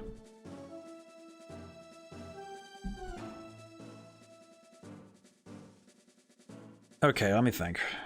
I'll do the same tactic then. Executor, Gengar, Chansey. You know what's the thing? It's probably something that has affected my perspective on like Final Fantasy in general, is because I started with nobody can see the game shows them giving each other the trademark face card. So I don't know who scarred Kingdom Hearts Leon. We'll start for minute one FF8 spoiler. I mean, if it's within the first 5 minutes, I do not consider it a spoiler. I consider it loading the game. that I am like also probably going to forget. Honestly, like later, I'm probably going to forget that you told me, so it's gonna be like, oh hey, look at that. It increased its attack power. They're both being caught. Okay, go to Gengar. I think it's funny too, because thinking about that, Aces, is just because my primary source of knowledge for Final Fantasy is oftentimes Kingdom Hearts Chain of Memories, not the other games, just Chain of Memories. What now? It's interesting looking at the games from that lens, because I'm just thinking, man, I would never have guessed that, because it doesn't make sense to me that it's like, oh yeah, why would they take Cypher's character and put him somewhere way different? Because he's just like, he's just messing around with, he's messing around with the goobers over at freaking the school, because he's messing around with the guys at Twilight Town, and that just seems very silly to me. Okay, I'm gonna swap back to Executor, and let's see. I'm gonna swap to this. It's gonna be such a trip to see you go, oh, it's that thing. It's gonna be very funny, because I'm just gonna be like, oh yeah, oh yeah, look at the boys, they're going, look at that. Look at the boys. It's them boys. That's great. Oh yeah, I forgot. Confusion means nothing in this game. Confusion means nothing when you can just keep swapping. What's this? The poison will slowly sap the strength. Okay, I am going to swap. I'm now going to be a total pain and just keep swapping between Executor and Gengar so that I can keep him from doing any worthwhile moves. Egg bomb, hit yourself. Thank you. Whoa, it attacked itself. I think it's funny because I've had to balance out sometimes. Oh wait, whoops. Check Executor. There are times where I have to balance playing games that I know very well and playing games that I don't know at all. And also, it's weird because there's this weird miasma of games where I know them well enough to, like, all right, I understand certain things, but I don't know them well enough to be able to say, oh yeah, I definitely know the thing, you know, like, there's, because I remember that, I just had the thought, we talked about this with, I think it was a couple streams ago, we talked about ubiquitous, like, story twists that everybody knows. Sort of like, the one that I'm thinking of off the top of my head was like Citizen Kane, like Rosebud, like that particular thing. Let's see, what is? Oh, I can Mega Drain. I'm gonna Mega Drain. That'll be fun. But it's like I was trying to think, are there any video game equivalents nowadays to the twist of, oh, like a twist that everybody knows in a video game that is kind of like the, yeah, Rosebud the sled, yeah, because that's the movie, that's like the movie ubiquitous spoiler. But I'm trying to think, is there any video game spoilers that are like, they're just so culturally known that there's just not like, it's almost kind of like, yeah, you don't mention them because they just are known, you know? It's like, oh yeah, it's just a given, you know them, right? Like the only one I can really get, like the one I think of a lot is Aerith Dies. You know what? That's probably the closest one to the Rosebud's the Sled of video games, isn't it? Aerith dying, Halo is a weapon. You know what? That's a fair point. That's actually a good one. That's a great one, actually, now thinking about it. The other one I can think of off the top of my head is Samus is a woman. Because, like, they don't reveal it until the end of the game. That was, like, the big one back in the day, but it seems kind of, like, dated now. I think Final Fantasy VI has the one that's, like, also people know a lot. Like, because Kafka is just... Or Kefka? Is his name Kefka or Kafka? Because I know that Kafka now is either a clown or... Mommy. I should not have made that joke. That is going to haunt me for the rest of my life, isn't it? That is going to haunt me. I should not have made that joke. I mean, yeah, kind of hard to miss Twisted Metroid when it just becomes the character's identity. Yes, true. That's true. That's a fair point. I'm gonna like be up late at night thinking about that joke. That's gonna it's gonna haunt me. It's like a specter of doom around my neck. Team Galactic and Aether Foundation. That's fair. I think that's fair. That's a fair one. That's also one that would be like kind of a given. Also, I feel like I could have just done Thunderbolt and I would have just been fine. And now I feel like I'm about to throw because, man, I was like, oh, counter should work. And then it just whiffed. Ugh. Was it Galactic? I know Aether Foundation's the one that's like that. Well, Galactic's Gen 4. They're kind of doing bad things the whole game, but Aether Foundation's definitely one that was like that. Gengar's left. Ooh.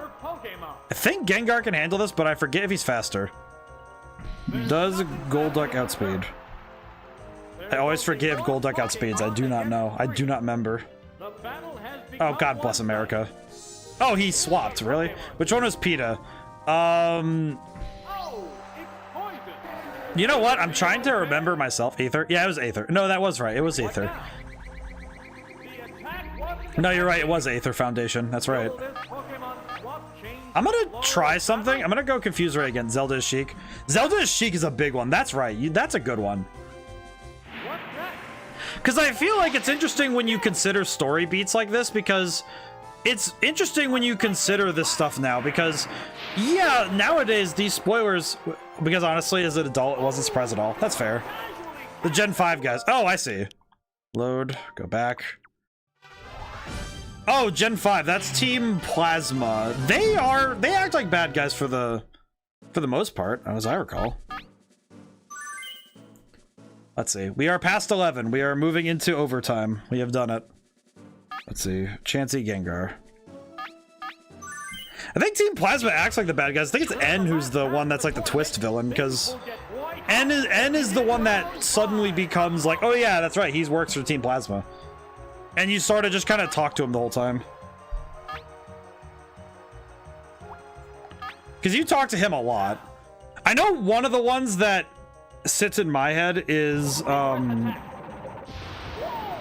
one of the ones I can think of, like, related to that. Yeah, but it was a surprise for the target audience for some reason, supposedly. I think it's because N was very nice. Because most of the bad guys in Pokemon up to that point were pretty, like, not to say they were like bad, because they're not bad, they're not poorly written at all. It's This one looks formidable. What now? It's like also something Metal Gear. Fair. Will this Pokemon swap change? But the one I'm thinking of with Gen 5 Pokemon, the thing about it though is that we hadn't had a sympathetic villain in Pokemon up until N, because N had a Gary was the coolest one. Gary is pretty cool, I will say. I do miss Gary. Magma and Aqua Porygon. Well, it's like, but the problem is that they're all like, for lack of a better term, they're all, it's like, it's not that they're predictable, it's more like, Combatants face each other. Another Pokemon change. how would I put it? It's like, it's more like they were predictably bad guys because they act like bad guys, right? What's that? And that's not a bad thing. It's just that that's not poor writing. It's just more of like a, okay, yeah, they're meant to be bad guys for kids to go stop, you know, you go stop the bad guys, right? And N was interesting because N is not a traditional bad guy. You've got to be kidding me. Control red monster, I take blue orb. Well, also, I'm pretty sure the leaders of Magma and Aqua were like, frankly, I'm pretty sure they were red-green colorblind. What is water cycle? Well, true. Here's the thing. I am not saying you're wrong. However, I will say that they fit with what Pokemon was still, because Pokemon at the end of the day. Oh, I should have just done Thunderbolt. Whoops. I saying he misunderstood. Well, with N, it's like, it's the fact that he makes a point. He's not just like, he's not just crazy, right? He's not like saying that N was a good guy, has to be a bad guy. More that he was your antagonist, not the villain. Because Getsus is the villain, right? Because Getsus is the actual villain of the game. Like, Getsus is an awful human being in Gen 5. Like, Getsus is an awful human being. But N is your antagonist. He's your foil. He's the guy who just opposes you. But he's not a... You know what? Bite the dust, going back. I'm getting sick of this hiker. He's cheating out his mind right now. I have missed 3 counters over the course of these battles, and every single one would have ended the fight, but I missed every single one. I am not about that. This guy does not want it. Pokemon is smarter and smaller scale. Gen 3 was the games deciding to go nuts, make Treehouse City, and go with superhero threats. I actually really hated it. I thought it was fine. I thought it was, I will say, I do have bias towards Gen 3. I will immediately admit that.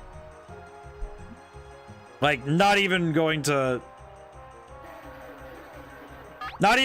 like, you know, like pussyfoot around it. I have a major bias towards Gen 3. I code part of me still is really better. See, here's the thing. The thing about with this is one of those things where I think Gen 3, like Gen 1, Gen 2, Gen 3, the trouble was that it also depends on the generation you were in, because I think there's a certain age. I think there's a certain age where the Pokemon games start to become like they do get a little bit. I didn't play, so it's better for 9%, 5% of the audience, so I can't knock it. I think what it is, though, Ace, is if I were to understand where you're coming, if I'm understanding your angle properly, I think it's because the stakes changed in a way that would be hard to grasp, right? Because I think because generally the stakes in the Pokemon games were for the region specific, right? And if I'm following the logic that I think I can, like, I'm just trying to like chain together how you get to this conclusion, right? And I think the way that I would reach the same conclusion is if I'm looking at the game as like a teenager, it's like, okay, Pokemon 1 and 2 are focused on the region they're in, right? And it's not a threat that expands beyond it. I want small urban fantasy. I don't want to save the world. That's exactly it. So the stakes. So if I'm understanding your angle, the stakes got too high for them to make sense in the world they have created. Would that like kind of sum it up in a way that makes sense? Like, because if I'm thinking about Gold and Silver, the main threat is, oh, there's Team Rocket. And oh, hey, look, there's also the threat of like the rival being a jerk, but it's very personal. It's very small stakes, and the Pokemon and a lot of the like bad guys are sort of hidden in the shadows, right? Do you think that like kind of touches the point? Because I think that's where I can see what you mean. I may disagree, but I understand your point, and I do think you have merit there. Like, I don't think you're wrong in disliking the story for this reason. Because in a lot of games, in a lot of movies, if you balloon the stakes to be too big and too, like, just frankly too much, it's not, I think like, depending on the scales change. Like, for me, I played Gen 3 around the same time I played Gen 1, and I found both to be really fun. I was also like, pretty young when I got to them, so it's like, well, I have, like, my experiences are colored by that sort of thing, right? And I think, you know, thinking critically, it's like, oh yeah, that would make sense that, you know, I would, because even going back to revisit them, there's still a little bit of the, oh yeah, this makes sense that it's like that, but this Gengar sucks. Also, you know what's funny? I guess I should mention it now that I'm gonna load again. The speedrun strats literally say, Gengar Lee, this is a near guaranteed loss. I have to be honest, I have no idea what to do against this thing. Even the strategies are like, what is this thing? And the fact that this hiker is cheating is just awful. He brings a level 20 Pokemon and also just a demon. Exeggutor.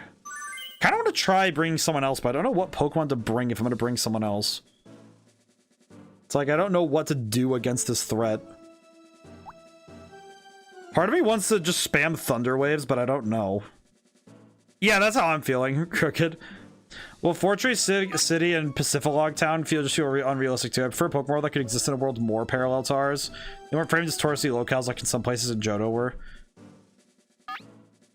You know what? I can understand that. Again, it's me, my own thing. Well, and no, Aces, it's like your opinions are valid, and I think you're right. Like, I think I understand what you mean, right? Because it's like, okay, well, yeah, Fortress City, you have literally tree houses, like literal tree houses. Okay, why? You know, like I can see what you mean, looking at it from the angle you've presented.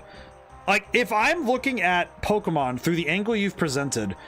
And I think I see what the difference is that if you approach it as urban fantasy, it should be more parallel to like the real world. It should be like more real, more grounded. Treehouses with normal homes and TVs and wiring, I guess. Oh, Gengar? Oh, I'm out of here. Back it up.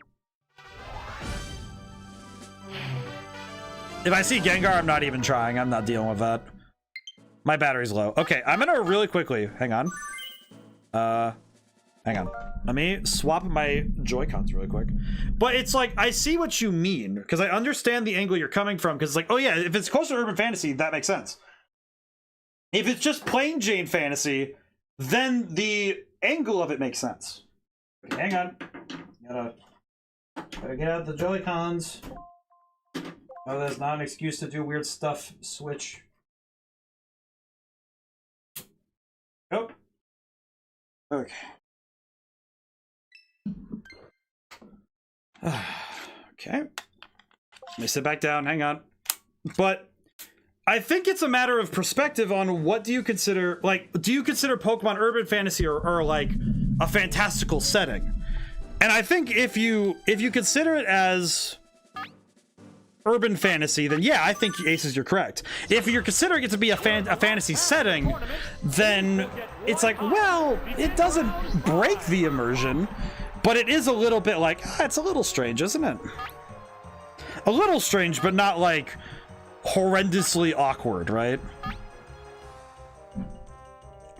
And I think that's where it's kind of like, okay, how do you, like, it depends on your angle, because well, back we go. Exeggutor getting frozen is the single worst thing that could happen. All right, swap it back. You know what? I'm over it. I'm just gonna try something stupid. Chansey, Raichu, Lapras. I don't know. I'm over it at this point. This fight sucks. This fight is awful. Hi, Golduck. How are you doing? You could perish. Thunderbolt. This fight is awful.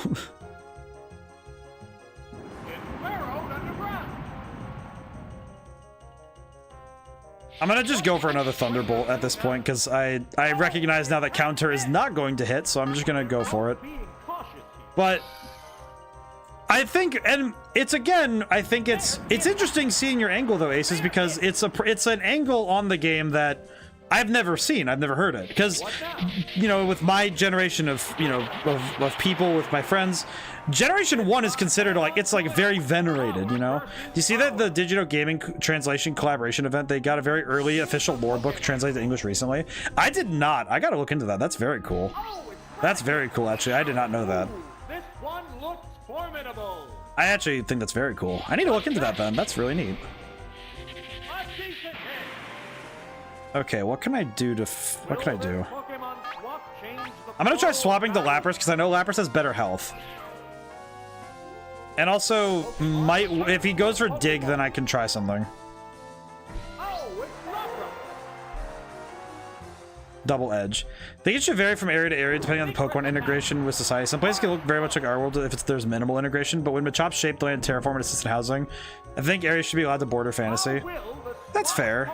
I think that makes sense. Like, it makes sense to me. Like, I think that makes sense, Crooked. Yeah, it's like, it's one of those things, though, where I think the key in my mind of how it works is the more Pokemon influence there is on the setting, I think that that should in turn influence how the world is. Like the more recent Pokemon games, the fact that there is high interaction between Pokemon and the world, the fact that the areas look so vastly different and fantastical makes sense. Great example, Area Zero, just its entire existence warps the world around it, right? It's like the Behringer Crater. And similarly, I would say stuff like in Sword and Shield, the the big fantasy forest with all the impidimps and stuff. I think they call it Lost Pokédex or something, but it shows clearly that the early intention of Pokemon lore was that Pokemon were basically recently understood yokai and mythological beasts in almost normal Earth. Interesting.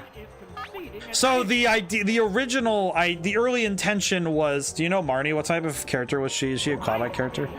Marnie? Oh, Marnie from Sword and Shield. I'm gonna try something really quick. I'm gonna take this time to swap to Raichu. I remember Marnie. What do you mean Cloud-like character? Like, I guess I do not grasp your meaning, Conquest. But like, thinking about this all, though, I think the curious thing about the concept, though, like the prospect of it, is that personality similar to Cloud's. Oh, I see. Yeah, she's like got the... She's a little bit like... And Cloud in Final Fantasy VII is a little bit goofy, because I did play the beginning of 7. He's like, she's got a little bit of sass, but she is kind of like that quiet, like the stoic type, which is interesting, and it's really fun. We want to hear take on that end of FF8 of 7, or on... Gonna be real cool. 7 is one that it's like, it's interesting for me. I think... Oh wait, I shouldn't use Seismic Toss. I should use Thunder. I just realized I just whiffed. That's bad. Yeah, because he's using Dig. I need to keep Raichu alive. So I need to sack Lapras. Aw. This makes me sad. I need to, at some point, I need to actually finish 7. I must specify, though, unless 7 Remake comes to Xbox, gonna be playing the original 7 and not the remake, because I do not have the means to play the remake, because I don't have a PlayStation. I have no money. I am what some people may call broke. But I am probably gonna play the original 7 if I play 7. Which, like, on the one hand, it's like I'd rather play 7 and then get to see remake, because then I'd actually, like, I feel like my appreciation for the remake would be higher if I actually played 7. So I should probably do that. Need to figure out how I'm gonna play those games, though. I know I have 7 on the Xbox, and I think 8 is on the Xbox as well. I might be able to get it. I have to look. I'll have to figure that out. Wait, we won? What? How did I win that? I wasn't even, like, my brain, like, we were talking about all this gaming stuff, and my brain is like, how did I win this battle? I didn't even use the tactic. I just skipped over it. I just said, to hell with tactics. I'm just gonna throw hands. Whatever, man. I'm gonna keep that victory. Thank you. I'm gonna keep that. But graciously, I have time and a lot of, like, really cool... I think I have a lot of time ahead of me, because unless the planet has a catastrophic issue, I don't think I'm gonna be stopping streaming anytime soon. So I have all the time. Cloud's personality is really hard to nail down because motivations are all over the place, but Marnie has some better adjusted Cloud vibes, kinda. I can see that, yeah. You know, I just thought about something that it just came back to me because I had the thought earlier today, and I think I need to put it down to paper, as it were, like, you know, put it on stream, as it were. That's pretty messed up for a lot of the game. Well, it's like I just had a thought because I know Cloud's character is really good, but I just had a thought about this because I just remembered something earlier today. I had a thought about like shock value. It was specifically about shock value, but I think it goes for how people write characters as well, right? Is like with the lens of shock value, it is Ooh, this one looks formidable. it's like in terms of shock value specifically, right? It's like some people forget Electrode is so big. He's very big. I love him. He's built different. I love him.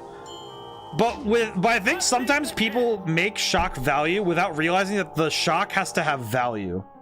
If that makes sense, right? I should have swapped off a Gengar. I need to swap off a Gengar. I need him in case Electrode comes back.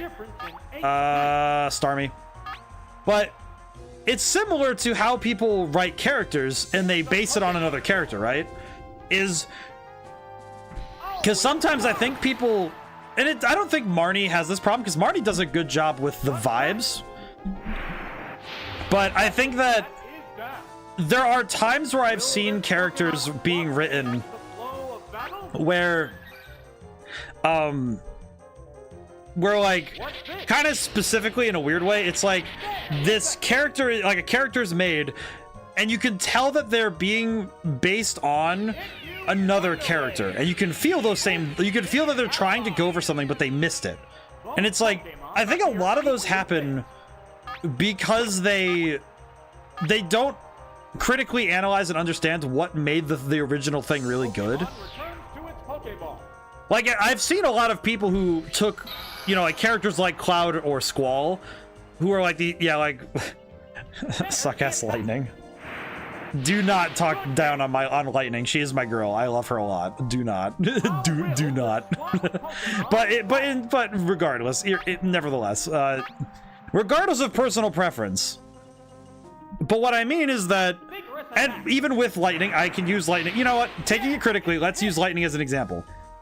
Lightning does try to do things that Cloud, because Cloud and Squall, the thing that they have is they are stoic dudes, but they also have a sense of humor. And I think that's the thing that Lightning lacks, that makes that, like, when you compare the two, that's what makes Lightning feel, for some people, it's less fun, is because at least Cloud balances, you know, like his, you know, stoic, you know, aloof attitude with being kind of like quippy, you know, like that's in his character. In the original character is him being a little quippy, a little bit like he's written a little silly, frankly. And he's trying to, he's still, at the end of the day, he's still like kind of having fun while fighting, you know, while fighting people, right? But when you look at Lightning, she's taking everything seriously. And I think that when you become like really attached to someone like Cloud, Lightning isn't as fun. But that's because they separated the like the thing they did in later Final Fantasies that from taking 13 and 7 and comparing the two, is that every character had a funny moment in 7. Every character gets to have fun and every character gets to be serious. But when we look at 13, they kind of separate, they kind of like you know, almost like separate out the humor characters and the serious characters, right? But they don't do that with Fang for some reason. I don't know why. She's funny and also serious, but it's weird.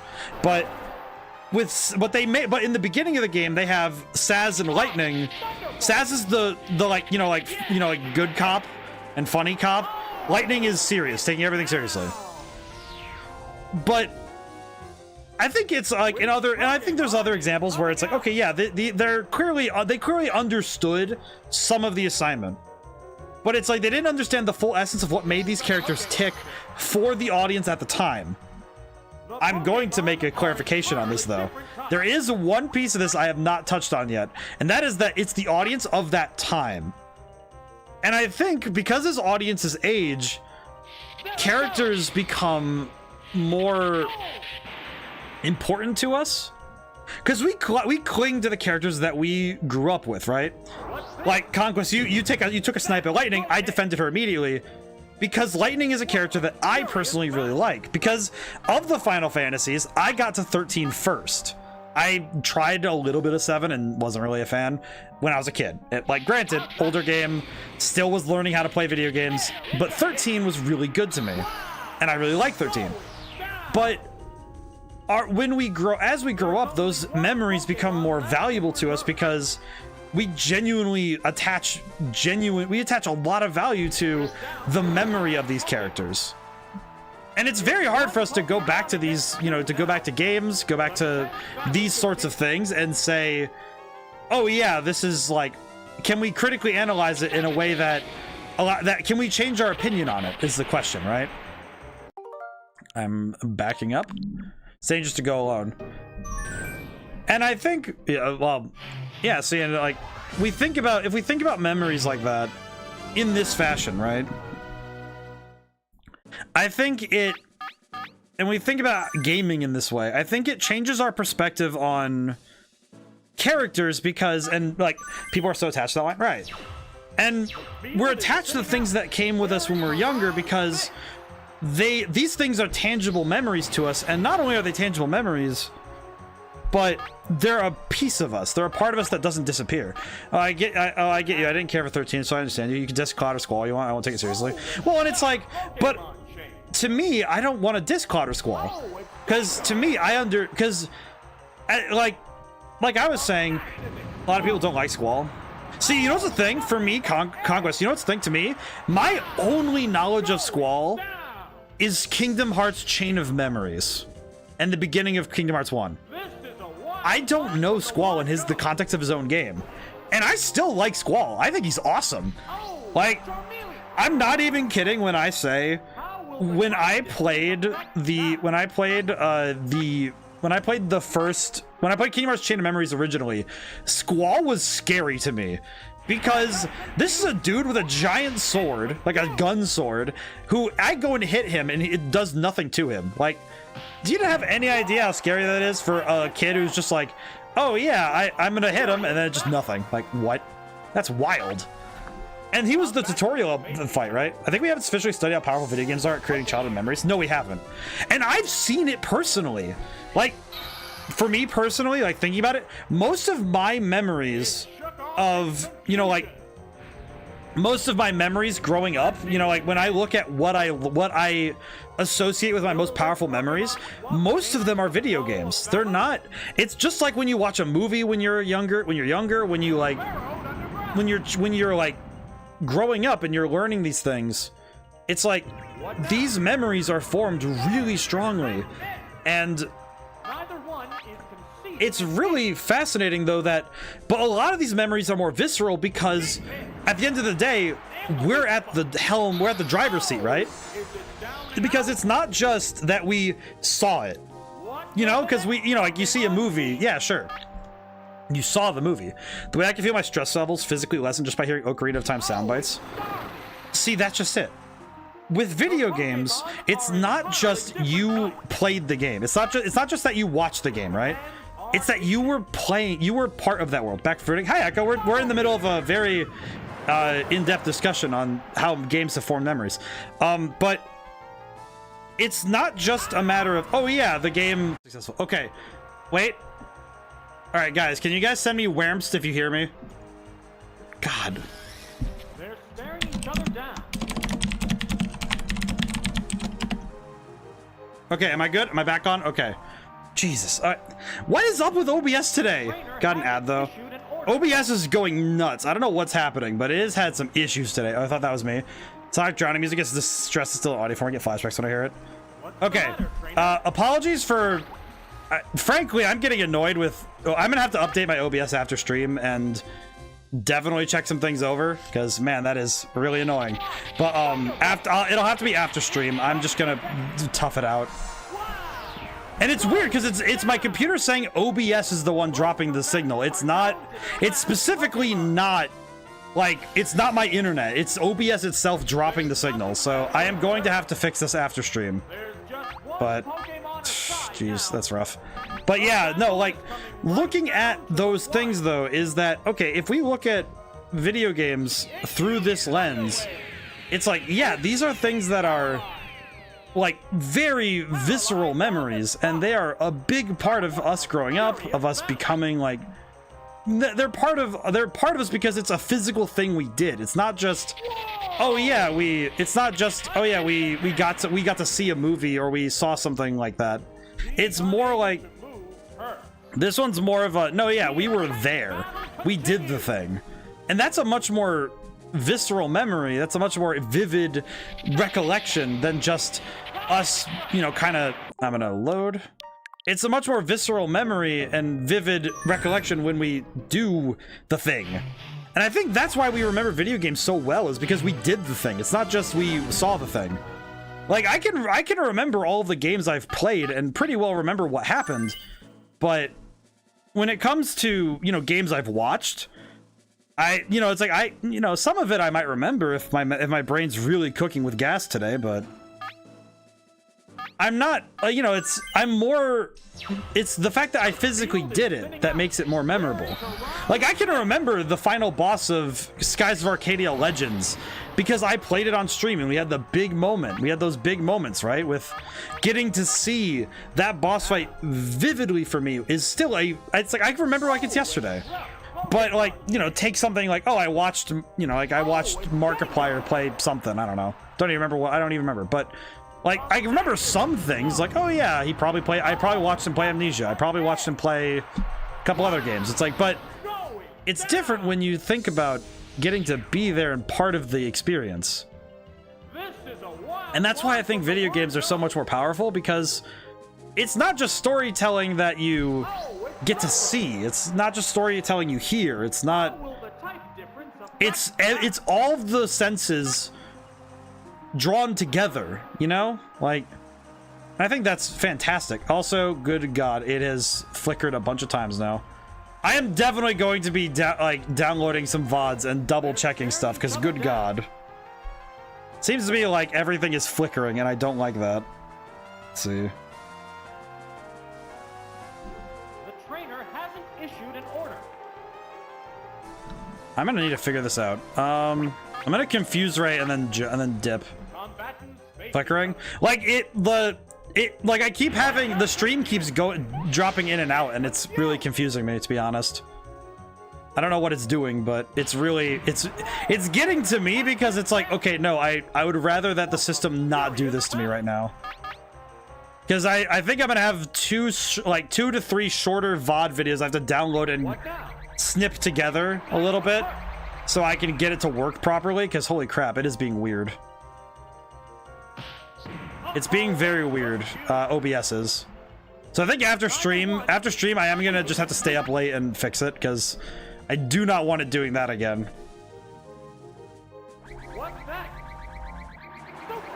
I think this is working, but it's very weird. Oof. Yeah. It's definitely one of those things, though, that it's just, okay, yeah, this is just being weird. There's nothing I can do about it, though. It is one of those. I just came back from a meeting. That's good, Julian.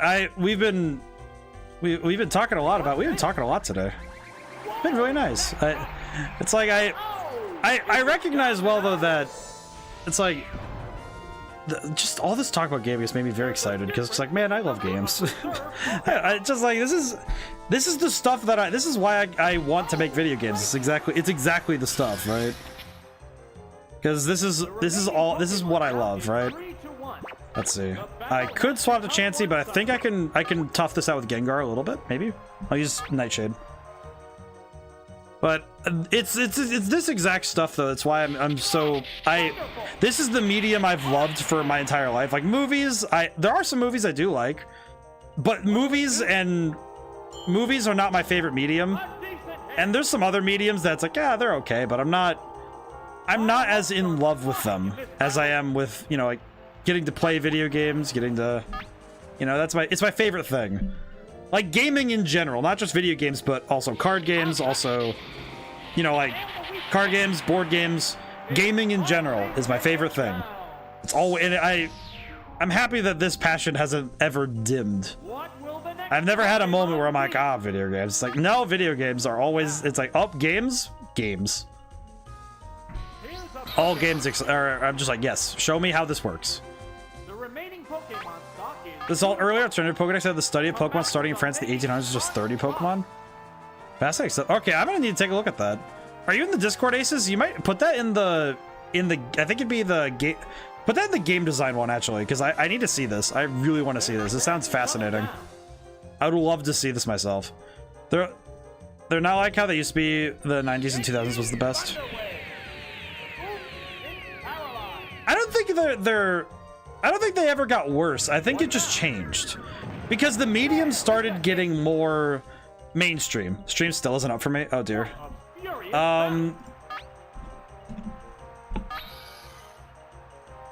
Refresh? It might need a refresh, yeah.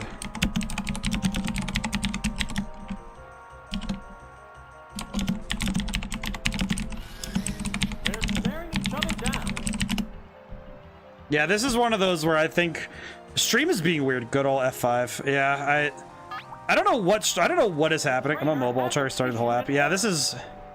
I don't know what OBS is doing, and I deeply apologize for stream being weird. I don't know. I do not know what OBS is doing, and I don't know what's happening. So I'm guessing it's a personal issue on the app, on the application side. So I'm gonna update. Like after stream, I'm going to update. I got a notification that the stream just started 5 minutes ago. Yes. Which probably means if I go and here's the thing, if I go and double check something very quick, I can almost guarantee that there is now a second. There's probably a second VOD now. Yep, there are two. Yep, I have. So it's created. I'm sorry, but I don't apologize. I mean, that's reasonable. It seems to me like it's just creating multiple VODs. And I'm gonna have to download a bunch of stuff because it keeps resetting for some reason because OBS keeps losing it. Like OBS loses the connection and then it starts again. So it's basically resetting stream every time, which is really annoying, to be honest. Which is annoying me because it's like, oh yeah, it's constantly resetting on you guys, and it's also meaning that like I'm guessing that some bits of stream are getting lost in the translation. Which makes me sad because it's like, well, yeah, it's probably losing a bunch of stuff every time. Sometimes OBS be like that. Yeah, it do. It do, but I'm very upset. I'm just sad because of all days it had to be today that it happens. I'm like, oh man, really? Kind of just like, really? Man. Like of all days to have something like this happen where it keeps flickering, I would say today is not the day I'd want it to happen. Being honest. I would rather that it was not flickering on a day where I have to go overtime and then also have to... Because now it's like, okay, yeah, I'm going to have... Because I know that I'm going to want to edit this down because I'm not going to... I am not going to upload 3 smaller parts of a VOD and just make it look all awkward. So I'm going to download and edit it because I need to fix it. Create. There we go. Just in case we need it. But I'm going to try my best to fix it. Let's see. Raichu, Starmie, Chansey. Got it.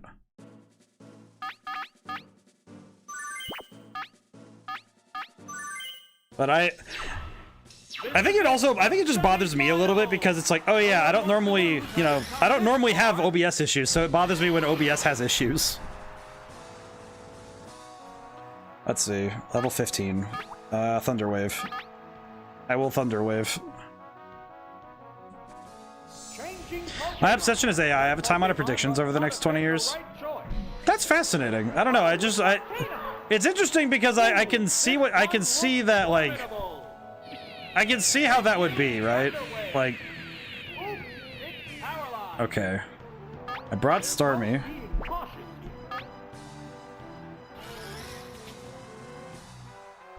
Raichu versus Paralyzed Arcanine, just use Seismic Toss. Got it. I can do that. OBS issues, unfortunately, sounds like some kind of respiratory dysfunction. It kind of does, doesn't it? Hi.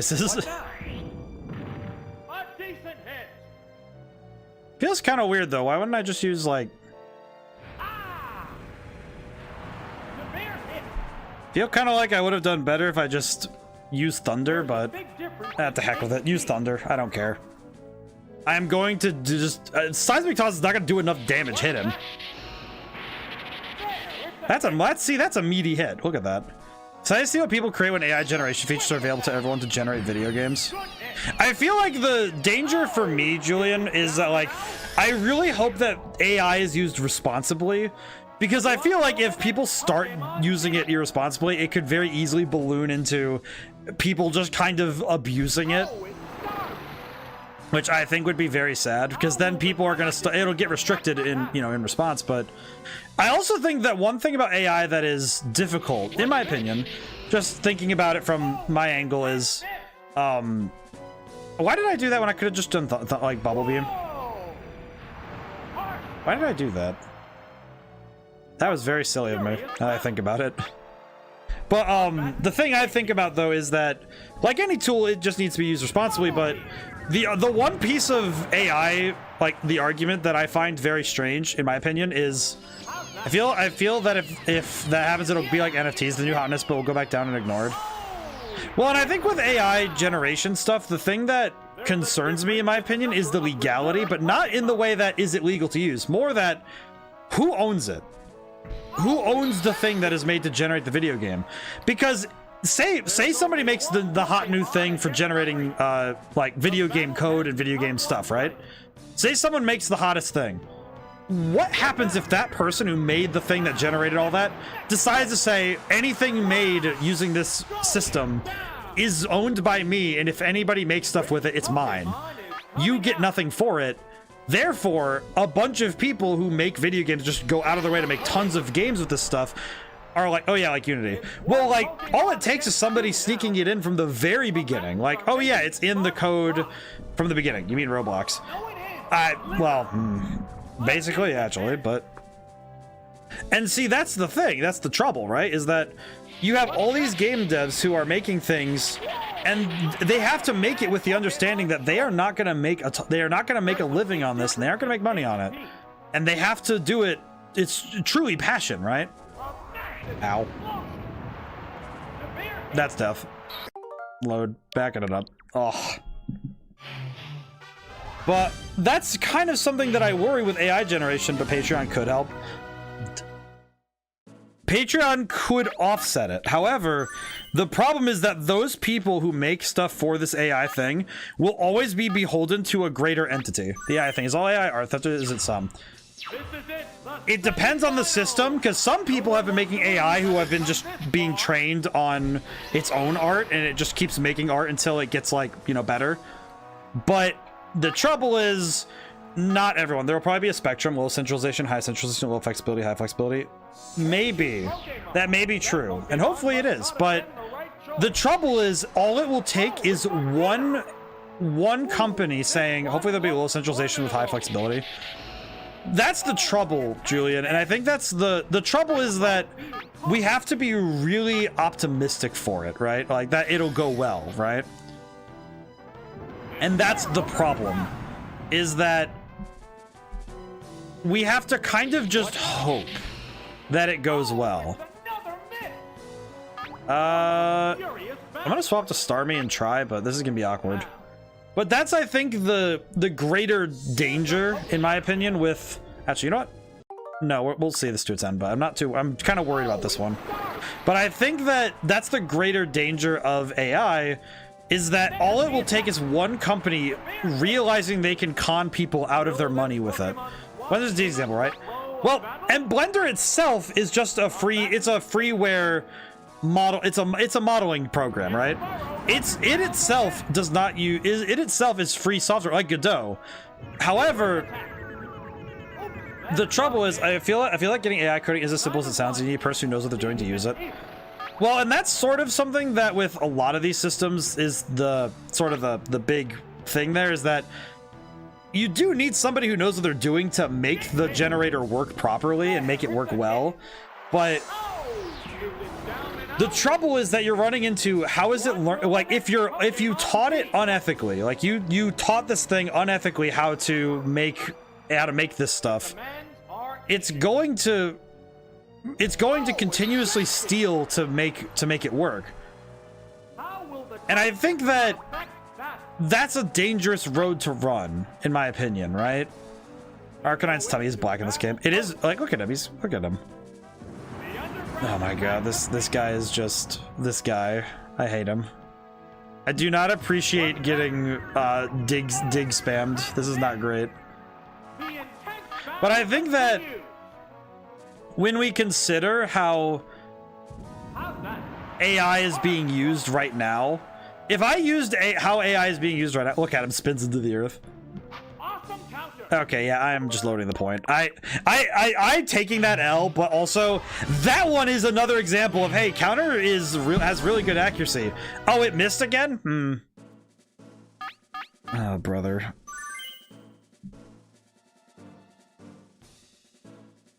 There are 2 ice types here. You know, I'm gonna lead with Starmie instead. I do not appreciate getting consistently bodied like this. No one wants to lose, having come this far. Okay, well, at least I can try to go for Thunder. At least I can try to go for Thunder with this one. Them all having Dragon Rage and being 5 levels higher than me is real BS. This being the tactic is absolutely just a little... Oh, the attack missed. What a furious Really? battle. I feel like every time I miss a Thunder that would have been like, oh yeah, this is gonna like really set the battle in a really good way for me. It's just, oh, look at that. Whoops. If I bring out Raichu and they swap right away, I'm gonna be a little mad. Be a little smad. But yeah, I think AI, the trouble is that ideally it's being used ethically, it's being used in a safe way, it's being used camera angle and animation on the Gyarados. Just like, yep. I hate this Dragon Rage tactic. The fact that all of my Pokemon have 40 health and all of theirs have like 70 is just like, really? You can't even have a level 20 Gyarados.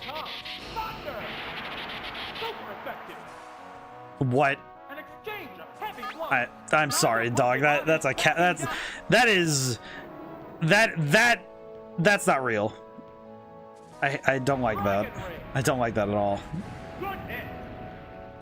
I feel like getting consistently spammed into death is just making me a little jaded with this particular tournament. There's a difference in the number of But I guess just to put a cap on it, the trouble with any tool is that you hope that people will use it ethically and responsibly, but there will always be people that you have to regulate the system for because those people exist. And that is always a trouble with these sorts of things. So I hate that. This battle is making me a little, I think at this point also, it's just like, okay, dude, really? This is already pushing my buttons. I think it's gotta be something to do with just the nature of it. Just like, really? Because I can't even begin to state how often, the number of times I have essentially lost a battle because I missed a Thunder is really getting to me. Just, oh, whoops, missed a Thunder. Oh no. Why did he go for Double Edge?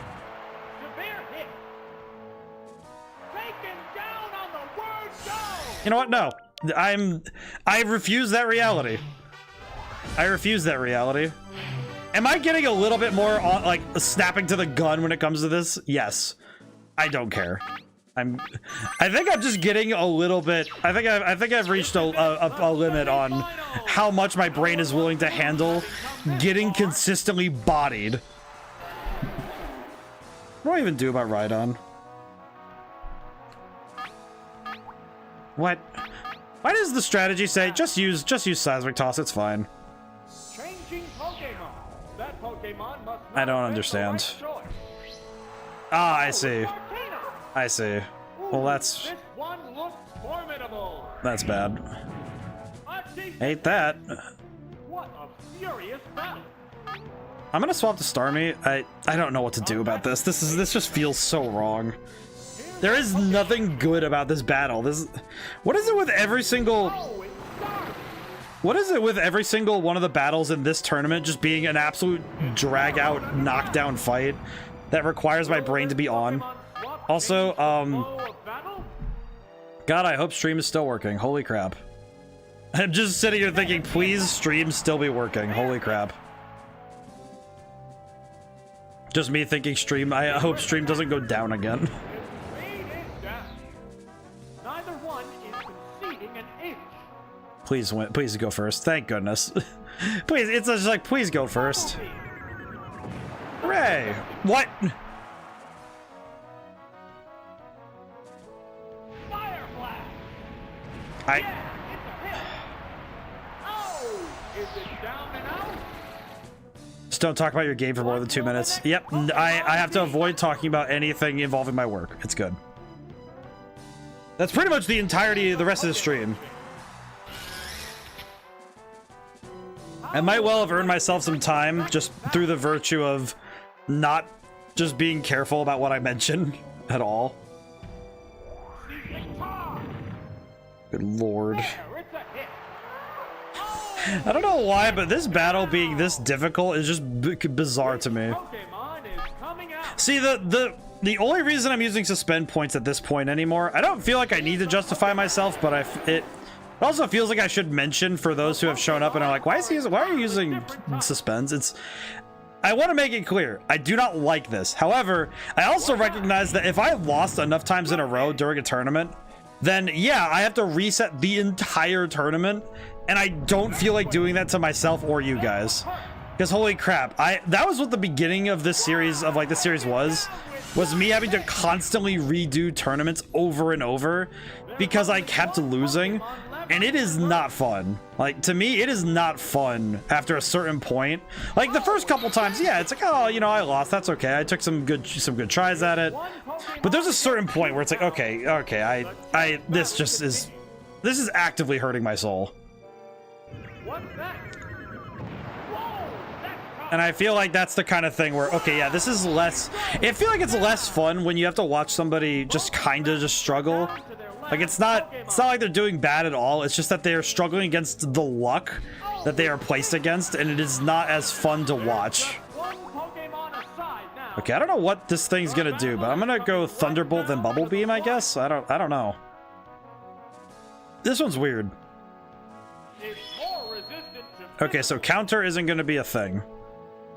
What's this? Okay. I'm gonna Bubble Beam and hope for a speed loss, but I don't think it's gonna happen, but we'll see. Ah! That's awful. I see. Every time I lose... Can I just say, every time I lose special from one of these attacks, I get a little bit like, okay, yeah.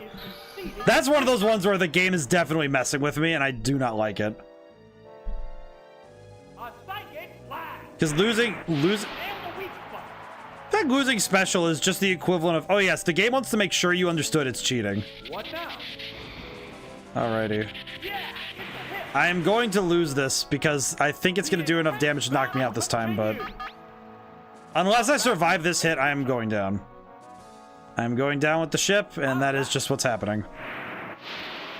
Oh wait, no. I almost preemptively did that. Well, I get one more shot with Tri Attack. Hopefully this is a crit.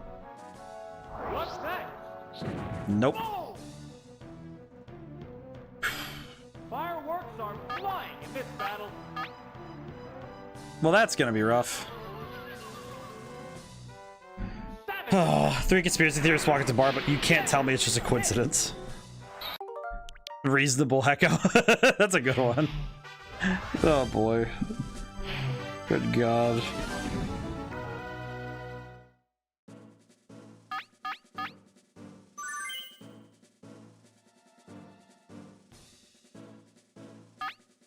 It's like everything that happens, I feel like at this point my brain is just doing its best to work with what it's given, and everything it's being given is just making it a little bit harder to deal with. Because specifically in terms of what they're doing with the okay, if I lose Raichu turn 1 again, not even letting it happen at this point. At this point, if I lose Raichu turn 1, I'm just like, all right, yeah, just to hell with this. I am... Okay, so I want to make sure. Okay, that's all right. That's the space we got. I feel like at this point my brain is just so not dealing with this tournament anymore. Like the Elite Four and Giovanni, don't need to worry about it. I don't think I need to worry too much about this stuff happening. However, I am absolutely not taking it. I'm not taking it lying down that I am going to get consistently bodied by this thing. I feel like this is exactly where the tournaments feel really... Like, if I were playing this on an N64, I probably would be mauling every time I lost, because I have to go through the entire tournament again and get through all of the hoops and ladders of what happened. Which I think is the thing that, in my mind, dings this game down a little bit, if I'm being honest. Like, I love this game. I do really love this game. And I do think it's really fun. However, I will say that that is paired with the knowledge and the understanding that this game actively wants you to suffer if you're trying to beat it with rentals only. Like that, and I said this last stream too, that this is not a game built to be played with rentals alone. This game would have been way better as a Bring 4 format. Probably, but I also think the thing that I've noted the most with this game is that of all of its like idiosyncrasies, all of its weirdness, the number one thing I've learned about this game is that the thing it wants the most is that it wants you to bring your Pokemon. It does not want you to bring rentals only. It is not made for rentals only. Like, at all. It is not made for this. This is not what you're supposed to do with it. It does not like when you bring rentals only. That is not what it wants you to do. What it wants you to do is bring your own Pokemon with, you know, EV trained, much stronger, and it wants you to specifically use those Pokemon. Like, rentals are supposed to be a placeholder. It's supposed to be like, oh yeah, you just did battle now, and it just wants you're just fighting your friends. That's fine, but it does not want you to be doing this. It does not want you to do this with rentals only. It doesn't want you to beat the game. What the hell? What is it? Why?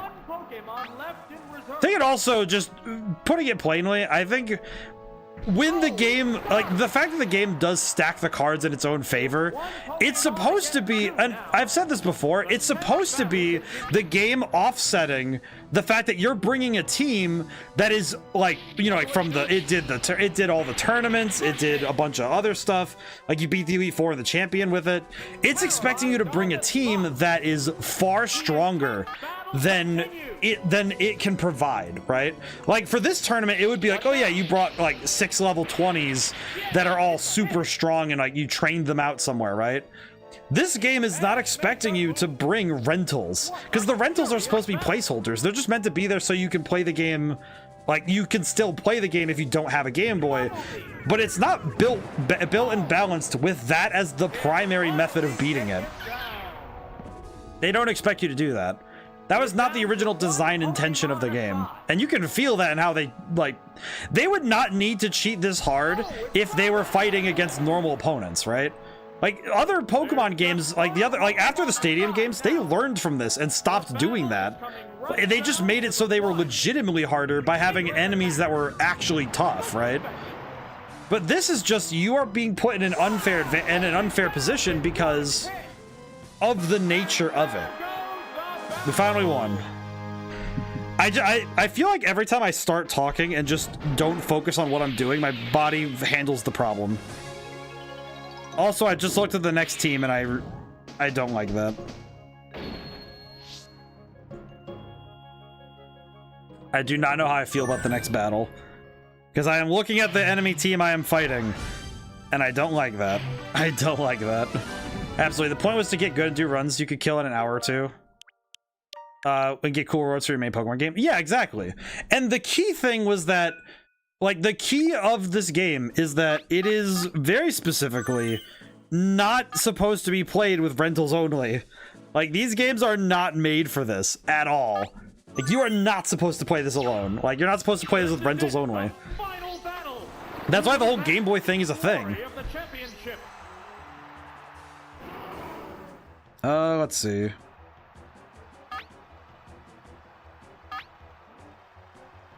What do I do about Kangaskhan?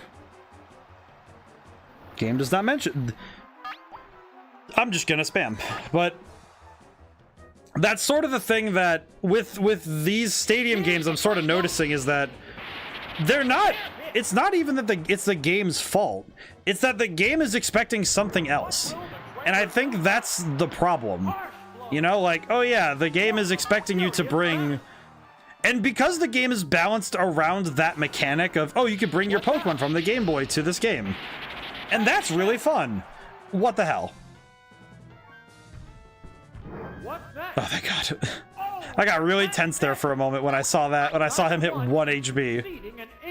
But that's something that, if you built the game around that, then it kind of becomes a problem when you're designing the game and saying, oh yeah, if they're going to have this. It's like, okay, well, I don't think, and they couldn't have possibly prepared for this, right? Ooh, this one looks formidable. Like, that's something that I think is, it's Game Boy was not that until modern roguelikes these days. Trying to get all Pokemon in the Hall of Fame and Stadium, get good teams fast with Dodrio mode on Game Boy Tower and storage, so you can restart and build your red-blue cart. Yeah, because it's one of those things that you really can't even reasonably, you know, counter, right? Which Pokemon is coming out? Okay, so I'm gonna go Raichu to Thunder Wave, and then I'm going to swap to Lapras and hope. Oh, it's Raichu. Okay, so I'm gonna Thunder Wave. Thunder Wave. Different type.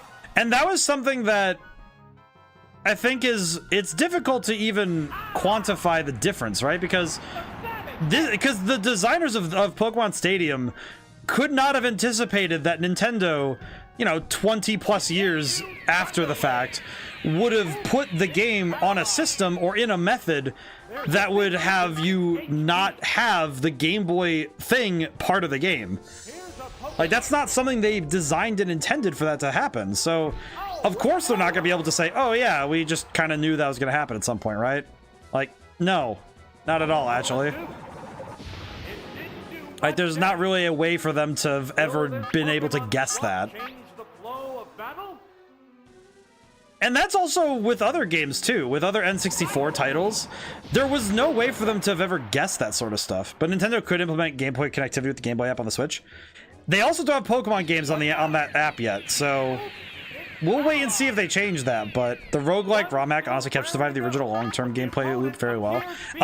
Emerald Rogue, right? Emerald Rogue. I actually played that on stream a little while ago. It's pretty fun. You've got to be kidding me. I am not even going to suffer this. Gotta be kidding me. I am not even allowing Rap to do that to me. I'm not taking that. But I think that's the sort of thing that I think Pokemon avoids doing stuff like that. Not because I almost think it's because they're worried that people would be like, "Oh yeah, you're finally doing that, huh?" Like people would call them out on it. But I feel like something like a roguelike for Pokemon would actually be rather fun. And maybe it's something different, right? Like something a little bit weirder, but I don't know. I think there's a lot of room to try things. Because thankfully Pokemon has a lot of just interesting stuff they can do. Okay, I'm just gonna hit Machamp as hard as I can and hope to God it works.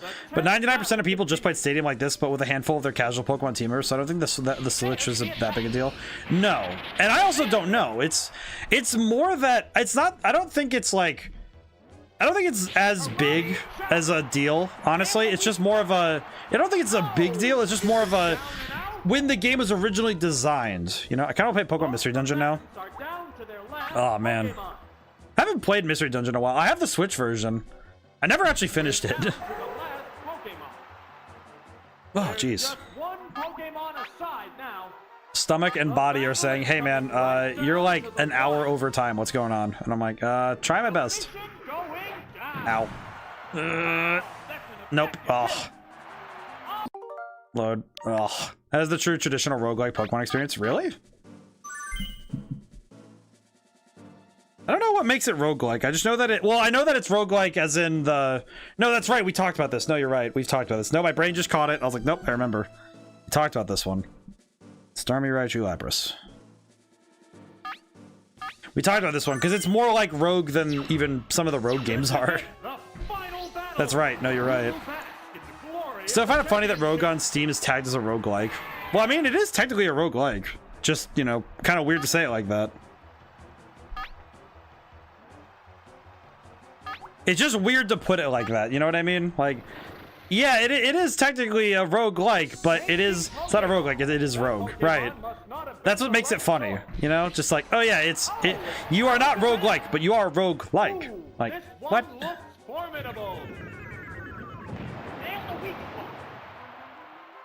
What a furious battle. Okay, what do I do about Alakazam?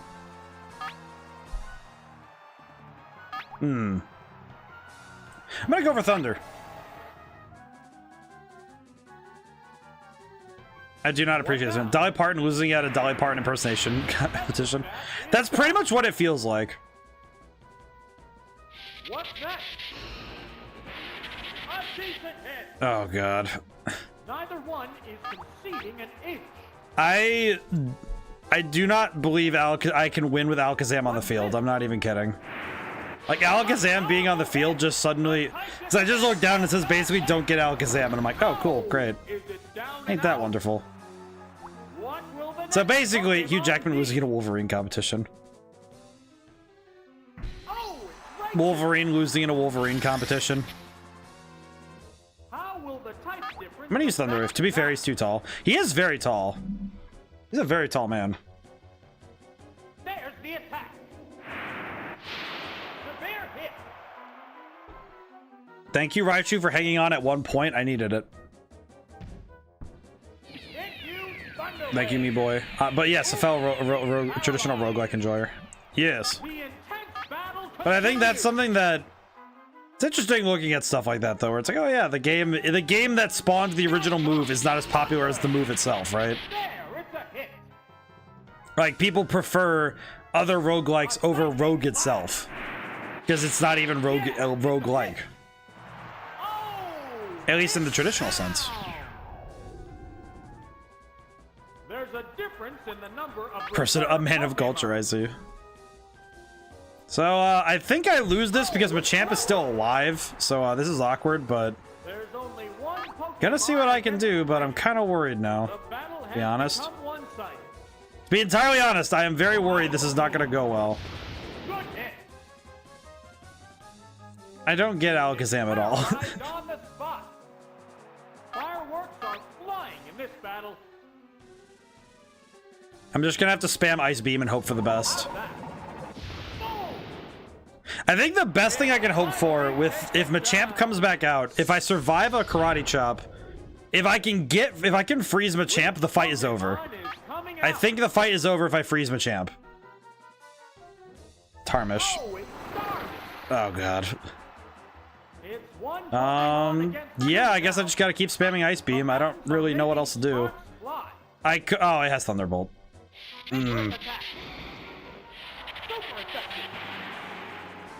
I don't think I can, unless I freeze, I don't think I can win. Yeah, I think this is it. Both Pokemon appear equally fit. Well, this is rough. This is awkward. Jeez. Rip the run, but that's okay. We'll rip this battle at least.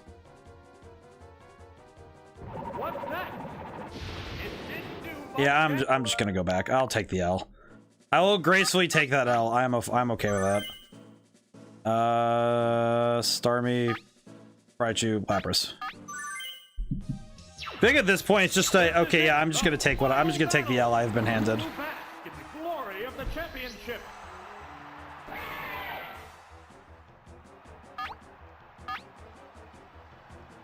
I'm gonna try Bubble Beam this time. Feels kind of weird that, imagine back in the day, no save state. Yeah, see, that's kind of the thing that is making me realize how much this game would hurt to play normally. Because I didn't use the save state until round 2. Like, I didn't use it much until round 2. And the reason I didn't want to use it till round 2, like, because I didn't like the idea of, oh, I'm just gonna keep doing that. And I know I'm gonna keep doing that because, oh, I'm just gonna, it's not as bad with better Pokemon though. You weren't outsped as often. Yeah, the trouble that I'm realizing that I'm having very specifically is that because the Pokemon you're fighting have, frankly, they are trained, right? They are trained Pokemon. You don't get the option. You don't even get the option to have Pokemon that are trained in any way. So you are constantly getting outsped even when you have Pokemon that theoretically should be faster. Even when you have theoretically faster Pokemon, you can still get outsped even if you like theoretically should be faster, right? I think the biggest one that in my head that is the, wait, this doesn't make sense, is Aerodactyl outspeeding Jolteon. Because when you look at the two next to each other, that speed difference is vast. So seeing that sort of thing is just very weird. Okay, I'm going to Thunder Wave because I'm pretty sure this is going to suck if I don't. Jolteon is top fast, yes. And in multiple speedrun tactics that I've noticed, it is essentially Nexus Sphere. Yeah, it is. Ow. Oh, he's dead. But that's the thing. When you look at the stats in the rental Pokemon, Jolteon is the fastest Pokemon without question, right? But when you look at the Pokemon, you know, side by side with, like, when you go to do the fight, even in these speedrun tactics, they're like, oh yeah, Jolteon can get outsped by Aerodactyl in multiple fights. And it's like, how exactly does that happen? How is he outsped? Because that doesn't make any sense. Good God. What's this? Ow. Yeah, it's a hit. I do not appreciate I do not appreciate this all happening. Equally fit. What'll it do? The bear hit. Oh, that's almost a knockout. Yikes. What now? Did the baby just get launched? What a furious battle. You know, I just realized I don't even know what the last Pokemon is, but if it's Alakazam, I just lose. If it is Alakazam, I just get nuked. That's it. So we took down Machamp. We took down Kangaskhan. What are the possibilities on this one? Ah, Dragonair. I see. Oh, wait. Oh, I just lost. I just realized I lost, and I know why. Dragon Rage. Oh wait, they're both base 130. I thought Arrow was base 127. Oh my God. Let's see, what is it? What is the team I need to put in? Starmie, Raichu, Lapras. I'm gonna just put Raichu, Starmie, Lapras. I'm gonna do it the other way. Don't know why I like Kangaskhan's Pokemon so much. I like it. It's fun. It's a fun design. Kangaskhan's a good one. Pretty solid too. Like solid Pokemon. Also just fun. There's not, I don't think there's any kangaroo Pokemon just in general. I don't think. Why are you using Thunder Wave, Starmie? What's wrong with you? Why are you like this? Do you have mental illness? Here it comes. Thunder.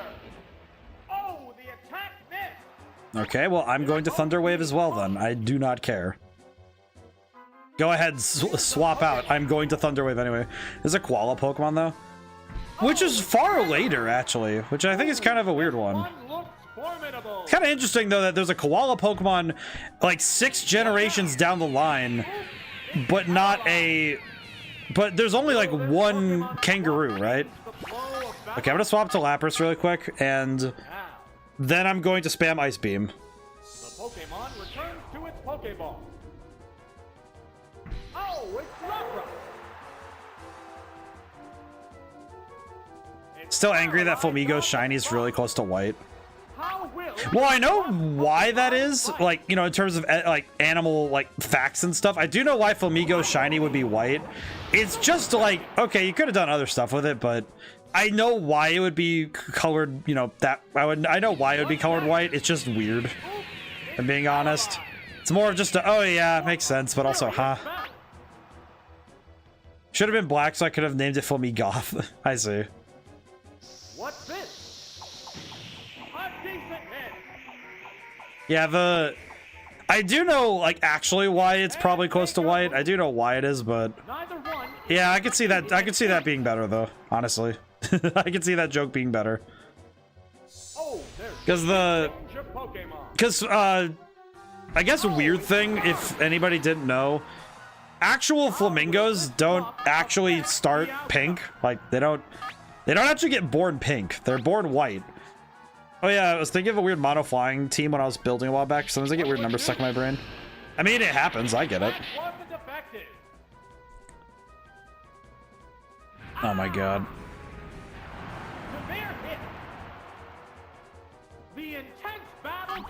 It's like, I feel like in my head, I know that I shouldn't be using save states as often because I feel like my brain is just like catching on that for some reason. It's like, why are you doing that? That's not cool. And it's like, yeah, but I also don't feel like having to sit here constantly waiting, trying to actually beat the game. But yeah, no, it's interesting when you get weird numbers like that. You know, like, I know this. I grew up on public broadcasting programs, so lots of animal facts. It's pretty cool, actually.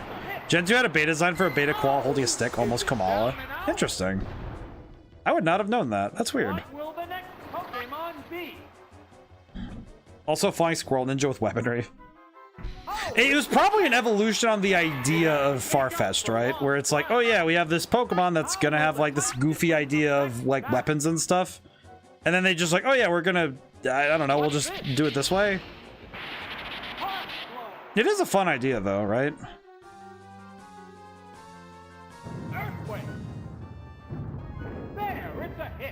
I don't remember, can Machamp actually learn Earthquake? I know that's a dumb question, but I'm asking more because I feel like for my own sanity, I need to understand if it actually can learn Earthquake. Like, something in my mind is saying that doesn't seem right. Even though I know it's probably right. Yeah, they do? Okay. Thank you, Conquest. I don't know. Something in my mind was saying, I don't know if that's correct. But I think it's just because, like, I've already been cooked enough times by Machamp that it's just like, oh yeah. Why did I... I'm just going back. I feel like at this point I'm getting tired. I'm losing steam and I need to see this to its end. But it's like, man, this is not a good idea. This was not a good idea. But I also recognized, no, I can do this. I'm gonna do it. He's gonna go for Thunder Wave, so I'm gonna Thunder Wave as well.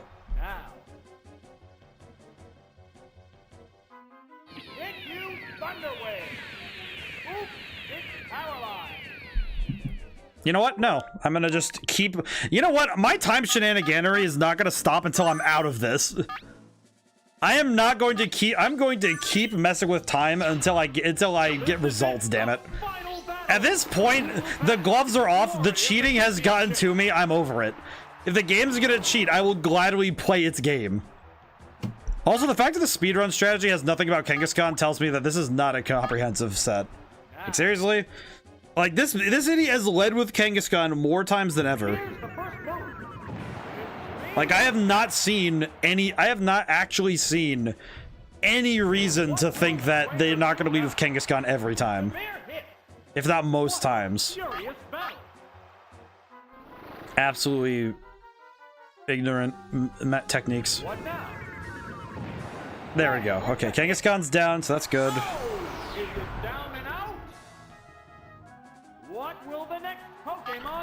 Okay, if it's... Please don't be... Okay, it's Dragonair. Ooh, this one looks formidable. Okay, I'm gonna Thunder. I will Thunder. Here is Thunder. What's that? Okay, I need to think. What do I do? What do I do about Dragonair?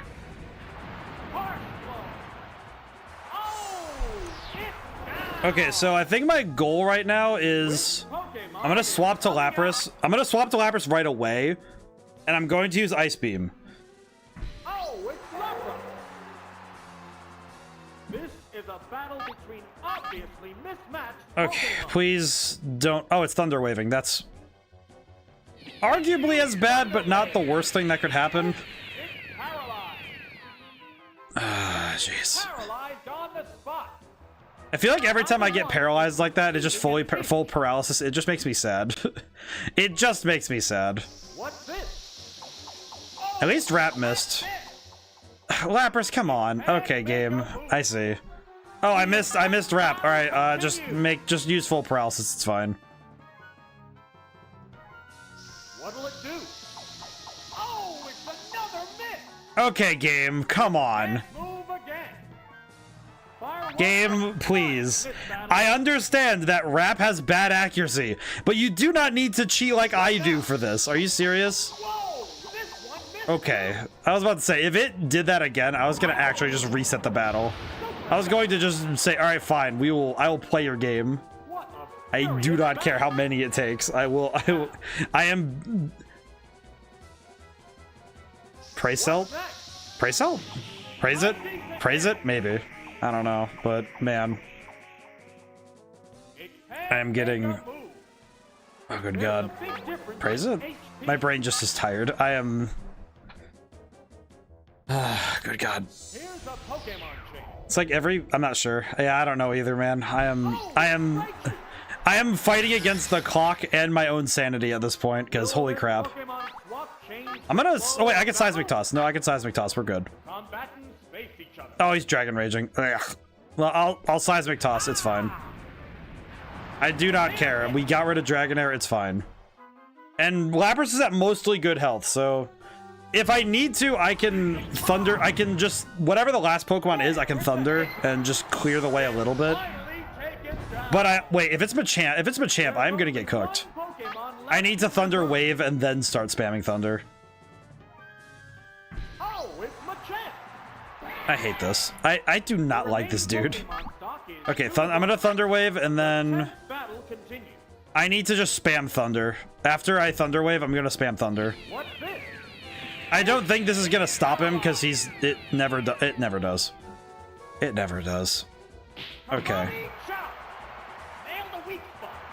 Well, this is where the battle suddenly becomes a million times worse because... Oh wait, both Pokemon are paralyzed. Well, that sucks. Well, at least he's slowed down so the crits won't be as bad, but... Theoretically, the crits won't be as bad, but the game is also cheating out his mind, so we'll see. Okay, I'm gonna go for Bubble Beam and then spam Ice Beam the rest of the... I need to get a speed slowdown, hopefully. There's the attack. Wow, that's an effective hit. Okay, if I get a crit, that would also be nice. What'll it do? Oh, look at that. Ask and you shall receive. Okay, Ice Beam. Okay, just gotta keep going for it, but... Brother. Earthquake.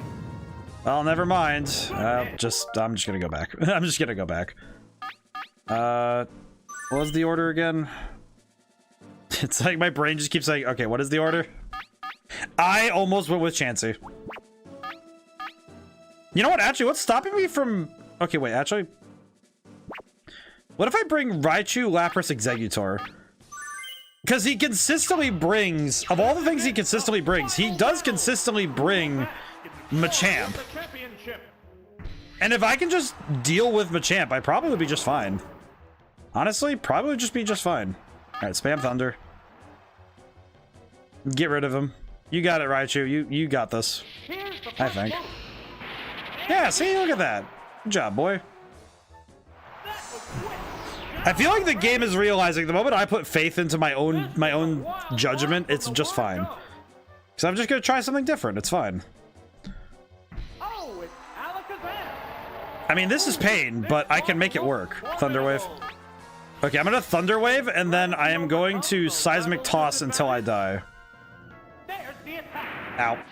Please don't die, Raichu. Come on, you got it, buddy. You got it. Nope, you died. Well, good job. Casually cast aside? Announcer, what the hell? That just feels mean. Like, come on, dude. My man's just trying his best. Why do you have to throw him under the bus like that? That's awful. I'm gonna try to Toxic and then spam Psychic, but... I do not like Alakazam in this situation.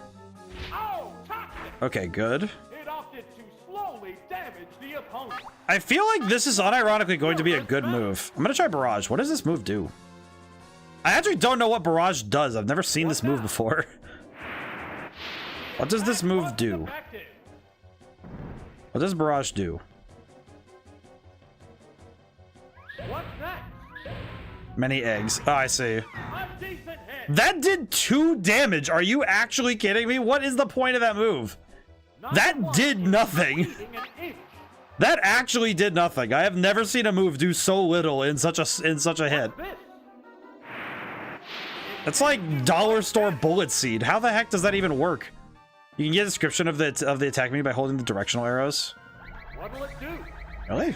Power strike. The intense battle continues.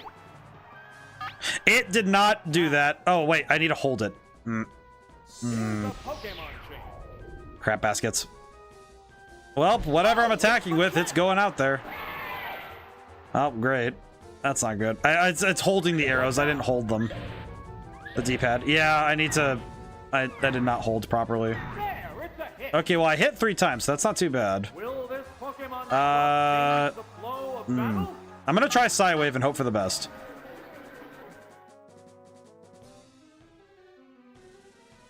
What's next? Ow. Nail the weak spot. I have to really hope this does well. Good Oh, hit. that was a good hit. Holy crap, that was a good hit. Fireworks are flying in this battle. It does not actually... By the way, it does not do that. It does not hold. It's very weird.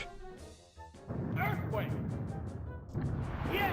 Okay, now I'm seeing a problem. Is that if... Now, I am seeing a problem now that I don't think Lapras is going to make it. one Pokemon I don't think Lapras is going to make it, which is making me very sad. Oh, it's Lapras. I'm sorry, Lapras. This is just getting sad for me. I don't like putting Lapras through this. This is my Lapras is one of my favorites, and I am just constantly messing up. Super effective. Please survive. Thank you. Thanks, Gal. I'll take it. I'll take what I can get at this point, man. Though I just realized that Alakazam, it's like how you have to hold the buttons down to show Pokemon info on the team selection screen so you don't show your hand in multiplayer mates busted and switch. It might be because I was trying to hold it down and it just chooses the move rather than like selects it rather than lets me see it. Pokemon. Might be the other D-pad maybe. Nothing left in reserve. Let me try using the other D-pad then. Will it be okay? There's just one Pokemon Nope, I'm not seeing aside anything. now. The Nope, it battle just is went. coming right down to the wire. A psychic blast. Nope. That was really good. I just couldn't finish it. Okay. I'm gonna try leading with Exeggutor, bring Lapras. I think I'm gonna bring Chansey. I think I'm gonna bring Chansey instead. The thing that's getting me cooked is if Alakazam shows up, I just get deleted. Will bask in the glory of the championship. Okay, let's do... I am going to spam Toxic on... The moment anything comes out ever, I am using Toxic. Why do you have Blizzard? Vigorous attack. Why do you have this? Like a bad Pokemon choice. Why does it know this? Oh, toxic. It opted to slowly damage the opponent. Okay, I'm gonna use Mega Drain first. I'll actually have to just spam Mega Drain. I forgot this one doesn't have Psychic, which is upsetting. No, it is. Lizard. Okay, I'm just going back. I at this point I don't care. I'm over it. I'm over it. Kangaskhan can just leave me alone. Final battle. Who will bask in the glory of the championship? I feel like this announcer guy is getting really concerned because he keeps thinking he's lived this day over and over again, and he's getting really scared because he keeps seeing this guy come in more and more disgruntled. Like, hey, why is this challenger why is he looking really angry? Why does he look really tired? Is he okay? Thank you. The challenger is having some issues. What's going on over there? And it's just like, sir, I hope you understand. I have heard your same line about my Pokemon 20 times. I hope you understand that when I am done with this, I am taking you and that guy over there, and I am throwing you over into a bus. And then that bus is going off a cliff. Oh, it's And that is just what that is your life in the next 35 minutes. So just make peace. I don't like that. I don't like that. I at least have Stadium 2 on hand to confirm that by holding down the D-pad. But that's N64 D-pad and Stadium 2. It might be Stadium 2's thing. I don't know. It might be a Stadium 2 thing. I am uncertain, but it might be a Stadium 2 thing. I'm gonna go for Thunder. I think it might be a Stadium 2 thing, but I'm very uncertain, to be honest with you. And why do you have Thunder Wave, Alakazam? That seems like an odd thing for you to have, Alakazam. Really? What a furious battle. The commands are issued. I swear, every time I see an Alakazam from now on, I'm just going to bully it into out of existence. Every time I see an Alakazam in a game now, I'm probably just going to be really mean about deleting it. Neither one is conceding an eighth. I'm gonna just try and slow it down as best I can at this point. It's just, I hope I can slow it down. That's all I got. Whoa, that was overpowering. Well, hopefully Bubble Beam can slow it down enough that Lapras can get a good hit in. If Lapras can get a good hit in, we'll be fine. Battle continues. We'll be okay if Lapras can do it. That said, if Machamp is still here, we're dead. Oh wait, no, Machamp is slowed. That's right. Machamp is slowed down. Or he's paralyzed, but still, we'll take it. There's a difference in the number of reserve. Oh my god. You know what's worse is I'm trying to imagine what the Elite Four must be like, but I feel like the Elite Four isn't as bad because, weirdly enough, I feel like the Elite Four isn't as bad on the virtue of it's probably a little less bad. Okay, I'm just gonna go for something. This is a bad idea, but I'm going for it. Hey Adam, would you like a 6-6 Perfect IV Fuecoco? Maybe later. I don't think I'll take it tonight, but I might take it. I might. That would be very nice. At this point, I'm just doing whatever the hell I please. I am gonna go Chansey. I am going to go Raichu. I am going to bring Lapras because of Dragonair, but that's it. I am just gonna do what I can at this point.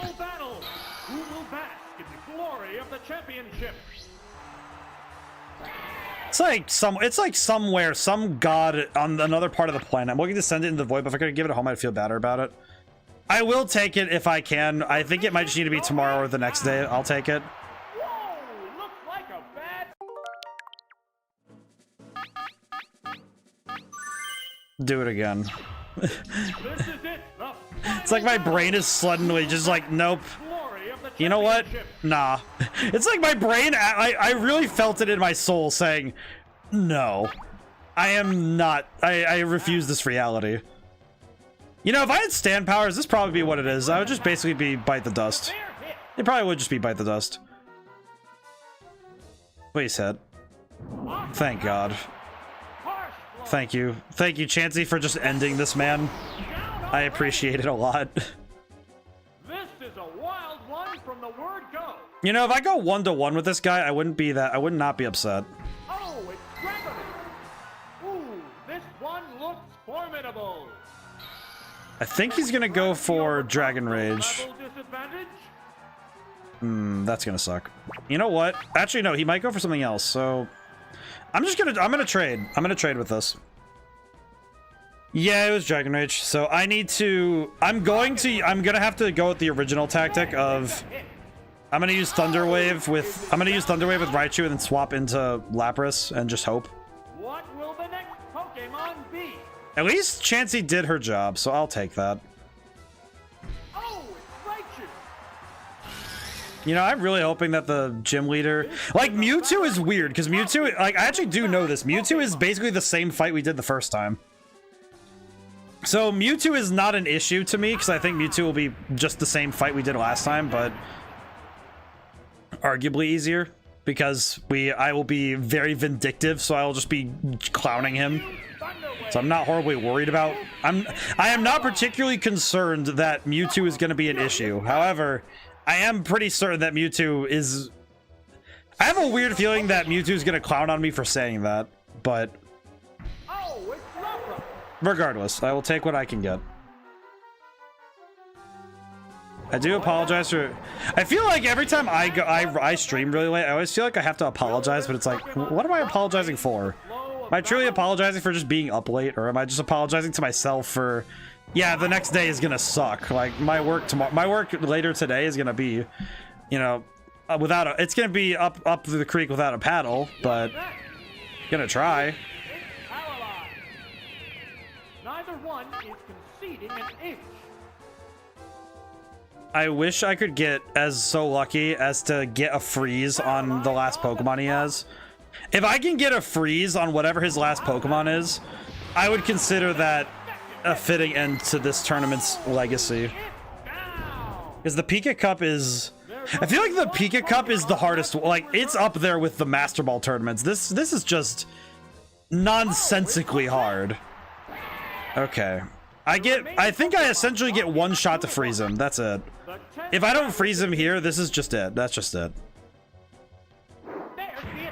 Please don't. Oh, it's a crit. It's oh wait, no. We survived low kick. That's right. Please freeze. That'd be great. Come on. Nope. But it was a lot of damage, so... Okay. I'll go for Bubble Beam, but I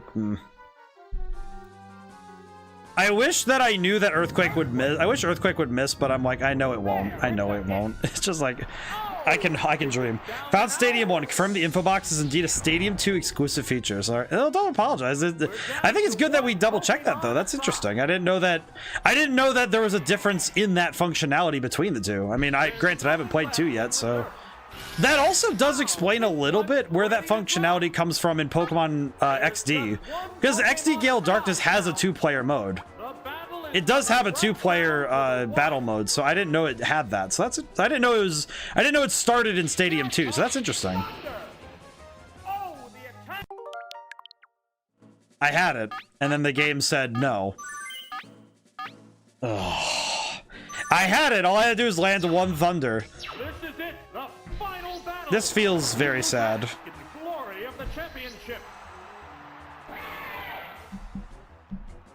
Can I just say that I feel like now, like, I already don't like Machamp as a Pokemon because I don't like that you have to trade to evolve it. Because all evolve trade Pokemon are just dead to me.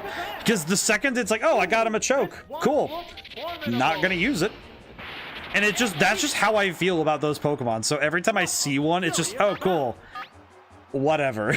Like, so seeing Machamp and Alakazam being the banes of my existence, right? But Gen 7 Machamp. Well, wait, wasn't that the one that, like, carries you around and stuff in Sun and Moon? That was okay. That one's okay. He's nice. He's nice, but I'm not a fan of using the Pokemon in battle. It's like, love Machamp. Don't like having to try and get Machamp in that way. You know what I mean? It's like, the trade evolve Pokemon were pretty...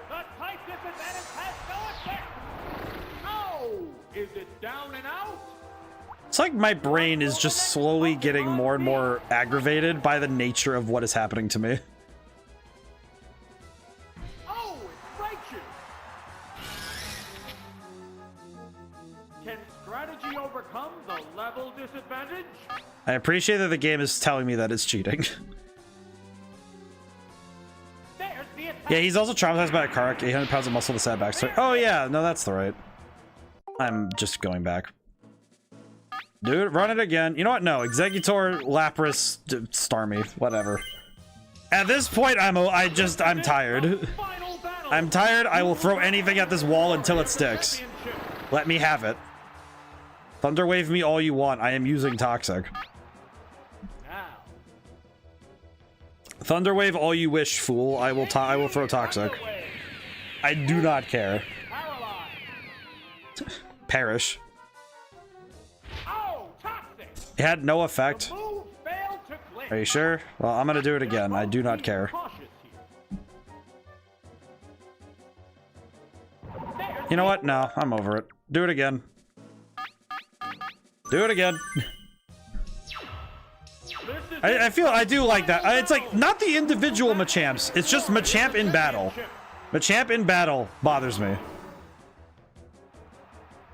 Mega Drain. Because I think I'm slower. I am slower. That's pain. Do it again. I am realizing very rapidly that I am starting to lose my mind. And it's not good for me.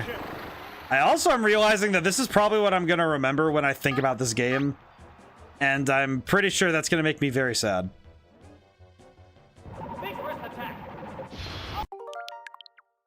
Game, you're not punishing me for doing this. I think to some end it's because it's like, okay, critical hit, frozen solid, and super effective. Just like, oh yeah, sure, that makes sense. That checks out. How?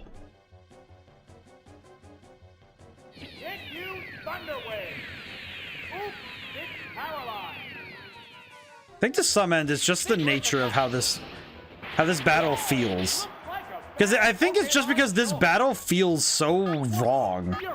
It's like there's something horribly wrong about how this battle feels. I'm not sure how to put my finger on it. It's just like, it feels like the kind of battle where the enemy team is built to counter what you think you're doing. Have you heard of the theory that Machamp and Golem were supposed to be a specific cross evolution, where Golem got Machoke's bestial face and smoothness, and Machamp got Graveler's flat face and extra arms? You know what? That weirdly checks out to me. I don't know. That makes sense. In a weird way, I see what you're talking about. Because I can see what you mean, because it's like, yeah.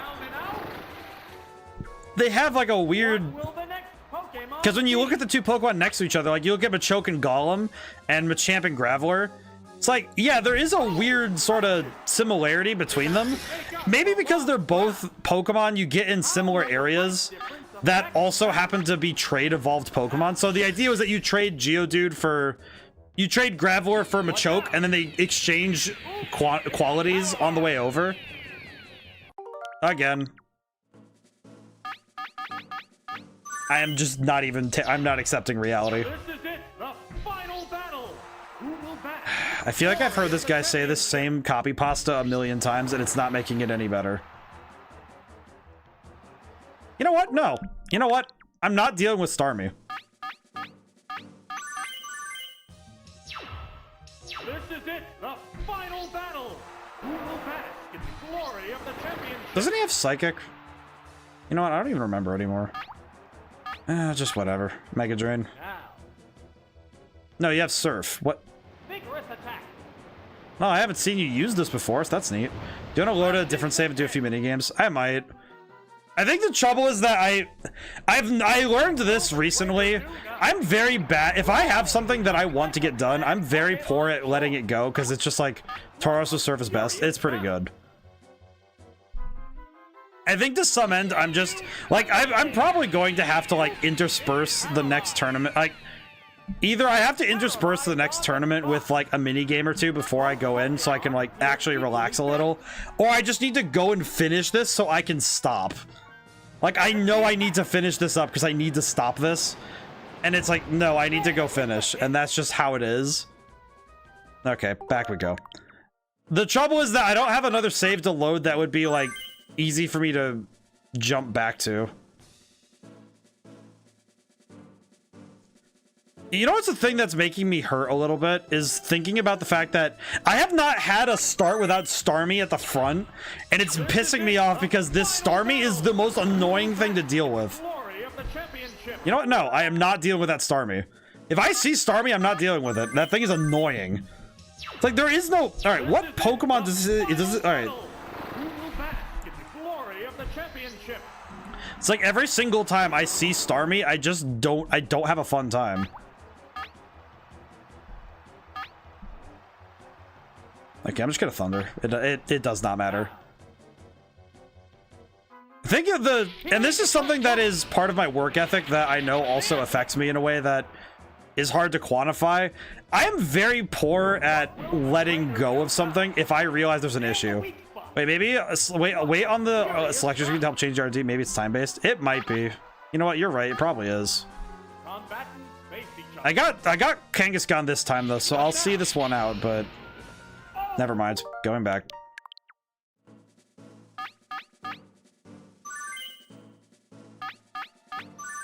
It's just like I swear this game, like if I look through this later and I find out how many thunders I missed, I'm gonna lose my freaking mind.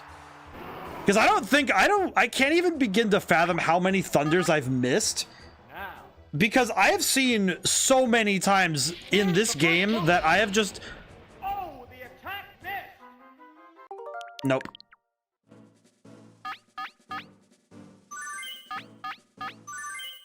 Like, look at how many times. Oh, you lead with thunder, huh? Well, perish, I guess. You're not hitting it. In the glory of the championship. You know what? I just want to see something. If I land thunder, what happens? Now, If I land thunder, what happens? Do I have a silly comic in the memes channel for you? I'm gonna look really quick while I'm thinking about. Well, I can. Well, I have my sanity about me. whoa, looks like a bad Pokemon choice. It's like I feel awful for being like this much glory to Arstoska. Face each other. Let me see. There's the attack. Super effective. Oh my god, the surfing Hogatauros, holy crap. That's amazing. I love that. Oh, is it down and out? What will the next Pokemon This is good. be? This is excellent. I like this. Oh, it's Dragon. Oh god. This one looks formidable. How will the type difference affect that? I mean, I'm gonna die anyway. There's nothing I can do. There's nothing I can do. I just have to perish. Dragon Ring. There, it's You know, if I didn't have to trade on this one, I probably would feel better. Which Pokemon You know what? is coming out? I'm gonna try going Lapras first. I'm not gonna go for Thunder Wave because I feel like I never liked Dragon Rage. Like, here's the thing. In this did you see someone where someone modded Pokemon Yellow to replace Pikachu with Cramorant? I have not. That sounds hilarious. I need to look this up at some point. It's like, I feel like, unironically, What now? the problem I have with this particular tournament, how it does only 40 damage. See, Hecko, what the problem is that Dragon Rage in this particular tournament is so specifically lethal, and I hate it. I hate it with a passion. Because the fact that that in this specific tournament where all of my Pokemon have 40 health, the fact that Dragon Rage is instantly dangerous is so freaking annoying. It's like, oh, cool. Why is it so much better than everything I have? Like, Dragon Rage is able to consistently get past me every time. And it's frustrating. Also, I basically have to leave. I have to swap out for Raichu. Because I know that if I don't have Raichu in the back, Machamp is going to delete him. Like, Machamp will evaporate my boy. So I need to save him. The Pokemon returns to its Pokeball. I need to save my boy. Part of me's thinking I need to use Growl on Machamp just to like get a chance. I don't know, man. This is, you know what? Slot 3. You know what? I'm going to be even worse. I think from here I have a victory in mind, but it's very specific and very weird. There's the attack. God, I hate this thing. It's a head-on collision. Power versus power. Like, if I got a crit back then, I probably would have been fine. And without the crit, it's kind of like, I see. Now, what's the last Pokemon? What is it Machamp again? I actually forget. Is it Machamp again? No, it's Kangaskhan. Why does that feel wrong? Then again, this is probably the best run I've had, so I'm gonna take it, but... Why do you know Earthquake? Earthquake. Power strike. Oh, is it down and out? Actually, I guess not. Why does it know Earthquake? Also, because they dummy thick. I guess. Oh, good God. I think what makes this worse is that I basically have to bank. This one's ready to drop.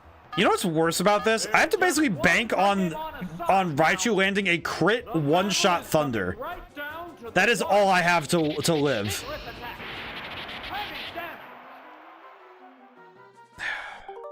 Load 3. Go back. Go back. I think from here I can win. I just need to crit one-shot Dragonair. Oh, hey, look at that. Thank you. I think the point of Dragon Rage is that Dragon is supposed to be basically a big reveal unless you're diligent and bought Dratini or raised a Magikarp. Then Lance starts using Dragon Rage and it's ignoring all your defenses and nothing resists it. It's a mid-tier mystery boss move and you maybe seen it handled full times. That's true. That is very true, Aces. And I know part of the thing with Dragon Rage 2 is, like Sonic Boom, it does a flat amount of damage that ignores defenses, which is very frustrating to deal with if you don't know what it does.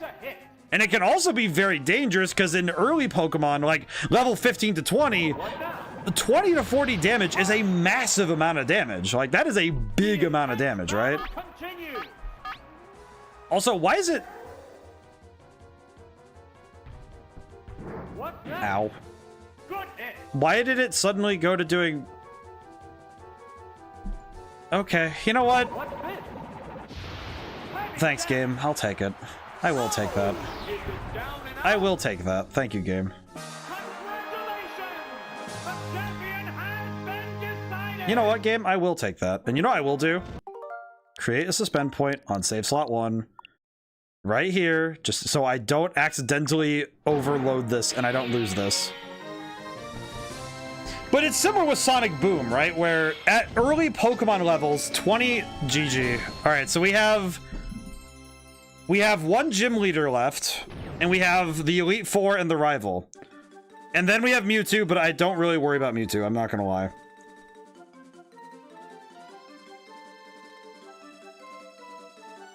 I am not horribly worried about Mewtwo, to be honest with you. Okay, let me clear out the stuff I don't need anymore.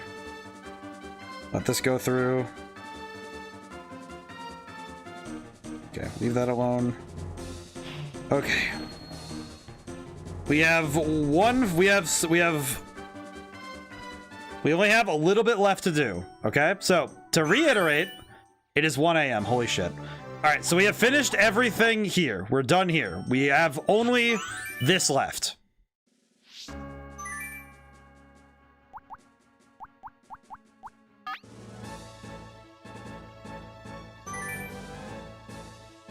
Rentals only, okay. So what do I need for Giovanni? What do I need for this? Team 7. Let's see. Okay, I can do that. We have like 2 things left and then we're good. And then we just need to beat up Mewtwo. And he's a punk bitch anyway, so we're fine. If I start talking a little bit tired, it's because I am. Let's see. Gengar. I think I still have my wits about me to handle this, but we'll see. Electrode. Probably. Never hurts to have a hand grenade. Starmie, Jolteon, Articuno. Usual suspects. Jolteon, my boy. Finally get to have him back. And Articuno. Excellent. Alright, cool.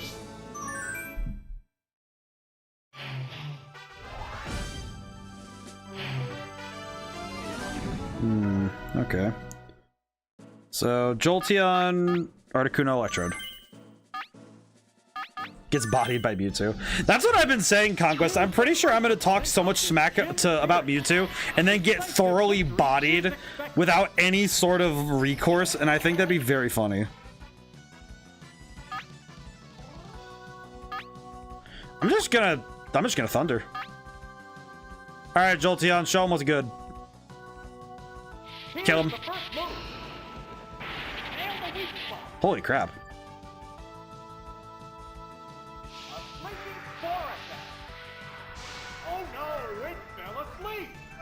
Aw, my baby. Alright, we're going to Articuno, and I am going to delete this man.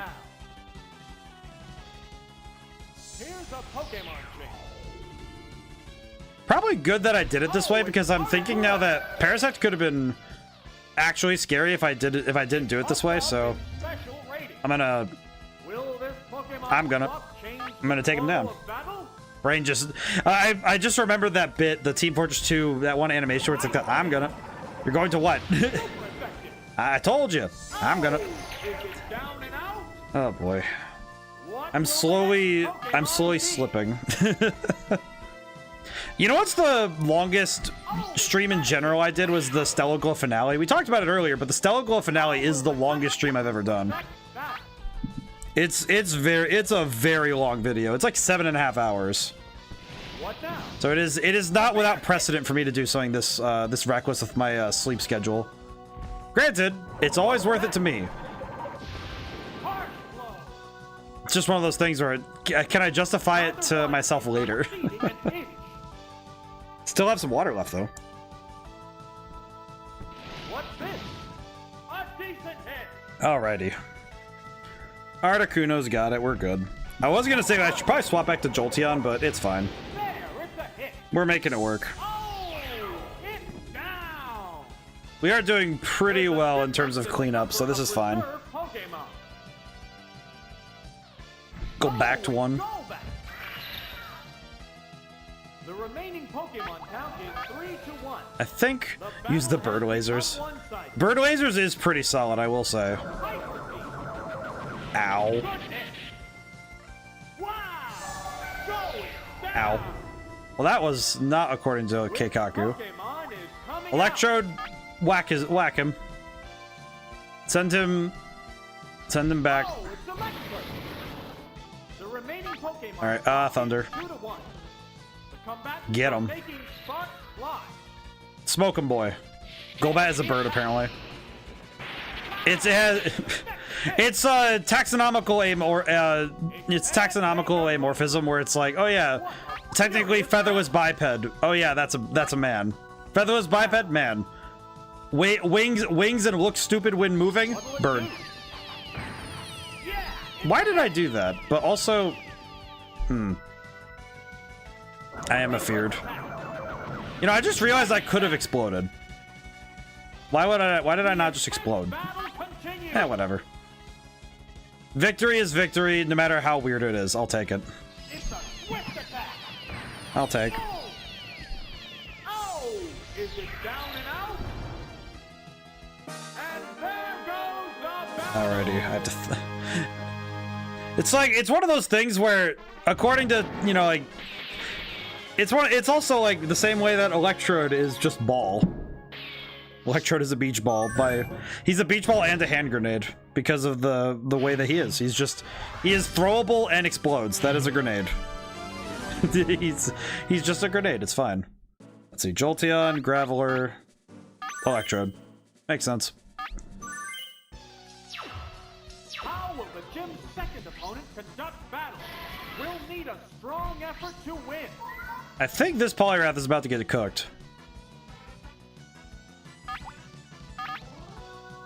I do know that this guy has a Magneton so he might. I hope he doesn't bring it, but that's why we have Graveler. Oh, looks like a bad Pokemon. The reason we bring Graveler is because of Magneton. Taken down on the word go. Bleh. A D&D mimic with Tude. This is a wild one from Reasonable. the word go. Oh, it's Megaton.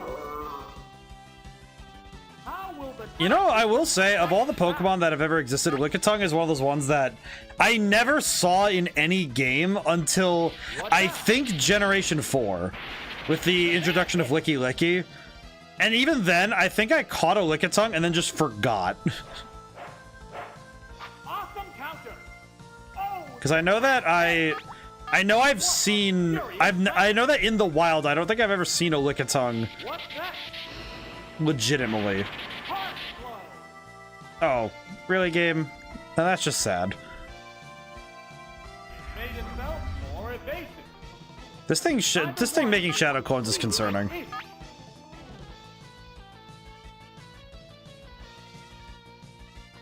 But even still, Lickitung is an impressive Pokemon. It is a powerful Pokemon. Oh, I think in terms of design, I know Lickitung is not my go-to Pokemon to choose. It does have long-standing, it is a fun design, though. It is very funny. oh, it's Kabutops. Kabutops. The remaining Pokemon count is 3-1. Jolteon, shoot this man. I do not like Licky Licky's design. Licky Tongue at least feels like a creature. Licky Licky feels like it looks like a bizarre D&D creation, like a D&D character, not like a D&D creature, a D&D character. If that like that seems weird, but when you look at it, it makes sense, right? Like it doesn't it feels too close to a person, but not close enough to a person to make sense. If that makes sense. Dang, you're streaming late. Yeah, Nintendo, I am Kabutops is my favorite animations of the game. It is very good. I like Kabutops. Yeah, Nintendo, I decided I am not stopping until I finish Pokémon Stadium. I did not realize how long that would take me. That's fine by me though, because I am just accepting my fate. Oh, Carpet's M. Yeah. Nintendo is one of the moderators. Labman. You have to defeat the Labman. Let's see, Jolteon, Gravel, or Electrode. A lot of these teams are bring ground type in case we need it. Here's the third trainer battle with only the gym leader left after this.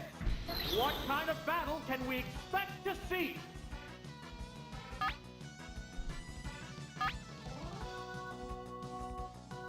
All right, well, let's try Thunder.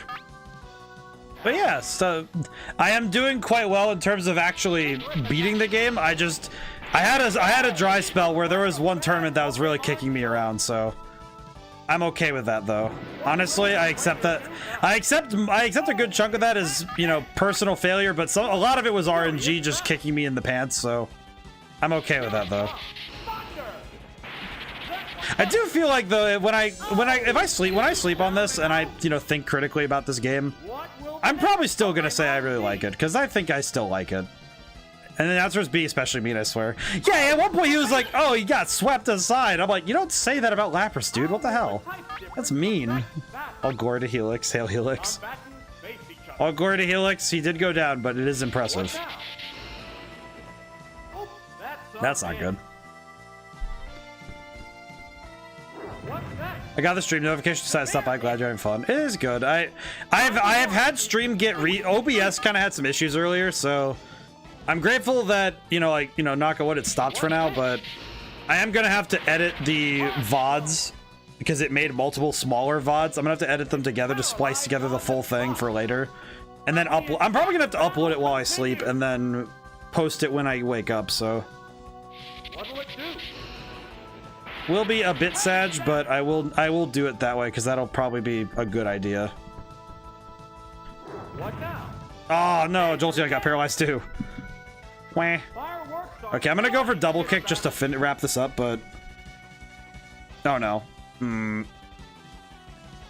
Fully paralyzed, of course.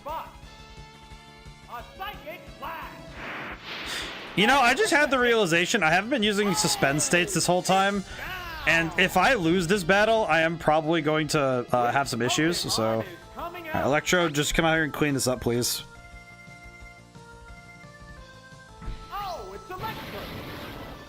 Should be okay though, all things considered, but okay, Thunder.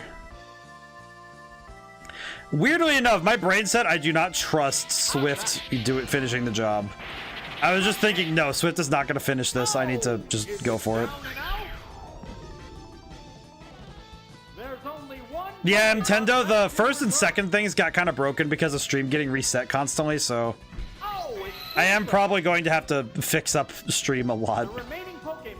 Let's see. Thundor. Yeah, it got broken up a lot. Yeah, because first and second have been claimed numerous times now. It's very funny. It's funny, but it's also kind of sad because I'm just like, ah, yes, I see. You know, I just realized I could just explode. You know what? Do it. Explode. Kill him. Perish.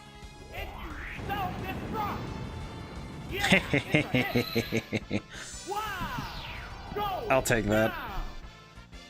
Wow, they're down. They're both down.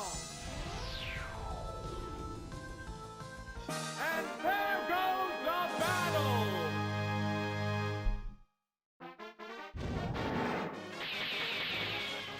Okay, so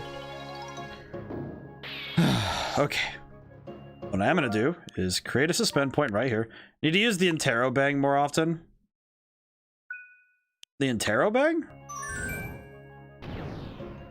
My brain just is like, wait, what? The what? Okay, so we just need to beat Giovanni, and then we got the Elite Four and Rival, and we're good. Starmie, let's see. Starmie, Gengar, Articuno. Starmie, Gengar, Articuno. Got it. Terrabang equals... Oh, that thing. Oh, yeah. I have not seen that symbol in a while. That's a wild one. Persian. Persian lead, Gengar, Nidoqueen. Switch to Gengar, use Thunderbolt. Got it. Gengar, switch to Gengar, use Thunderbolt. When enemy Gengar comes out, switch to Starmie, then back to Gengar. Got it. Nidoqueen comes out, Hypnosis, then Queen with Articuno. Got it. Oh, it's Gengar! Here's the first move. Oh, the attack missed! They're both being cautious here. Alright, Thunderbolt. Oh, a horrible freak! The move failed to click. If I get a crit, that would be nice, but... Oh. And the weak spot. I feel like every time I ask, I shall receive, but I just need to be nice about it. Just like, oh, if I can get a crit, that would be nice, but... I need to be gentle with the game. I need to not be so mean about it. What now? Game clear, like clearly my luck is capable of being affected this way. I just need to be like nice about asking. What's that? I just need to just not be so aggressive. I'll take that though. Two hit knockdown is pretty solid. I'll take it. Okay, if he swaps to Gengar, then that's a Tauros. What do I do with this then? When Tauros comes out, switch to Articuno and Ice Beam as it will Earthquake. After 2 Ice Beams, switch to Starmie and finish with Bubble Beam. I see. Articuno. Got it. I see. This guy has like a full freaking... He has a thesis there. That's insane. Oh, it's Articuno. Now see, this one feels like the game... They definitely knew what was going on with this one. How come this one they had so much information on, but... Oh, but the Pika Cup. Oh, we don't know what he's gonna do with this stuff. Sorry, man. Like, what? There's the attack. Ow. Whoa, looks like a bad Pokemon choice. I don't want to leave Articuno out in this. I really don't. The bear hit. You know what? I'm not going to. I am going to swap to Starmie. Both Pokemon I'm swapping to Starmie now because I don't feel like it. Oh, if you're interested in Stadium 2 and at this point don't seem too bothered by save states when the game gets rude, are you familiar with the suspend continue exploits? You can adjust your RNG if you use it properly. I have not done as much with that, but I know I can. I guess the key thing is that most of the time I just like resetting the battle itself rather than trying to reset everything. Which is much more a personal preference than knowing that I can exploit the RNG so specifically. Here it comes. Thunder. Ow. No, this Pokemon looks wrong. But I know that's much more a, oh yeah, I probably could just really abuse the game's systems, but Furious battle. I am not in a good spot for this one. Huh. Earthquake. I kind of forget if Gengar outspeeds, but I'm kind of worried he does, but he doesn't, but... Down and out. What will the next Pokemon be? Here's a Pokemon trick. But I do kind of know how that works though with the exploits, but yeah, I forgot. Tauros is just faster than everything. How's that? Whoa, looks like a bad Pokemon choice. Wow. I just mean you can have infinite continues out of the save states for the authentic experience with old school glitching.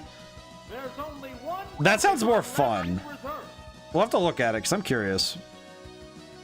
I'm very curious what you mean. Nothing left in reserve. It's one Pokemon against I you now. am just gonna load the suspend point because I clicked stream ending soon. Probably not. I still have to beat the Elite Four and Mewtwo, so I still have a little bit of time left. It also doesn't help that I misinputted there, so that's also... It's striking me. Starmie, Gengar, Articuno.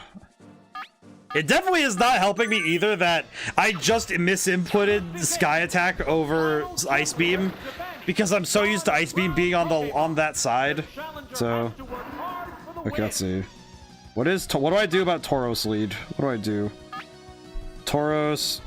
Well, it says here that he only will do one thing if he has Tauros lead, so that's neat. Minimize 1 to 2 times to pray for thunder misses, then bubble beam thunder until he dies. Cool. Just Google it. It's so straightforward. I literally discovered it on myself myself on accident. Well, that's pretty good. I'll have to check that out then. Whoa, looks like a bad Pokemon choice. Made itself more evasive. What a furious battle. I'm gonna have to look into it because that's curious. Here it comes. Thunder. Oh, the attack missed. Is it bad that part of me wants to say I want to do it 3 times just to be safe? Because I'm getting really worried. Neither one is But I'll just spam thunder. It's fine. How's that? Please don't die.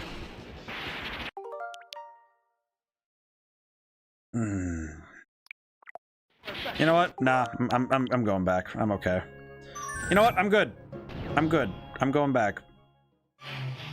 I am creating a suspend point that's a little closer because I am a little bit smad. I'm a little bit smad. I'm not gonna lie.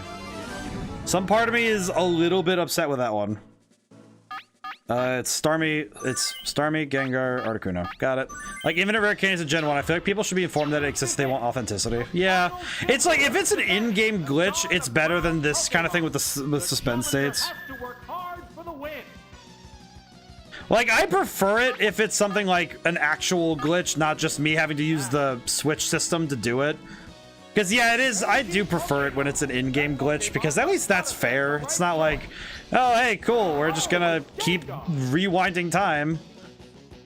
It feels a lot less genuine. I don't know. I also just feel bad because it's like, okay, yeah, I'm going to continuously abuse this because it's there and I have to. For time's sake. Because if I took every L as I did in this game, oh my god, I would just be like, okay, no, I'm starting next week. I'm gonna just play again next week. I don't care. Because holy crap, if I was like, the problem is that if I was just going for authenticity, or like if I was playing this on a, I see, he has Thunderbolt. He's using it now because he can. What's that? Good hit. Neither one is I'm a little bit, but I think that's more fun too, because you get to use the glitch in its natural habitat, not just, oh cool, I'm going to just. That's kind of why I don't like save states as much as I like, you know, just if I could save the game whenever. But I think this is something that the Stadium games do have a little bit of issue with, is that if you lose a tournament in this game, it just feels bad because you have to do the whole thing over again if you're playing it legit. Persian Tauros. If Tauros comes out, switch to Articuno, use Ice Beam and Zero Earthquake. After 2 Ice Beams. Okay, I'll just do what it says. I'll do 2 Ice Beams. It's fine. Swear to God, though, if I do this, if I do 2 Ice Beams and Articuno goes down, I'm gonna be upsetty. I don't even think I need Articuno for the...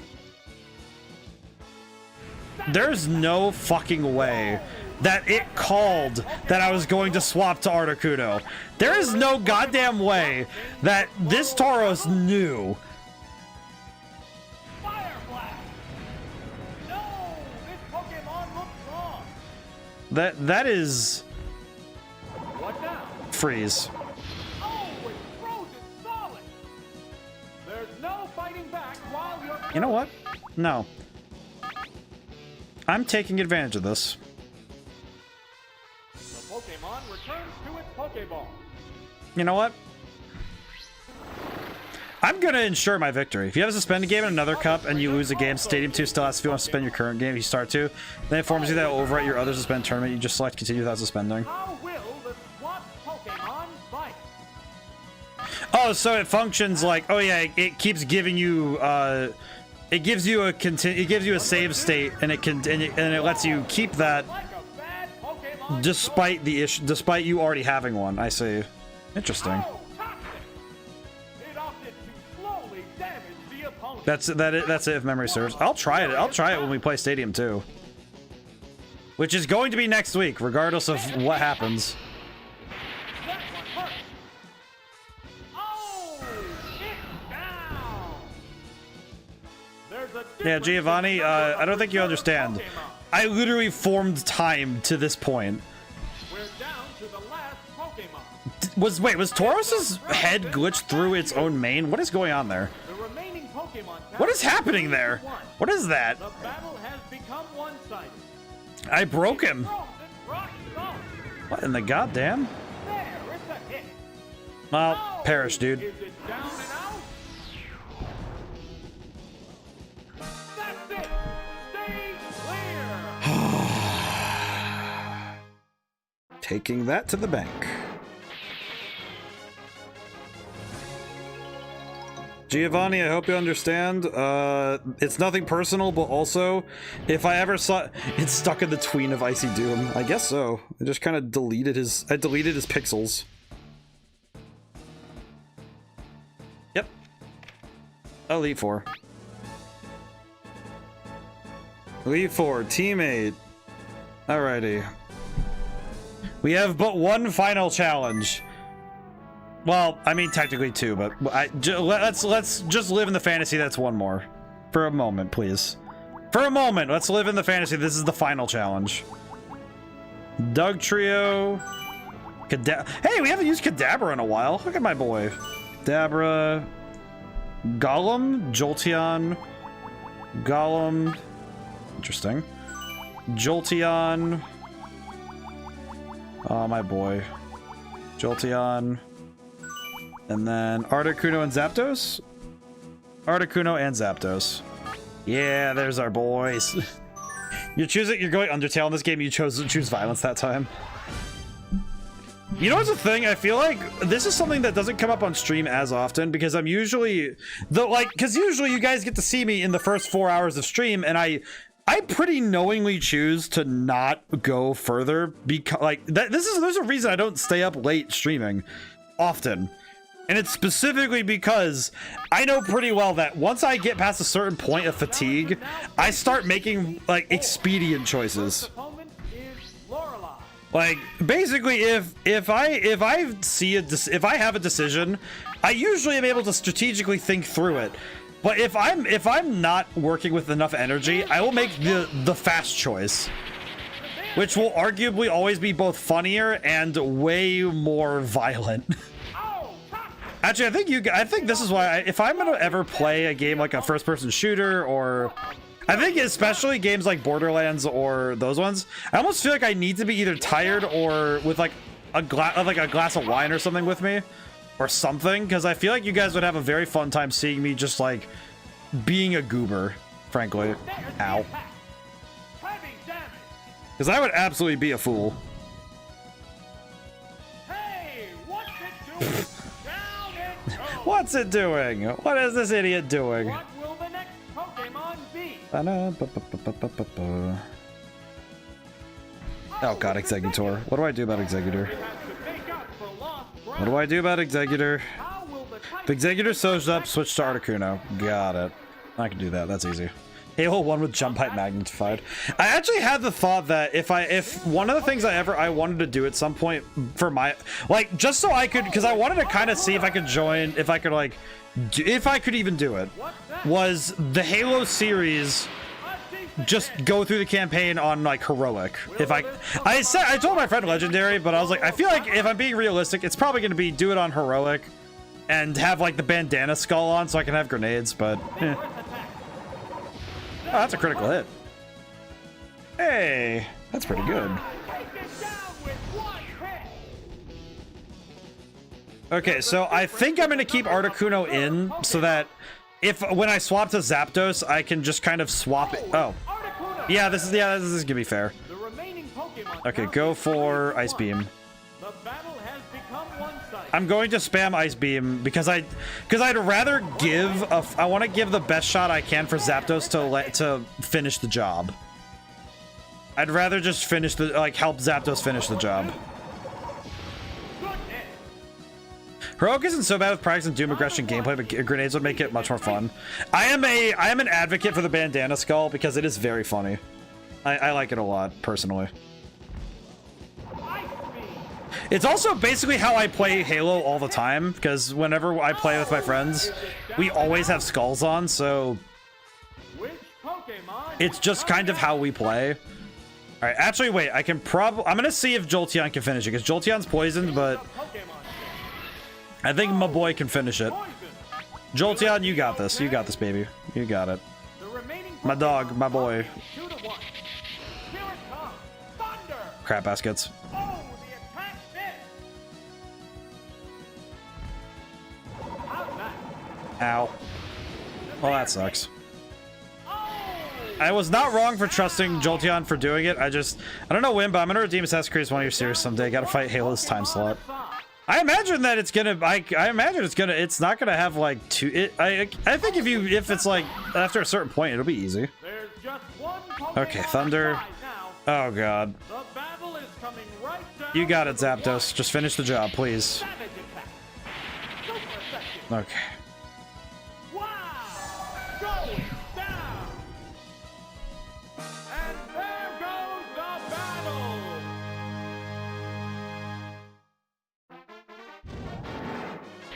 Alrighty. I am going to create a suspend point because as much as I trust myself, I am going to be safe. I know we have, I know Tunic is going to be next. I am just going to move stuff around because I do want to play Tunic. Alrighty, let's see what we can do, shall we? Kadabra, Articuno, Jolteon. Articuno, Jolteon. There we go. Kadabra uses Psybeam, which Articuno and Ice Beam. Bruno, he is one rugged opponent. I feel like we're gonna have first and second redeemed a lot. I know you're saying crab baskets, but the visual of a fox with baskets of shellfish to munch on is super adorable. I watch super many cute fox videos. I really love the cute fox videos. I like the. I know that there's the one fox farm where they get to just run around and they're just having fun and playing all the time. It's very adorable. That's my favorite. That's one of my favorites. There's one particular one where it's like, oh yeah, there's one fox. There's one. It's the one. It's like a fox farm. I forget what it is, but it's like, Finn, I think is one of the fox names. I love them. I love them. It's adorable. Okay, well, Kadabra is gonna go down soon, so I'm kind of worried he's gonna get cooked. My dog has that kind of energy, but she can only have so many eggs. Yeah, that's fair. I remember at one point, I think I like asked my mom once if I could have a pet fox, and it's like the only downside is that foxes are like it's like the trouble is that foxes have like particular habits, and I'd have to adjust accordingly. So just one of those things like, oh, I wish I could like accommodate, but it's like, no, I can't. And it's like, oh. Let's see. I think, well, I mean, I guess funny thing, I am going to be, Kadabra is holding on by a thread, but he's doing it. They're smelling, it's really hard to find a good vet for him. Yeah, that's kind of the other problem too, is they do smell very, like, they smell very strongly. I do know that. Which is, I think, something that a lot of people don't realize, is that the musk of certain animals is very strong, and it's not something that most people are ready to handle. Like, that is just, like, a part of having that animal in your house. Like, I imagine if somebody came into my house and was like, oh yeah, there's dogs everywhere. They can tell there's dogs everywhere because it smells like dogs. It's like, yeah, it smells like dogs. Now the question, is he going to hit me? Okay, he did. I see. Kadabra was absolutely cooking this round. But it is, I really love foxes. I just recognize that they're meant to be outside, you know? Like, it's like if I see a fox outside, I'm just like, that is where they're supposed to be. They are supposed to be in the wild, and that is their place. If they are domesticated, I love it because they're fantastic, they're adorable, and I appreciate them greatly. But I also recognize, like, this is a wild animal, and you should be in, I need to respect their space as that is their space. Like the woods, nature, that is their space. And I'm going to respect their space.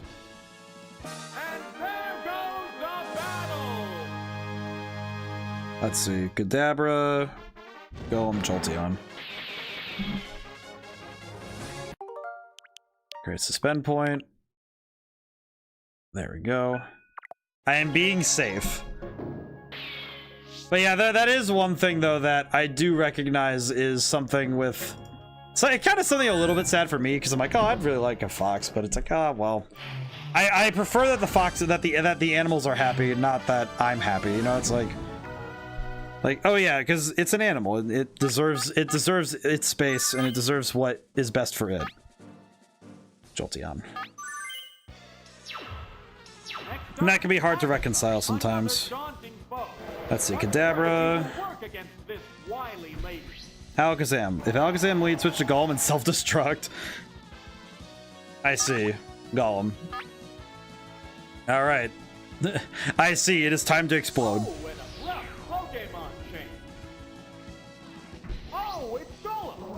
The fully domestic lines are delightful, but we still have more work to further educate vets and breed for genetic. Yeah.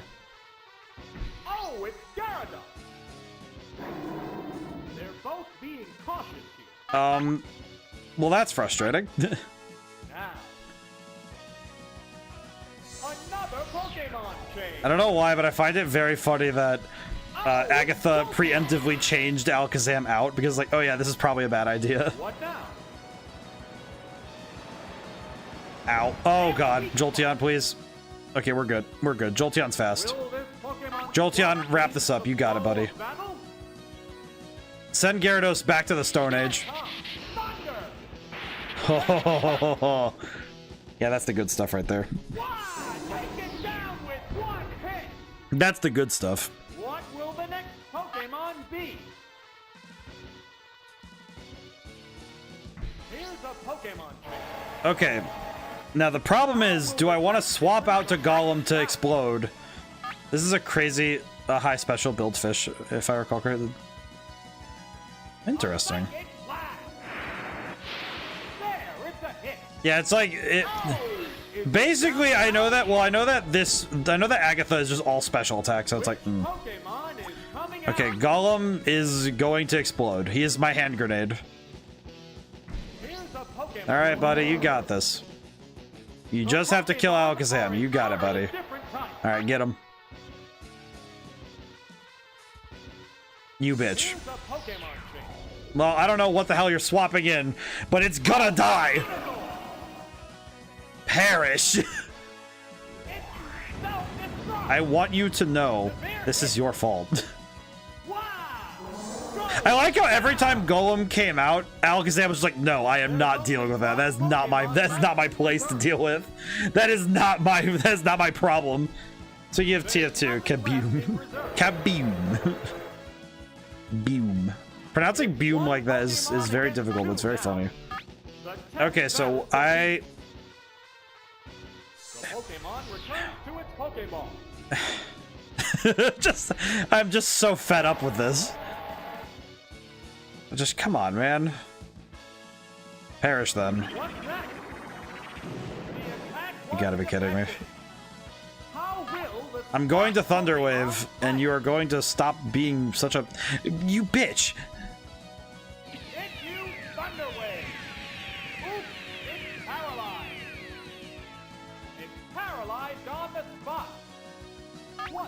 I'm just gonna Seismic Toss. I don't know what else to do. I'm gonna be slower no matter what now.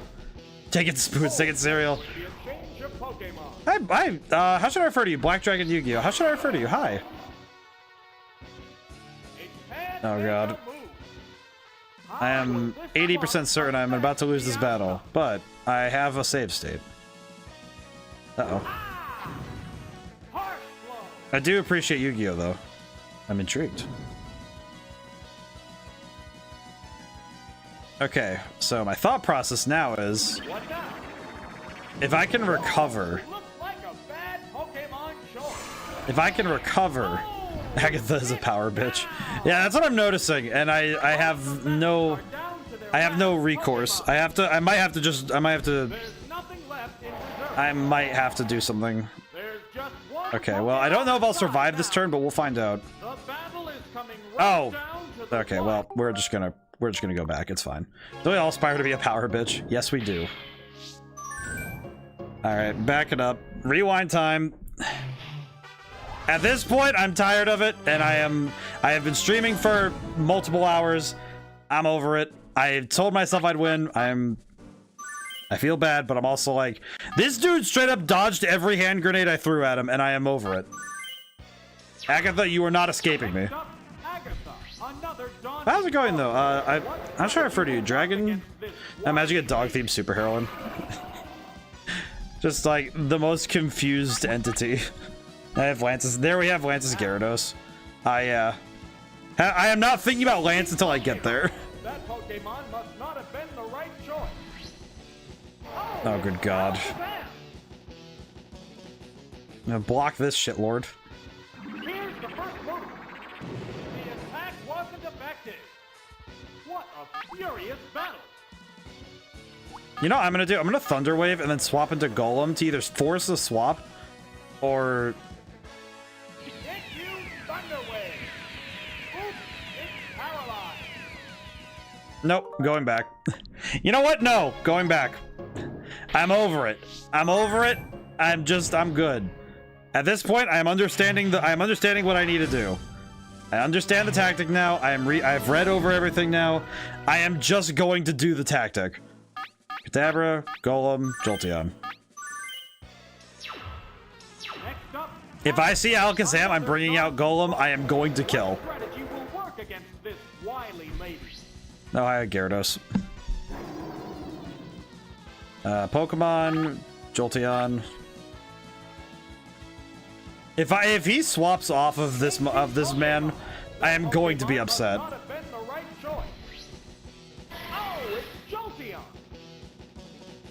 Hyper Beam's a little bit worse actually, but I should be fine. That's a critical hit. I'm not even accepting that reality. I am just not accepting that reality. Wily Lady's the PG version of Power Bitch.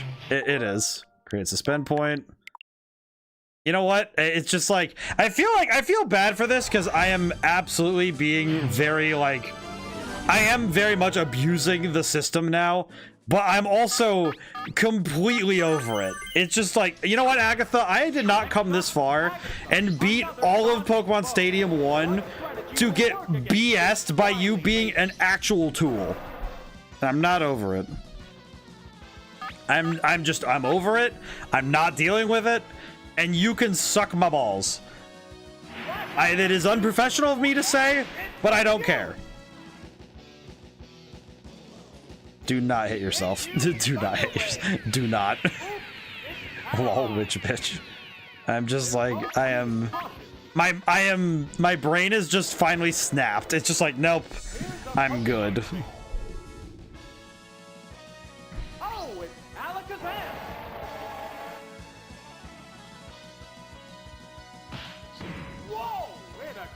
I am going to tell him.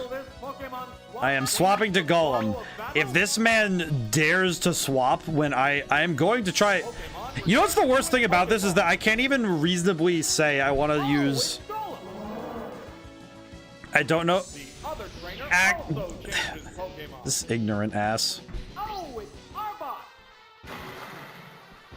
What do I even do about this motherfucker? I don't know what to do about Arbok.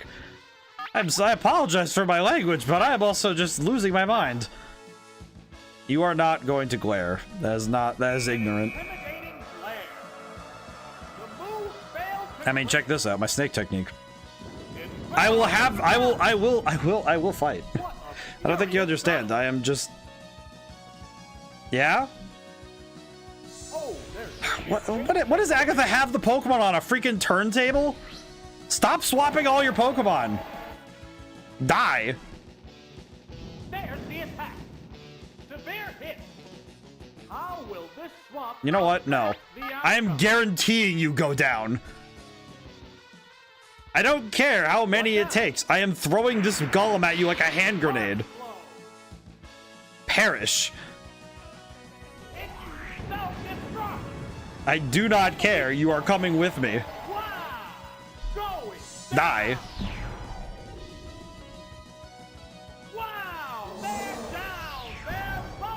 I do not care how many it takes. Alright, Kadabra, get in there. You got it, buddy. Good lord.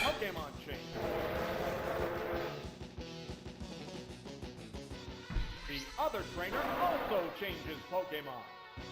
Okay. Thunder Wave. Alright, well, he's already Thunder Wave, so I can just use Psybeam. Psybeam, kill him. Kill him. Send him back. Whoa! Looks like a bad Pokemon choice.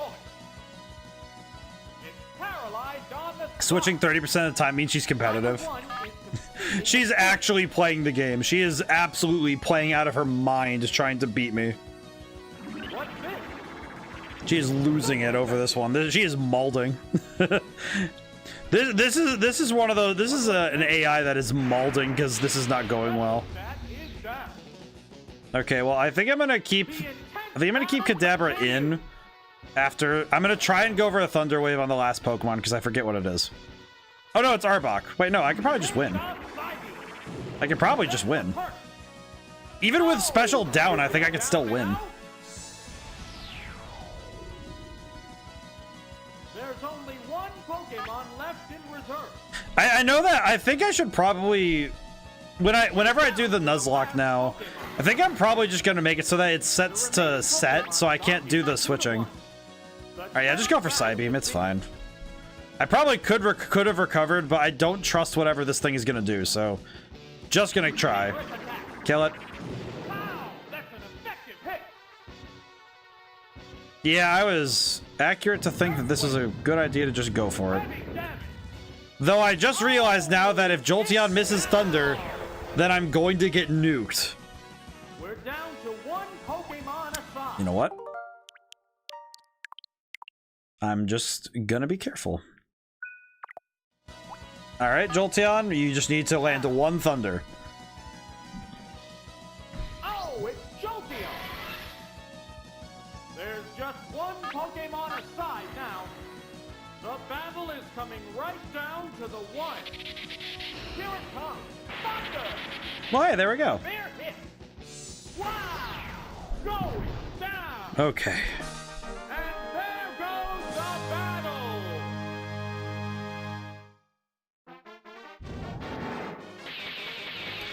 Okay, looking at Atlantis' team, I think I got a strategy, so I'll be fine. Alright, continue. Agatha and her Earthquake Arbok. See, that's the thing that I'm fascinated by, is just who would do this besides somebody designing a team specifically to counter somebody trying to beat it. Jolteon, Golem, Zapdos. Jolteon, Golem, Zapdos. Okay. We're coming down to the end. Here's Lance, the last remaining master of the Elite Four.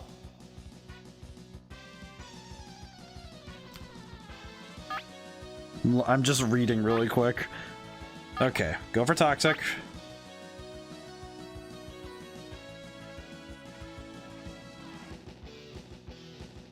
Oh, Toxic! It opted to slowly damage the opponent. R2 is just ridiculous, yeah. I think the fact alone that I've, like, I know that save states is a little bit like, oh yeah, you save states, but it's like, at this point, the fact that I've even beaten this, I think is just, that to me is an achievement.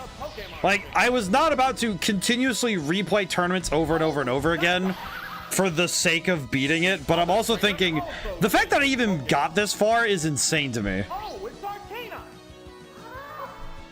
Will this Pokemon swap change the flow of battle?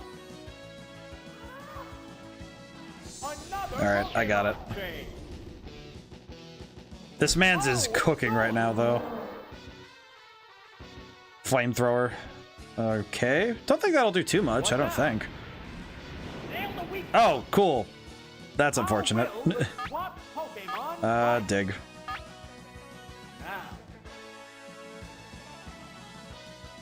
It's burrowed under- Okay, this is gonna be stupid. I will also do that. it's burrowed They just pass each other on the way underground, like, huh? Wait a minute. furious battle. Why did you also why is his hole bigger? Why did he dig a bigger hole? What is he?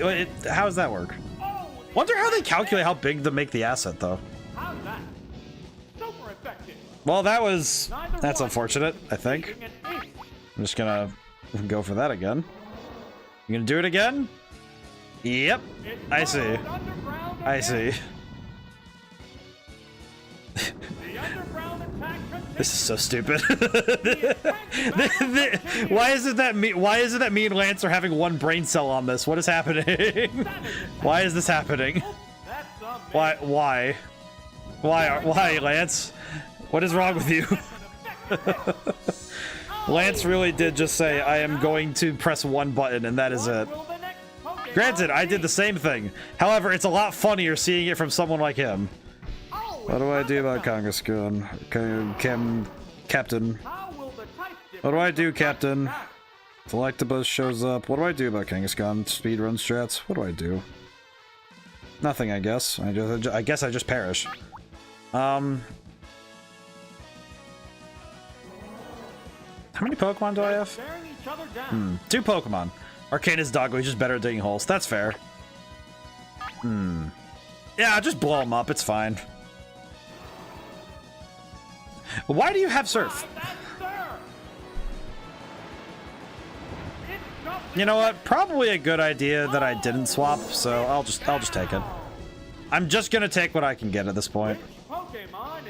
Jolteon. Okay. Bleh. Okay, plan. We're gonna kill him. The Pokemon are entirely different types.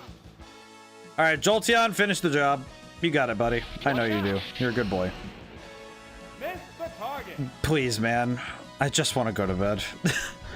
Like, I have this and Mewtwo. Boy. My boy, why? Why? Why does this have to happen? Why did this have to happen? Probably should have put a save state before this, but I also didn't realize. I don't think about it until it's too late. Just be lucky that the Nintendo Switch has a possibility to make save states.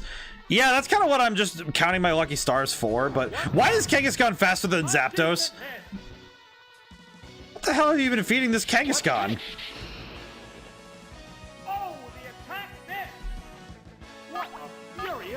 Why am I being punished? What have I done? Is it my hubris? Is it my hubris, Lance? Was it that I talk shit? You're the dragon tamer and you brought 0 dragons? You brought a dog. Okay, I'm going back. Where is it? Wait a minute.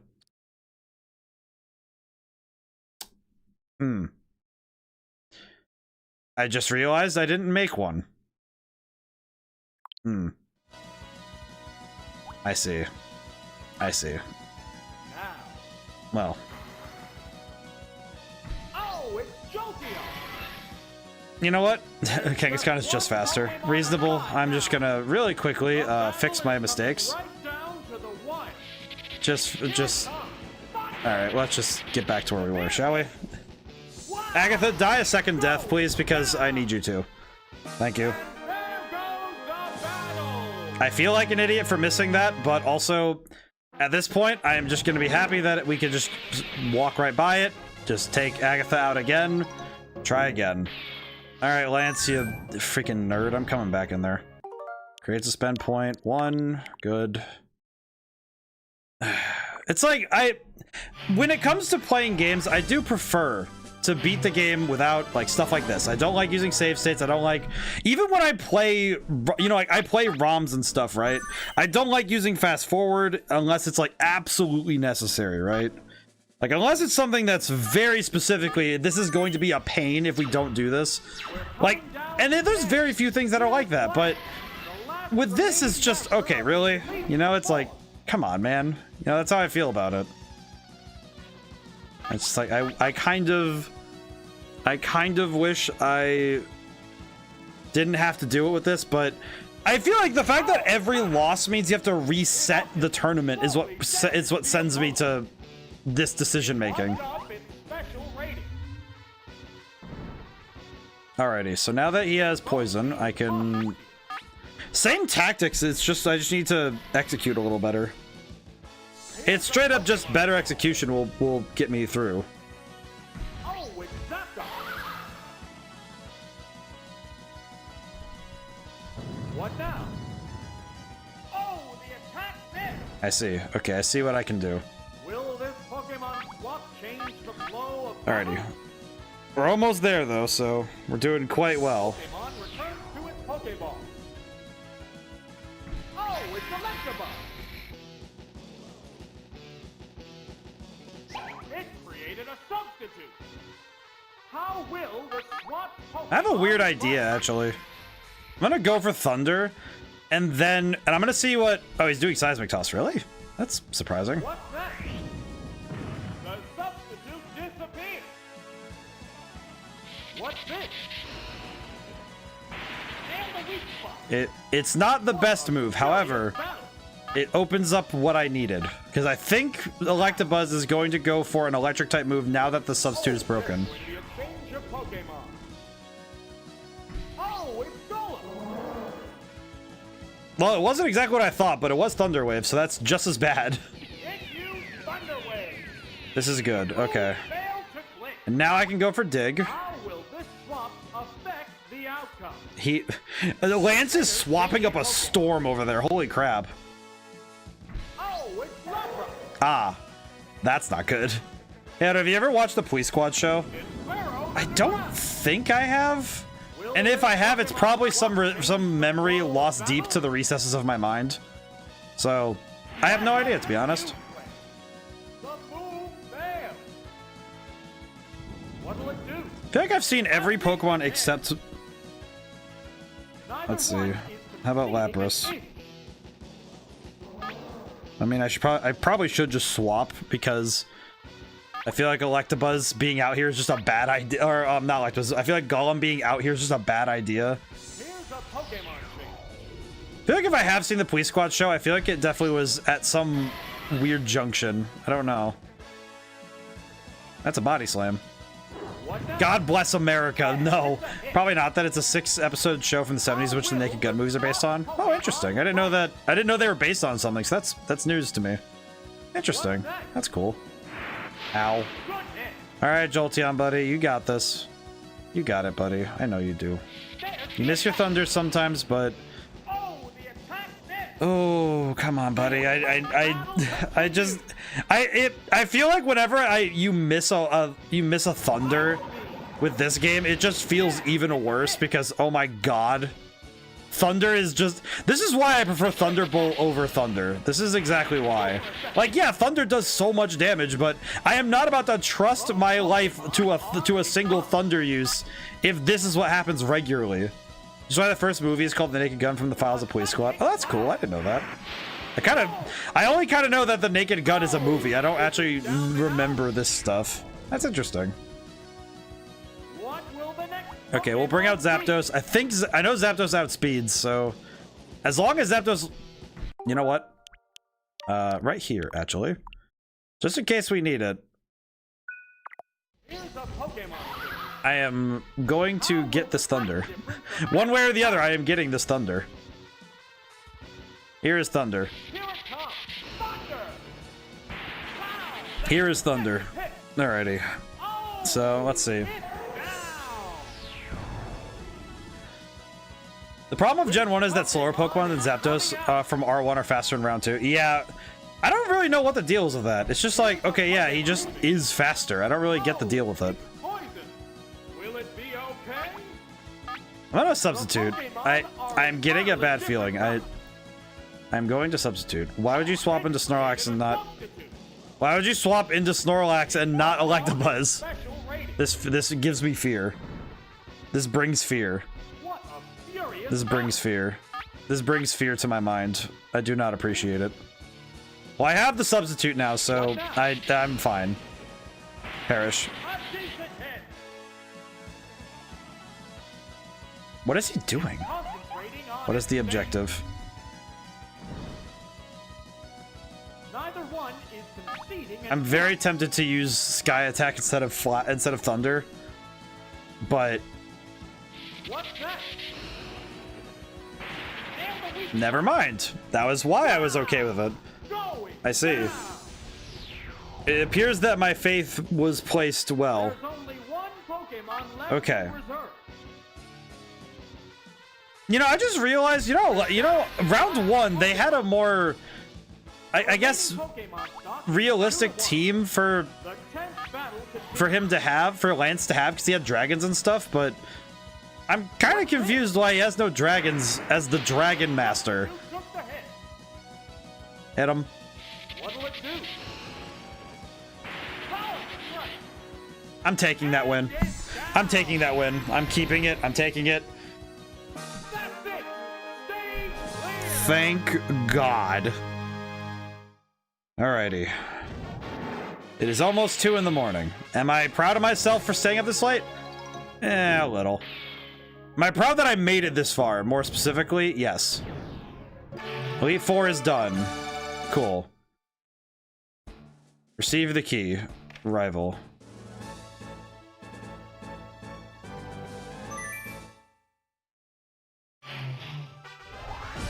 I'm gonna create a suspend point now. Just because, holy crap. Okay. To say, all right, so I know what team I need. I know what I need to do. I got it. Jolteon, Golem, Articuno. Jolteon, Golem, Articuno. Okay, we got this. This is truly it. The final battle against the rival. This is the final act in a long and arduous quest in the Gym Leader Castle. It's almost 8 a.m. over here. I feel like staying up this late for me was not my best decision. However, I feel like it's gonna be worth it because it means A, I can start Pokemon Stadium 2 next week. 2, I genuinely am happy I got to finish this game with everybody and also got to just meet a bunch of new people and have fun and just get to enjoy this game. We hit 270 followers, and also just looking at it, the fact alone that I have this game, like, I've beaten this game, to me is a major accomplishment because holy crap.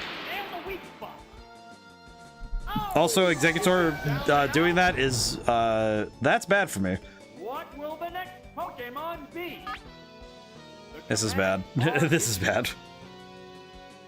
I'm going Jolteon because I think Pin Missile's my best bet, but it's kind of a big yikes for me. I hope that Pin Missile works, though. What's that? That was pretty solid, actually. Ah, that's not good. Yeah, I kind of feel like a fool for not properly planning ahead, but then again, this is not the first time I have misjudged how long something will take. And then thinking, oh yeah, I'll be fine. It'll be finished in 4 to 5 hours. It'll be fine. And then not realizing that it's gonna take longer than that. So, just gonna do my best. Fable. Oh god. The Pokemon are entirely different types. Okay, I'm gonna go with the tactic I was given, but I'm very scared of this. I'm very scared of this. I also feel like I just swapped in the worst way possible, and I don't know why. Ah, that's not good. That's not good. Oh yeah, I am dead. I think I just lost. If it uses Blizzard, I die. Yep. That's not good. Ow. I swapped in because I was kind of hoping I'd be able to get off self-destruct, and I didn't. Alright, Jolteon, buddy, you're just gonna have to do your best, I guess. That's not great. If I lose, I do have the point, but it's just I never got through Lancet round 2. I already got through Agatha. I'm grateful that I was able to find the tactic. Like, I found speedrun tactics. That's how I've been like handling some of this, but even that is just, oh yeah, I am handling it. It is not like I am doing, like, I'm thriving. It is more of just I am able to get through, but not cleanly.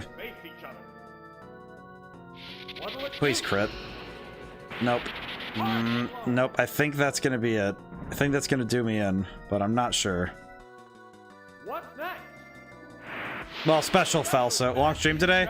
Extremely long stream today because I am way past my usual stop time, which is fine. I've carried myself this far and I'm good with it, but I'm also like, man, probably gonna regret it later, honestly. More like I'm probably gonna sleep a fair bit today, but that's okay. Okay, well, unless I can one-shot Pinsir at a single go with Thunder, I don't think I'm gonna win this. I'm gonna try anyway, but I don't think I'm gonna one-shot Pinsir. Nope. Oh. Not even beating the Pika Cup and Prime Cup all two on the original cartridge. If I could do it on the original cartridge, I would feel very proud of myself, but I also think, holy crap, that would be tough. If I had to do this without save states, I'm pretty sure this would take like hundreds of hours more. Just flat out, hundreds of hours more. This is truly it, the final battle against the rival.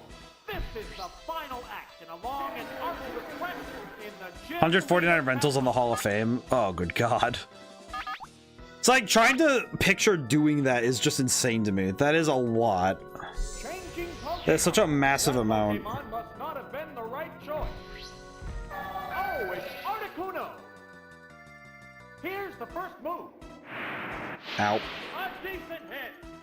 I could not even fathom doing that, Black Dragon. I do not understand. Now, I feel like that, like, even with suspend states, this has just been an arduous ordeal to get to this point. I can't even begin to imagine trying to do it legitimately on the N64 with rentals only, especially. Just like, how would you begin? Just like, holy crap. Even getting that far to me feels like a massive achievement. oh, is it down and out? What will the next Pokemon be? Takes hundreds of hours. Yeah, because the worst thing to me personally is just the thing that I think would throw me so hard is just the fact that you have to beat, if you lose a turn, because when you lose a tournament or you lose a gym battle, you have to restart. That's what makes me nervous when you're doing this stuff, because it's like, oh yeah, you just, if you miss at all, you just have to reset. Ow. Oh my God. That crit is just not good. The crits are deleting me. Oh, good. We're doing this again. This is good. I'll take it. I'll take what I can get at this point, but also, holy crap.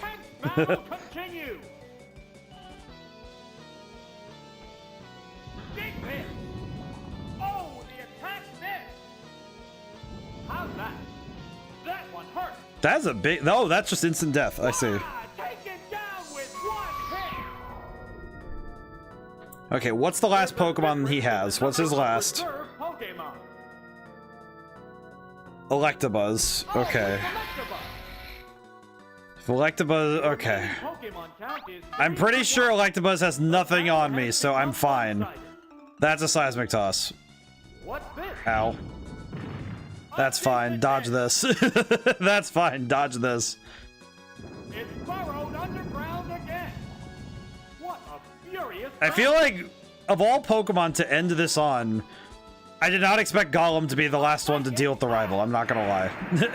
Of all the Pokemon I expected to have at my side, I don't think Golem was the one I was expecting to be the one to throw the final punch. Granted, I love him though. That's a good boy. Good job, buddy.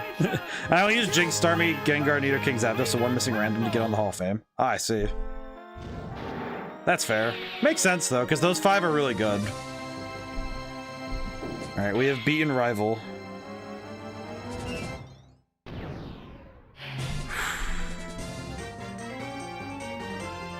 Gym Leader Castle Round 2 is clear. Holy crap. Okay, there is one final challenge, and then I can stop streaming, I can download the VODs, and I can go to bed. What did we bring Dugtrio for? What did we bring him for? What is he here for? Alrighty. Well, regardless, we did it. Just know I'm ready for you, ODaM. Thanks, Echo. I appreciate it. We do have the final challenge. One last fight. What is happening? Eh? Hack?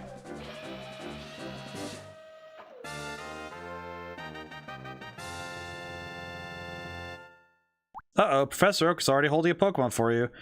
Can I one Pokemon for you, unfortunately? Would you like to release Charmander or receive Hitmonlee?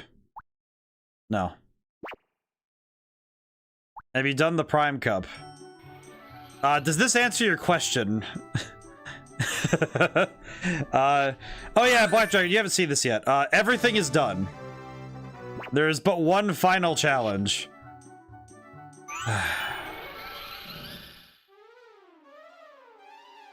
We have one final fight to do.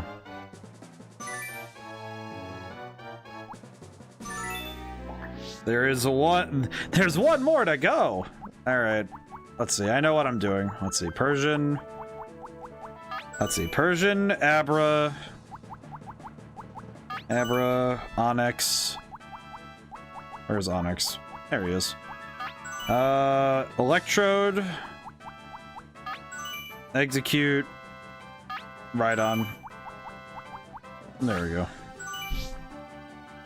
Okie dokie.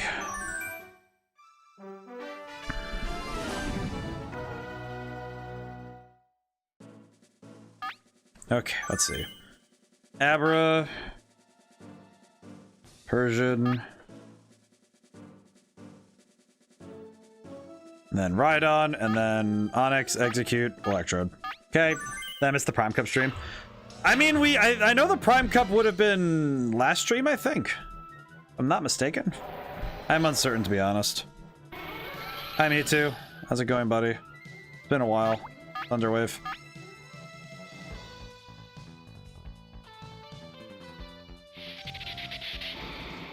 Ow.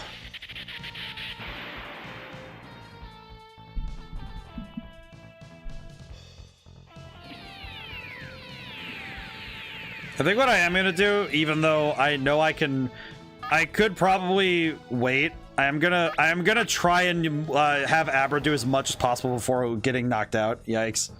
I think it was last stream I did Prime Cup though, but yeah. Okay, so but I forgot. I will have Abra do as much as he can while he's still up, but I'm not too worried. Good job, buddy. Abra's just doing his best. He's doing his job, which is good.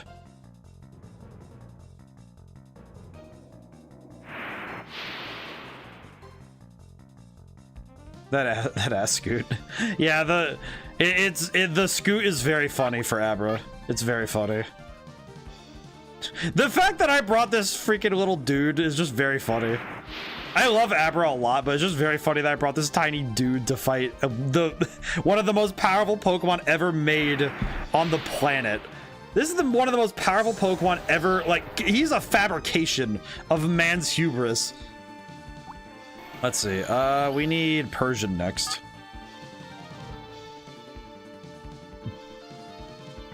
I need to look up this music and see if I can remix it someday. I would love to do that.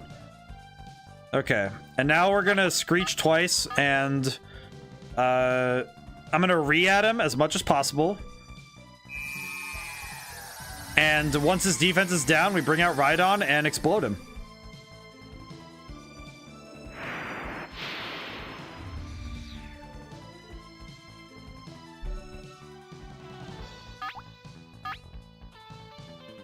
If I get the second Screech off and he's paralyzed, I'm gonna go for Slash. If he's fully paralyzed, I will go for it. Oh, that's not good. That said, I'm gonna go for Bite, actually. I'm gonna just go for it. I don't know, I want to see how much it does. Hit him.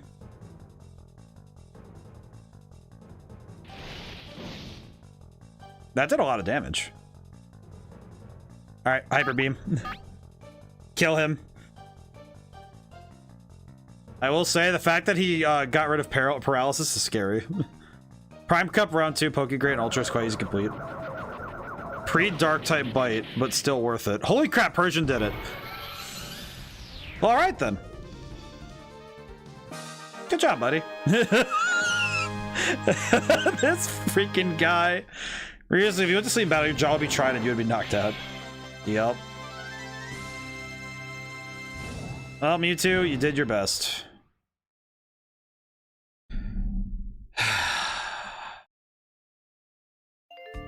So, I just beat Pokémon Stadium. Did it take a lot longer than I thought it was going to? Abso-freaking-lutely. Was it worth it? Yeah, I'd say so.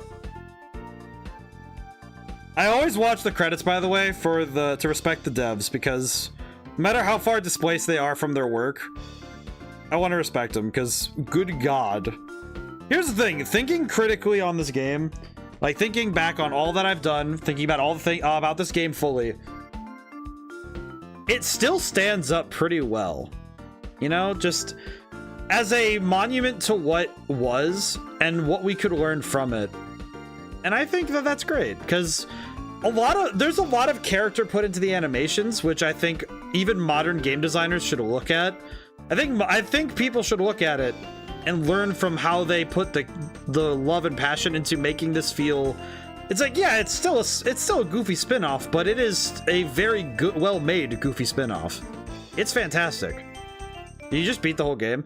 Yeah, this is the end of, like, this is the actual end of Pokemon Stadium 1. I have done everything that there is to do. I have beaten round 1 and 2. Congrats. Thank you, Julian. I feel about the same as when I beat Stella Glow, in the sense of, did I stay up too late to beat this game? Oh, absolutely. Sleep is going to be welcome and very thrown off. But I appreciate the chance to do this, because honestly, as much as this, like, in the short term is gonna, like, kind of hurt, because, man, sleep, but also it was fun, you know? It was like this wild break from form just to see this game to its end, because I was just like, no, I want to see it to its end, and it was worth it to me, you know? This was a fun journey. Did I have frustrations with this game? Oh yeah. But did I enjoy it? Did I like what it had to tell me? Because it had things to tell me about the past and how how that's going to inform the present. And I think that it was really good for me to visit this game and to try it and to beat it. Took me a little longer than I expected, but it was worth it. Both just in general, it's a good game. Do I recommend doing it with rentals only? No. I wish there was a way we could do it on the Switch without that, but it's worth it. So, tomorrow I am playing the back half of my own game, Red Genie. I'm playing the back half of it. So I hope that for those who are avoiding spoilers on Red Genie, might want to avoid tomorrow's stream. If you're avoiding spoilers, of course. If you just want to hear me talk about game design and game dev stuff and go over the game that I have made, it'll be good. Stadium 2 is a game getting frustrated on, I imagine. So we have now completed everything in Stadium 1. So that's amazing. We do not have 100% on the Hall of Fame, but I'm not worried about that. But could I convince you to play Donkey Kong 64 for the Game Boy? Donkey Kong 94? What is Donkey Kong 94?